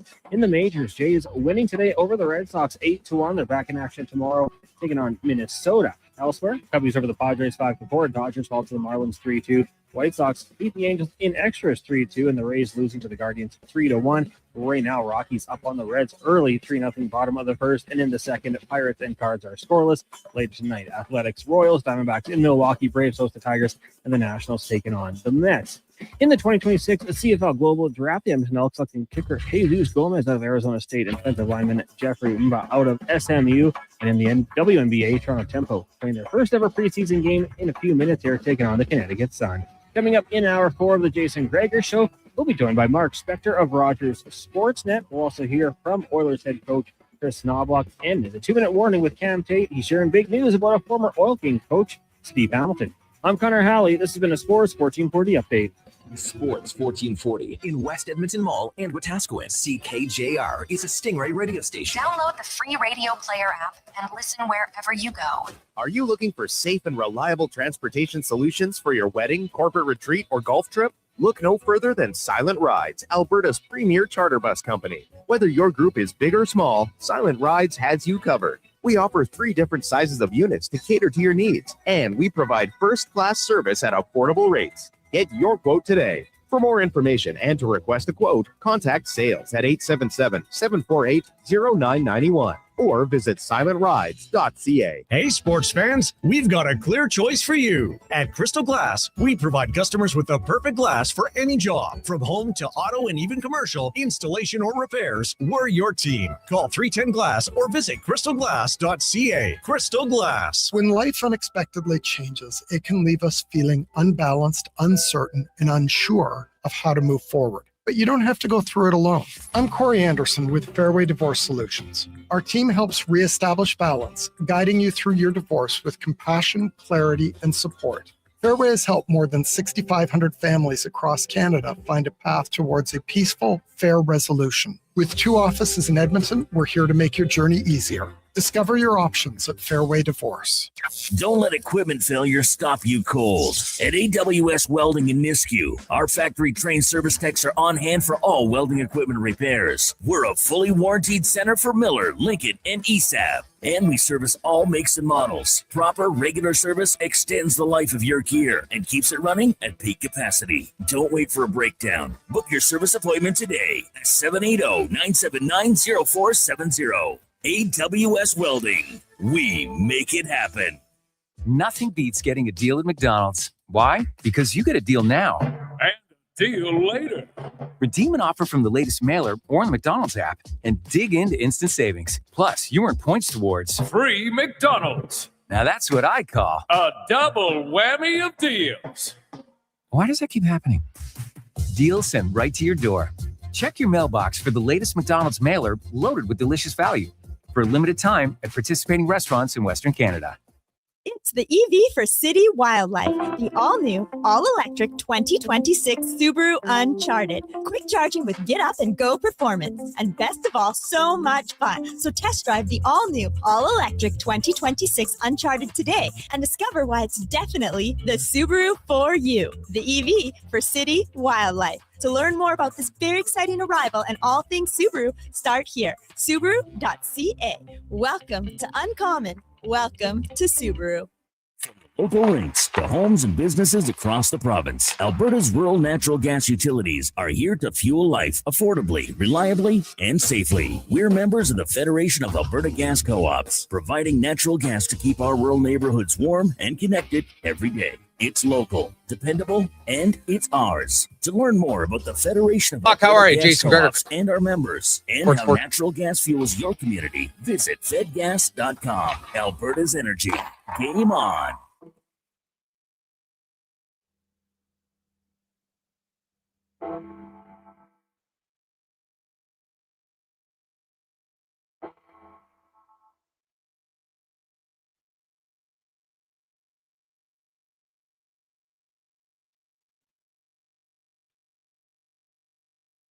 Portions of this hour brought to you by Cantork. Made in Canada, made for Canada. Workstream isn't theoretical. Find your solution at cantork.com. The Jason Gregor Show, the best of Edmonton sports talk and beyond. This is Sports 1440. Presented by PlayAlberta.ca, Alberta's only regulated online gambling website.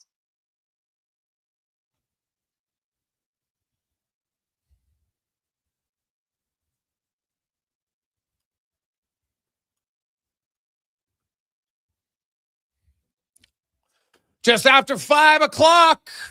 Oh, you made it through hump day, boys and girls. Now it's all smooth sailing. Down the other side, getting close to the weekend. Who knows? Maybe closer to a Game 7 Saturday night. And depending on what happens in the National Hockey League, that might not be an 8 o'clock start. We'll see. Dare to dream. But if you look at it, on Saturday, Flyers, Penguins, that would be Game 7. So maybe the Flyers win tonight. Minnesota and Dallas would need to get to Game 7 as well. So if both of those end in 6, Edmonton would be the only game. I got to think it's going to start probably at 6 o'clock Edmonton time. They would want it earlier. Maybe even 5. It's a Saturday. Oh, could you imagine? 5 o'clock start on a Saturday? I don't know. That might be a bit early, but if it's the only game of the day, I don't see why they'd wait to start at puck drop at 8 o'clock, right? Like TV is just going to say no. And I think most fans would be in agreement with that. So we'll see. Now, selfishly, imagine a triple header of Game 7s on Saturday. Oh, that would be awesome. So that would mean a Pittsburgh win tonight and a Dallas and Edmonton win tomorrow. And we could have triple header Saturday. Ooh. Wouldn't that be fun? Nice. Gregor Show is always brought to you by PlayAlberta.ca, where the OG Lotto 649 tonight, $36 million up for grabs at PlayAlberta.ca. Alberta's only regulated online gambling website where 100% of the revenue stays right here in the province at PlayAlberta.ca. 833-401-1440, 833-401-1440. That's where you can text us. We'll get your thoughts on the game last night. I would say this, overall resounding positivity on the text line today. Pretty convincing victory for the Oilers last night. That game was really never in doubt. They scored early and just continued to play well the rest of the way. And, Podkolzin, 2:22 into the game. So Edmonton led for 57 minutes and 38 seconds. So that's 2 consecutive games that Anaheim has not led at any moment. I know they won in overtime, but they're playing catch up that whole game. So, Edmonton, hey, you got to do it for 2 more games. That's the problem when you dig yourself in a hole. That one good game, all that gives you is another life. So, but they should have some confidence and maybe for the first time, a little pressure on Anaheim. Home in Game 6. We'll see how they respond to that. As we get to not 5 questions. We get to the Spec Report brought to you by G Construction, your underground infrastructure specialists. Top men, operators, pipe layers. That's you. Or you're just looking to get in an entry level. They're hiring. Go to gsconstruction.ca/careers. Mark Spector from Rogers Sportsnet joins us from Anaheim. Spec, how you doing? All those voices, it's every year it's the same thing. Down the stretch, everyone's grousing. A bunch of people are complaining about the playoff format and, oh, this is no good. And, oh, there's two good teams playing each other here and blah, blah, blah. And then the playoffs start and the first round is so awesome that you don't hear any of those voices again for the rest of the playoffs because the first round's the best round every year. I don't know why the NHL would change their first round a single bit because once again, for the 50th year in a row, it's great. Is that not correct? Oh, yeah, I never have a problem with the first round. I've actually thought, the last year, some of the second and third round playoffs have been pretty stellar too. So it's sure. Playoffs are awesome, man. Oh God, yeah. The first round's killer. Let's just get out of the way and let them unfold. They're great.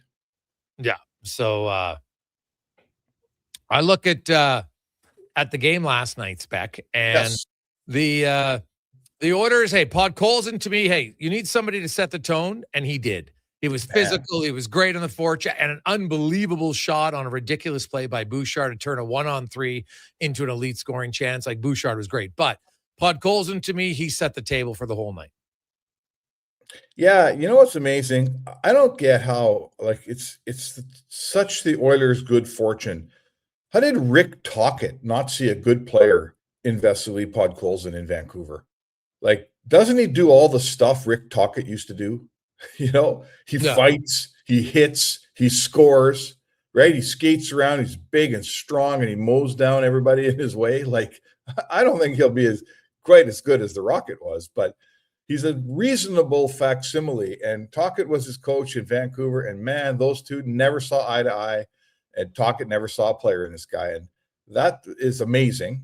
And it's totally to the Oilers' good fortune because this guy, he's a stud, man. He set the tone last night. We've never seen him be this confident. He just leads by example now. I don't know to tell you if he'll ever be how would I say, vocally, I don't know if he'll ever be a big part of anyone's leadership group, but all you just do is watch him play. He just leads you by the way he plays, doesn't he? Yeah, and not everybody has to be the vocal guy to be a good leader, right? Lots of guys will talk about, hey, you lead by example and just how hard you play. And, it starts, Ingram talks about, hey, man, no one shoots more pucks than me. He's always the first guy out on the ice. And that's noticeable. Leon Draisaitl and Connor McDavid aren't guys who just, haphazardly throw out compliments about other players. And multiple times they have talked openly about Podkolzin and just, his work ethic and because, hey, those two work really hard. You don't become the best by not having a good work ethic. And when they notice someone else's work ethic, that's when it's pretty good. I think, Podkolzin, I won't be shocked if he becomes a 30-goal scorer in the future. No. Honestly, I won't. I just think his desire and will to work that hard. And hey, like he said, he goes, hey, it helps playing. He's a little self-deprecating, even a guy like me can score. And I'm like, well, I look at his shot. Yeah. There's not many guys who could. That wasn't just a lucky shot, man. You take that puck, a quick motion, boom. He's a top 10 pick, for goodness sakes. He has some skill. There's no doubt. But he adds a unique element because he's physical. He'll fight. And I loved his response about when someone, I think it was Mattson, asked him, you took that fight late in the game. He says, hey, the game wasn't going the way we wanted. There's different ways to try to send a message. And I felt like at that point, I needed to do it, right? And he fought a guy who's fought way more than him, and no surprise, Podkolzin did well again. Yeah, it's that's I don't know. It's a product of and a building block for a really strong culture, right? You bring this guy in, you get him sitting around and playing and sitting next to or near and playing with Draisaitl. And he needs to up his game to keep that spot and to earn that place and to earn the respect of great players. And he's done that. And now a younger guy like Matt Savoy looks over, and he's new around here relatively. And he says, or maybe an Ike Howard, and he goes, wow, look at how that Podkolzin guy's, look at how he's earned the respect of those great players. And look at how he's getting ice time in big games. And that's the path, right? Right in front of me. It's right there in front of my eyes. That's the path to being a good NHL player as a young guy. So now they see that and they go forward and it's encouraged by the old guys and it's shown by other guys. And this is sort of an offshoot of having an excellent culture. And that's now what the Oilers have had for some time. And we say this all the time, Jay. Guys say, culture, blah, blah, blah. And I say, no, right? No. Culture is important. And the Oilers have it. They have a good culture. And that you can do things like they're trying to do right now. You know, they weren't that good for most of the first 4 games. And all of a sudden now they're looking better. And this is the big test. You know, you plant that seed of doubt. If you can sneak out Anaheim with a win, and it won't be easy, but you get this thing home, and all of a sudden you're going good, and the other team's starting to wonder. And that's what none of us put this past Edmonton, do we? They could absolutely win that game 6 and bring it home to Edmonton. Oh, yeah, no doubt in my mind they could. Now we'll see. Joe Quenneville, really for the first time in the series, wasn't happy with his team in game 1 when they lost. He thought they played well. He didn't like it. Dostal, the second goal definitely was a little bit of a gift where he has all the time. Edmonton wasn't even forechecking him that hard, and then he just throws it away. Nugent Hopkins makes a quick play. Hyman redirects it. Boom. It's 2-0. And then Draisaitl makes it 3-0. So they pull the goalie 10 minutes in. It's probably more of a mercy pull than anything else for him. He was not very good. Yeah. Edmonton did sit back. Now, it didn't cost them, right? They didn't give up a 5-on-5 goal in the game, and everybody's freaking out. Oh, they always sit back. I don't really buy that they do. And, Knobloch even said, hey, man, we sat back too much. You're not coached that way. But, to me, that's the one thing that in the next game I look forward to say, okay, and it's natural. Mike Rupp explained kind of what goes through your mind as a player when you have a lead. He goes, I was a forechecker. That was my bread and butter. And even I would forecheck, but not with the same ferocity when I had a lead, because I'm like, well, I don't want to get caught deep, which is really stupid. But he goes, it's hard to change that mindset in a player. So I thought Edmonton, even though they sat back very, very smartly, because they didn't give up lots while they were sitting back, right? They didn't give up those glaring slot shot chances. Yeah, and what they did, Ingram saved. I thought there was about 5 saves in that game that were, some of them were obvious to everybody in the building. Carlson coming in on a partial breakaway. I mean, you could see what a great save he made there. There was just a couple of, I'd say there was 5, maybe 6 opportunities that Anaheim had that didn't go in, and they were good opportunities. And the goalie came up big. And you know what? They weren't rebounds, and they weren't backdoor tap-ins, right? Mm-hmm. They were shots from a really good area. Edmonton gave some stuff up, and Anaheim earned it. But Ingram stood up and gave you the save you need. And instead of it ever starting to slip, and instead of Anaheim feeling like, hey, man, we got something here, they never got it. They never got that sniff, because Ingram made the saves he had to make. And the Oilers, even though, let's face it, the other team's trying too. And this team's got a mountain of talent at Anaheim. They're going to get not just looks, they're going to get good looks on you. It's just going to happen, right? But they weren't impossible looks. They weren't I'm thinking of that important third goal that VL scored, where it hits Wallman, falls right at the feet of VL, and the goalie's out of position, Jari, and it's in your net, and Jari barely has a chance. So anyway, my point is this is what it looks like when you get proper goaltending. As long as you give him a 20% chance of making a save, Ingram made that save in game 5. And that's the kind of goaltending it takes to win. You can't have less than that, or you blow those games. Mark Spector's with us, and his answer to the question about Tristan Jarry starting in game 4 is really good. Caught my attention, because he said, you know what? A, I liked it. Jarry played well, but B, he goes, you know what? A mental, physical break was good for me. And so, because you looked at it, he started 8 of the final 10, and then he started the first 3. So that's 11 of 13. Connor Ingram is not an 11 of 13 goalie, year after year at different times. So when I look at the Edmonton Oilers, so now let's say they win this series, he's going to play game 5, 6, and 7. I don't see any other reason for that. So then you get into the Vegas or Utah series. I don't think Spec it would be the end of the world. Tristan Jarry gave the Oilers a legit chance to win game 4. There was no issue with how he played.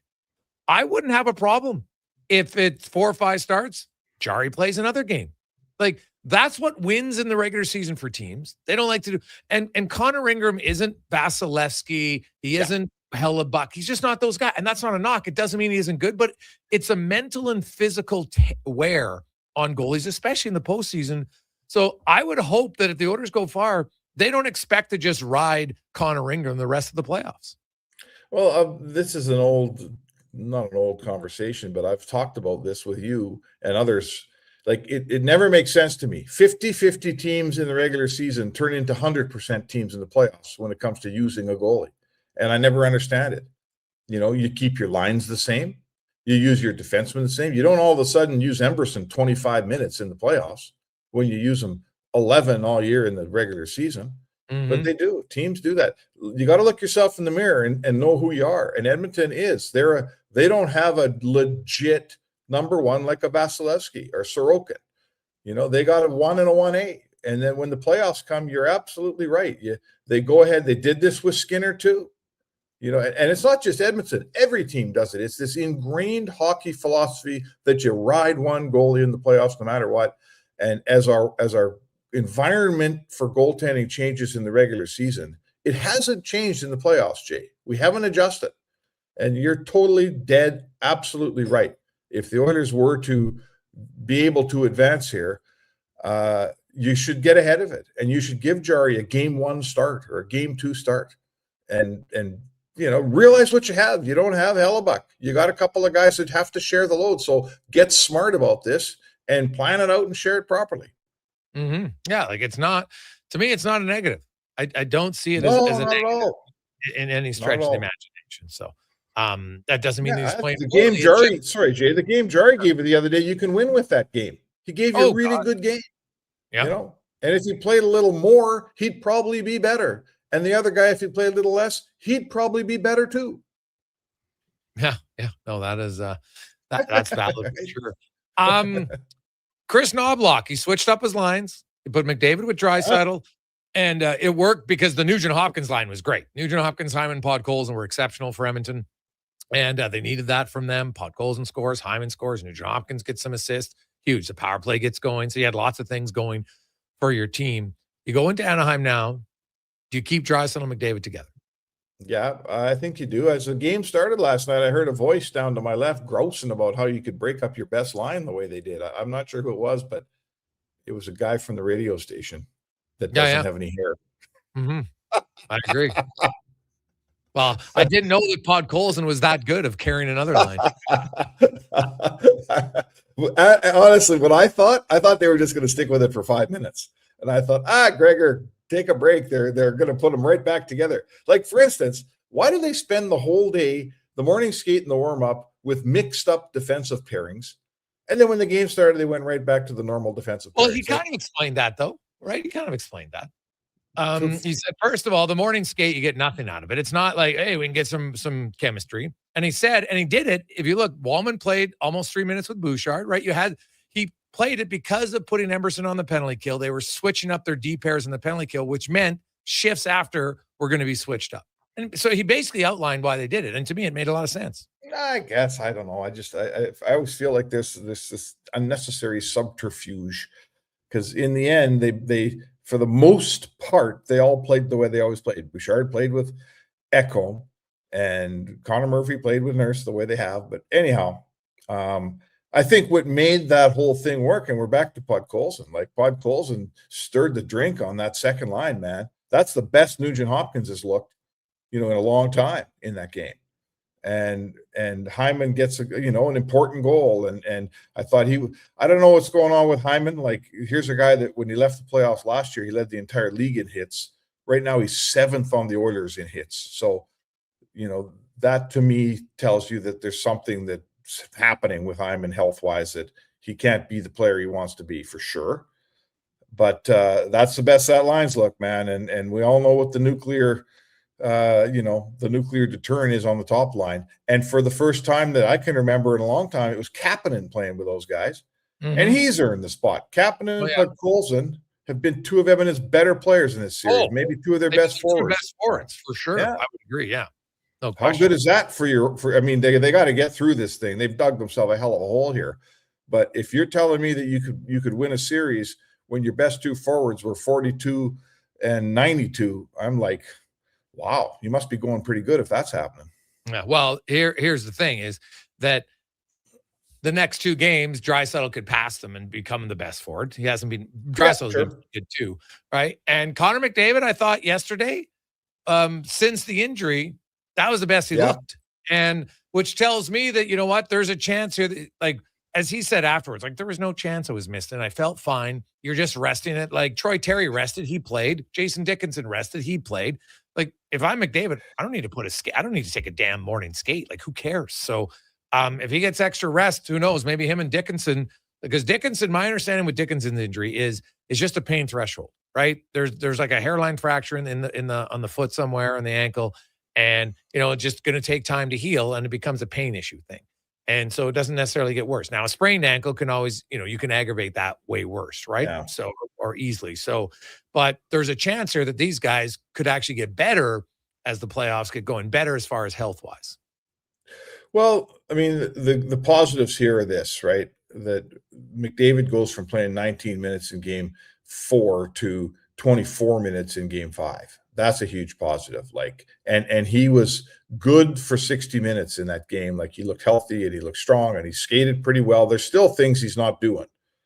There's still cuts he's not making and pivots he's not making. And, but he looks better. It looks like it's getting better. And that's obviously a massive, massive positive for the Oilers. I'll tell you what, Jay, like I won't get off of this. For a team that wants to play 4 rounds, they got a lot of bad health among their best guys for being 6 games in here. Like this looks like they're climbing Mount Everest here with this many injuries this early. But you know what? Let's see if they can get through round 1. The problem is going to be now you're playing 7 in round 1, and you're going to get 1 or 2 days off in between round 1 and round 2 if you can beat Anaheim. Yeah. So health-wise, they're still in the pickle, in my opinion, but it does look better. And your best player played more minutes, and Connor McDavid looked better and healthier. And at least Dickinson's out there and playing. That's good. And a couple goals for Hyman. Again, I don't love what I'm seeing from him, but he's got a couple goals, and he's your goal scorer on that line. So good for him. So, you can see the sun rise from here, but it's a long way for the Oilers between 100% healthy and where they're at right now. That's for sure. Spec, enjoy Anaheim. We will chat with you tomorrow after the mornings. All right. Sounds good, brother. There you go. That's Mark Spec with the Spec Report brought to you by GS Construction. We'll come back. DVD joins us next. Gregor, Halley, Sports 1440, sports1440.ca, YouTube, Facebook, X, and Instagram, as always, brought to you by PlayAlberta.ca. One app, triple the action. Play Alberta is proof that good things do come in threes. Whether you're into playing any of our exciting casino games, betting on your favorite professional sports teams from around the world, or buying into Canada's biggest lotteries, Play Alberta is the province's only app to do it all. Download today and discover a new way to play. Must be 18 plus to play. If you gamble, use your game sense. Wondering what you can afford? Let Go Auto do the math with our free car loan calculator. No pressure, no awkward convos, just quick answers on your budget and payments. Bad credit? No credit? We got you. Text CHECK to 780-777-7777. That's CHECK to 780 all 7. Find out what you qualify for and start shopping with confidence. Go Auto. Drive what you love with payments that make sense. Mr. Rooter sees a UFO. Mr. Rooter says 1 plunge, 2. What's this? A UFO? An unidentified floating object. It's beginning to glow and levitate. Thank you, Mr. Rooter. You have freed us from the gravity of the white hole. Humanity will be spared. Wow. People aren't going to believe this when I put it in our new commercial. If you want to believe in a plumber, call Mr. Rooter. I'm good to go. You'll be good to go. Mortgagestogo.ca says yes when the banks say no. That's why Alberta has trusted Mortgages to Go for over 23 years. If you need cash and have equity in your home, you're approved instantly. Guaranteed. Call 1-888-888-5998. That's 1-888-888-5998. With Mortgages to Go, you'll say, I'm good to go. When it comes to sports in Edmonton, Jason Gregor is a must-listen. He brings you the inside scoop with guests from across North America. If it matters in sports, you'll hear it here first. Gregor rolls out weekdays from 2 to 6 on Sports 1440. You don't just need property services, you need problems handled. HireGood provides cleanup, debris removal, site monitoring, and safety attendance across Edmonton. We reduce issues on your property, keep spaces safe, and take pressure off your team. We resolve real problems for businesses while creating real impact because our team is built on second chances and they show up every day ready to prove it. Visit hiregood.ca or call and mention Jason Gregor for a first-time discount. HireGood. Stable jobs create stable lives. For over 50 years, The Brick has been proudly serving Canada. They love to save you more on everything you need for your home. Save up to 60% off made-in-Canada sofas when you buy the matching love seat or chair. Find patio sets starting at just $99 and save up to 40% off mattresses. Plus, take 5 years to pay with 0% interest on furniture and mattresses. Taxes and fees due at purchase, OAC. Visit a Brick near you for details and exclusions. The Brick, saving you more. Hey, it's Jamie from Green Drop Lawn Care. From the big mall in the west to the Arena District downtown, Edmonton is beautiful. But when I see your lawns, I know one thing's for certain. Weeds are coming. Be proactive and take advantage of our early bird savings until April 30th. Green Drop has been Canada's lawn expert since 1979. And they're in your community, keeping your yard looking beautiful with affordable lawn care packages that include fertilizer, weed control, drought fighter, and more. Visit greendrop.com. Bashaw Concrete Products. From concrete and septic tanks to blocks, precast water pads, Jersey barriers, and aggregates.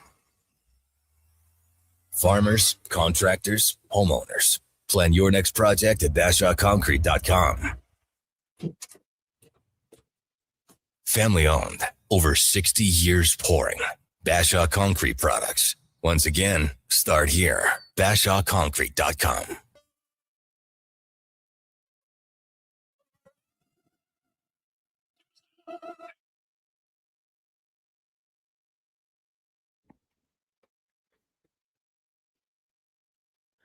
Portions of this hour brought to you by Mortgages to Go. Need cash and have equity in your home? Mortgages to Go has you covered. When the bank says no, they say yes. They've been doing it in Alberta for over 23 years.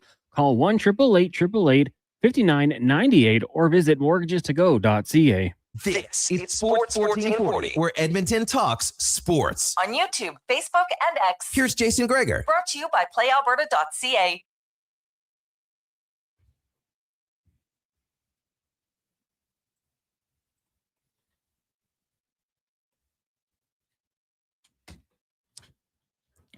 .533, man, it's wild. The Tampa Bay Lightning just keep taking penalties. They took a double minor on, and Rupper talked about it earlier. Just so many high stick calls, high sticks all over the place in the NHL playoffs this year. And man, Tampa Bay for a veteran team has not been overly disciplined, but they killed that one off. Or were able to kill it off, and then Bjorkstrand rung one off the bar. Otherwise, this game would be tied. But man, if they keep giving Montreal that many chances, I think could be good night Irene for them. Like, you look at Edmonton, their penalty kill is absolutely awful, but at least they're not taking many penalties. That's their only saving grace. Otherwise, the series would probably be over because you just can't keep gifting them. So, you look last night, they didn't take many penalties, but still give up a power play goal. They almost have to, hope that they can only give up one and play ultra disciplined. So you have to be very, very careful if you're the Edmonton Oilers tomorrow night in Anaheim. Now, let's hear from the head coach of the Edmonton Oilers, Chris Knobloch, on a few of his reasons, his thoughts on everything, and number one, just on why he was so confident in the Nugent Hopkins line that he was able to load up the Draisaitl McDavid combination. I've always felt that we'll go start with the second line. Nugent Highs have always played really well together. And, go back to playoffs or just anybody I think there's a lot of chemistry with those two. And whatever line Podkolzin's on, he usually elevates it, whether it's a checking line, scoring a line. It's usually if he's on it, he helps it. So, I was very confident with those three. McDavid and Draisaitl have always been good. This year, they took a little slip. Have not been outscoring like they usually have. Just a lot of maybe luck or just things not going their way, whatever it is, that they just haven't been able to outscore, but there's definitely some chemistry. And going into the elimination game where we had to change our fate, ultimately we felt that we're going to put the game in our two best players' hands and let them dictate how this game's going to go. And Kapanen's obviously been playing really well lately, so that's kind of my thought process going through those two lines. What about the going back to Anaheim now, like the differences, how you approach it, any advantages you feel as a coach heading into Anaheim for Game 6? I think with this team, it doesn't matter home or away. I think there's positives playing at home. You got last change, you got the fans cheering for you. But on the road, it's also beneficial where you just go out and play. You roll your lines. There's less to think about. I think there's some advantages of being on the road also. Well, they've always said that, and they feel they play better on the road, and we'll see what they can do. Was there ever a thought to play McDavid on the wing? And, at all, do you think his injury impacts that? I think there's times, obviously with Leon, Leon takes a lot of face-offs. Connor and them talk before going in face-offs who wants it. Obviously, somebody feels good about a draw. They've got success against somebody. They want to do something, whether it's on their forehand, backhand side.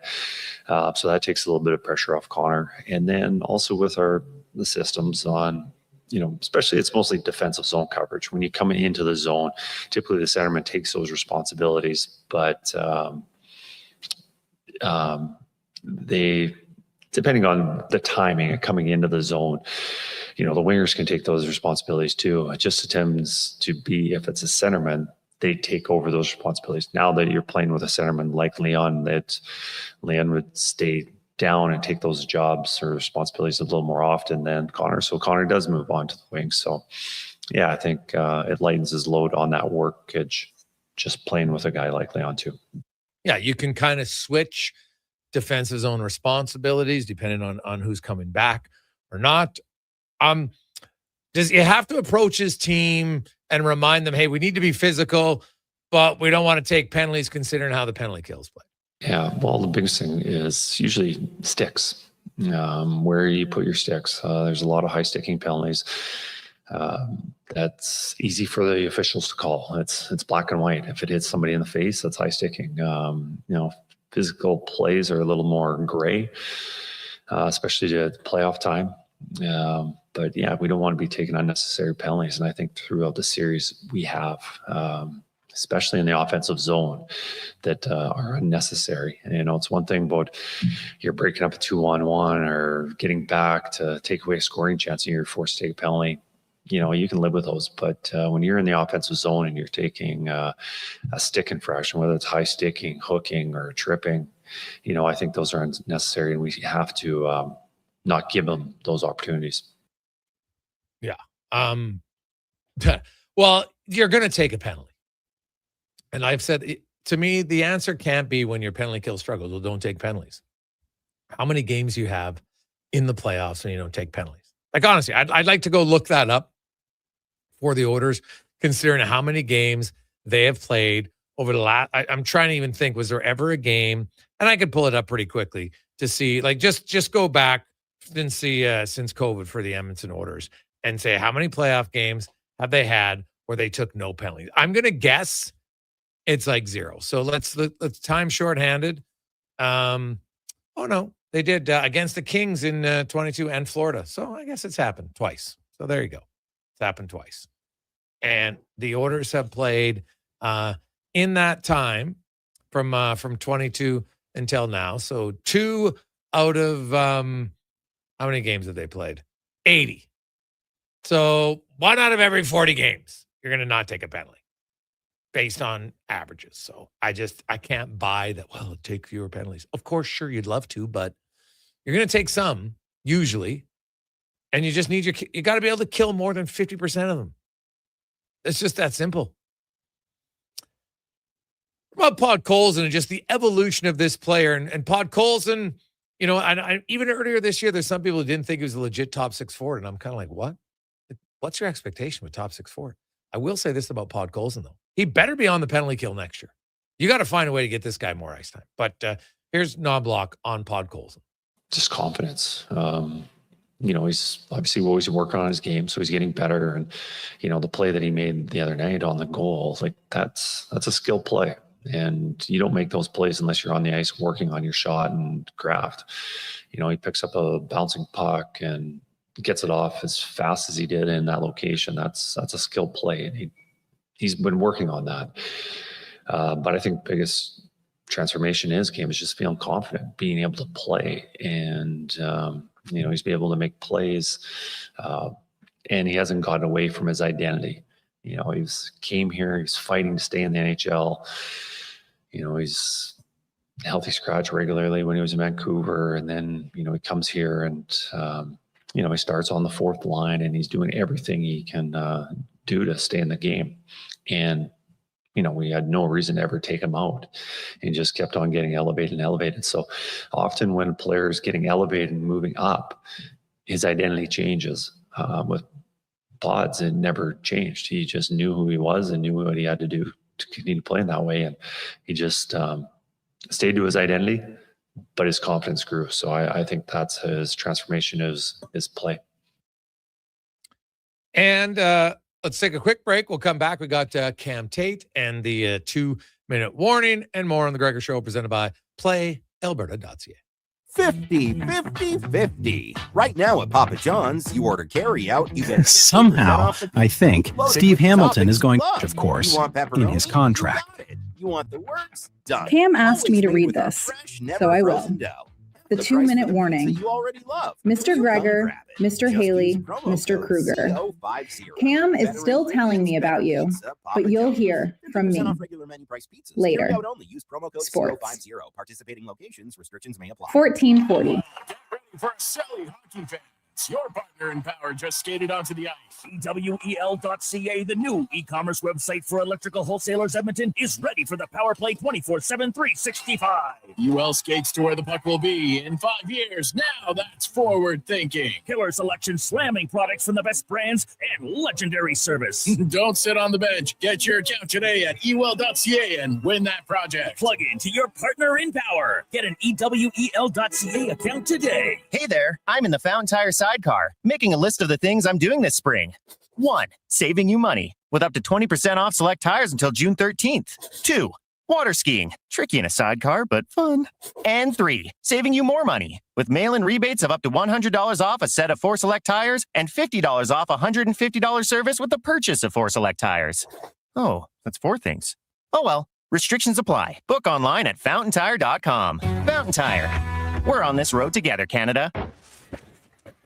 24 hours a day, 7 days a week. Edmonton sports fans, stay informed with Sports 1440. Stream us. Listen to us on the AM dial. However you consume this radio station, thanks for listening. Summer, it's coming.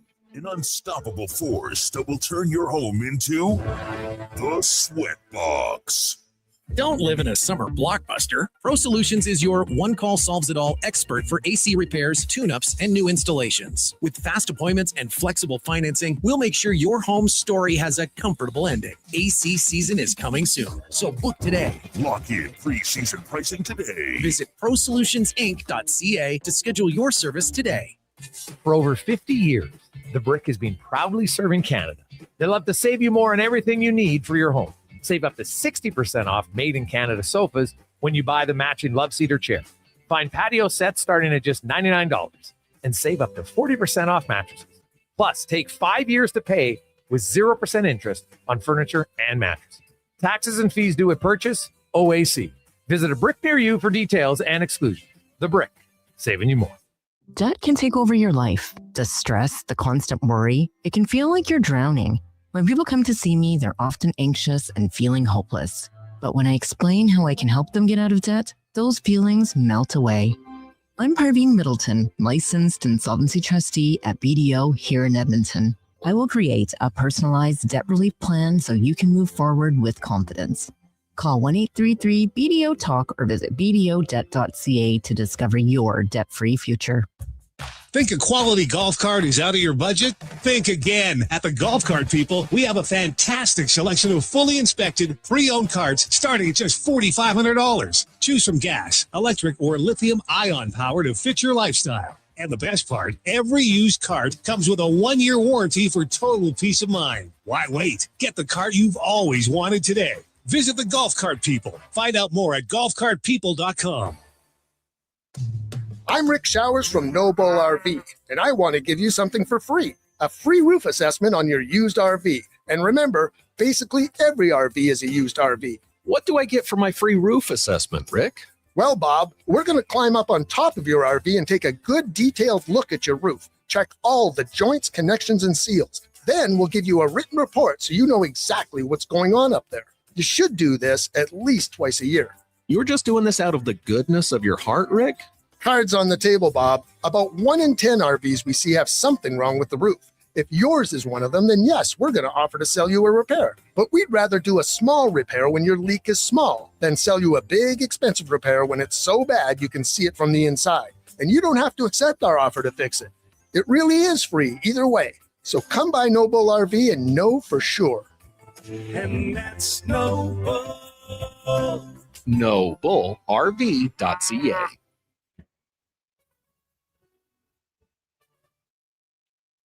Portions of this hour brought to you by Jaffa Machinery. Big jobs, tight spaces, serious reliability. Emerald Equipment is now your local Yanmar dealer. Compact track loaders, mini excavators, wheel loaders, tough, reliable machines built for any job. JaffaMachinery.com.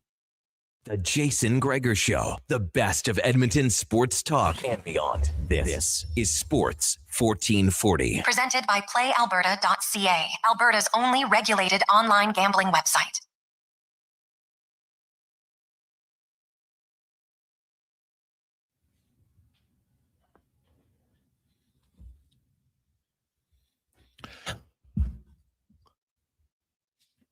.548, welcome back. Jason Gregor, Connor Hanley, Sports 1440, sports1440.ca, YouTube, Facebook, X, and Instagram. Hope you are having a fantastic Wednesday as you get set. You're making plans. We know you are. You're planning. Okay, where am I watching the game tomorrow night? Who am I watching it with? What snacks am I going to have? Maybe you come to OTR. That's where we'll be tomorrow night. Jasper Ave and 118th Street. Let's get to the 2-minute warning with Cam Tate, brought to you by Hire Good. For professional property services you can feel good about, get Hire Good. Site cleanup, debris removal, season maintenance, and more. Visit hiregood.ca. Hire Good. Stable jobs create stable lives. Cam Tate, longtime journalist in town, born with cerebral palsy. Cam's in wheelchairs. Never let him slow him down. He has always wanted to be in radio, and through the wonders of technology, he's become a regular part of the show. Here's Cam Tate, the 2-minute warning. Somehow, I think Steve Hamilton is going to have a fresh bagel with, get this, fresher cream cheese today. He deserves it. One of his favorites. You see, when I was covering the Alberta Junior Hockey League for the Edmonton Journal in the mid-2000s, Hamilton allowed me to travel with the Spruce Grove Saints, a team he coached. Sitting in the second row of the Saints team bus, and I saw it countless times. Hamilton carried a plastic bag to his seat. 3 bagels, cream cheese, a white plastic knife, and then, just as we hit cruising control on the highway, Hamilton and his 2 assistant coaches, Jason McKee and Ryan Marsh, enjoyed a bagel and cream cheese. I thought about that today when my Twitter feed, maybe they'd like a fresh bagel and even fresher cream cheese. Okay.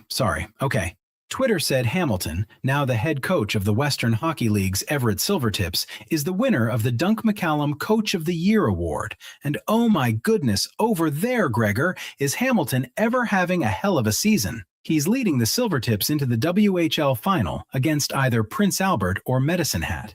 And get this over there, Connor Haley in the first round of the playoffs. Everett sweeps Portland in 4 games. Second round, Everett versus Kelowna. Everett in 4 games. Third round, Everett and Penticton. Everett, 4 games to 1. Third round, Everett, another sweep. So in the playoffs, Everett has an unbelievable 12-1, as in Uno record. And Hamilton, in his second season in Everett, took his team to a league leading. Hang on there, you Kruger. a 58-8-2-1 record for 118 points with a 30% power play and the PK 80%. Hamilton was an assistant with the Oil Kings when they won a Memorial Cup. Then he became head coach before going to Everett. Could he be heading to the pro level? You have to think so, especially if there are bagels and cream cheese, fresh of course, in his contract. Cam asked me to read this, so I will. The 2-minute warning. Mr. Gregor, Mr. Haley, Mr. Kruger. Cam is still telling me about you, but you'll hear from me later. Sports. 1440. It's quite the tease from Tater. Connor and Declan are like, what? Was she just going to rip me? That's what you're waiting for. You're just waiting for like a new rip on from the Tate man, but nothing happened. So just wanted to pronounce my last name right. Yeah. Just known him for a few years, but oh, touche, buddy. Touche. Is that how he's going to get me? Just like he ripped Declan, and for me, he'll just butcher my name. Yeah. It's awesome. Well, that's his thing now. Right? You gotta have something to just keep repeating, and that's what works. So there you go. I like it. Coming up tomorrow, we will have lots of coverage of Game 6, the Oilers and the Ducks.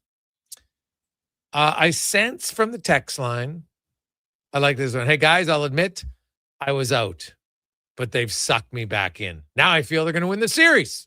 From Steve. I think Steve, you're not alone on this one. Hey guys, why are they singing the Canadian anthem in Buffalo? From JC. JC, they've done this for decades. They always sing the Canadian anthem in Buffalo because they have lots of fans, right? It's basically right across the border. Now, it's not Lloydminster border town, but they have played the Canadian anthem in Buffalo for years, whether there's a Canadian team playing or not. So this is not new. It is stunning. Now, I get it if people in Edmonton don't know about it, but you see people in the U.S. that are close, like, I can't believe they're doing this. I'm like, dude, they've been doing it for years. This isn't new. So I know some people are trying to make it political. It's not. This is what's been around forever. That's what they do. They have a lot of fans from Canada who come to their games. They have actually quite a few season ticket holders that come to their games from Canada.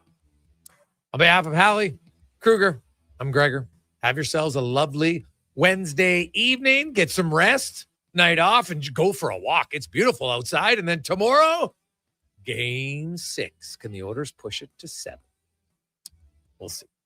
Let's get to the con man and a sports 1440 update brought to you by Mortgages to Go. Do you need cash and have equity in your home? Mortgages to Go has you covered. When the bank says no, they say yes. And they've been doing it for over 23 years. Give them a call, 888-888-5998. Or visit mortgagestogo.ca. Good night.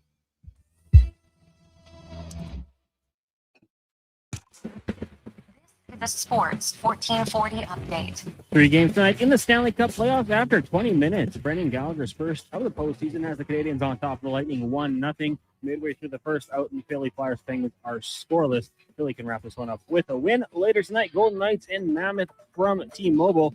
That series tied at 2 games apiece in the association. First quarter, Raptors lead the Cavs 16-10. That series tied 2 games apiece. The Magic trying to wrap up their series with the Pistons leading 3-1. Right now, Detroit on top, 43-31 in the second quarter. Later on tonight, Rockets and Lakers, LA up 3-1 in that one. Major League Baseball earlier today, Jays knocked off the Red Sox 8-1. Toronto taking on the Twins in a series starting tomorrow. Elsewhere, Marlins over the Dodgers 3-2. Padres fell to the Cubs 5-4. 2 games postponed today. Phillies, Giants, and Astros, Orioles. Right now, Tigers and Braves tied at 2 apiece, while the Nationals lead the Mets 2-0. The Rockies on top of the Cards 5-0 in the top of the 5th. From the CFL today, global draft. The Edmonton Elks selecting kicker Jesus Gomez out of Arizona State.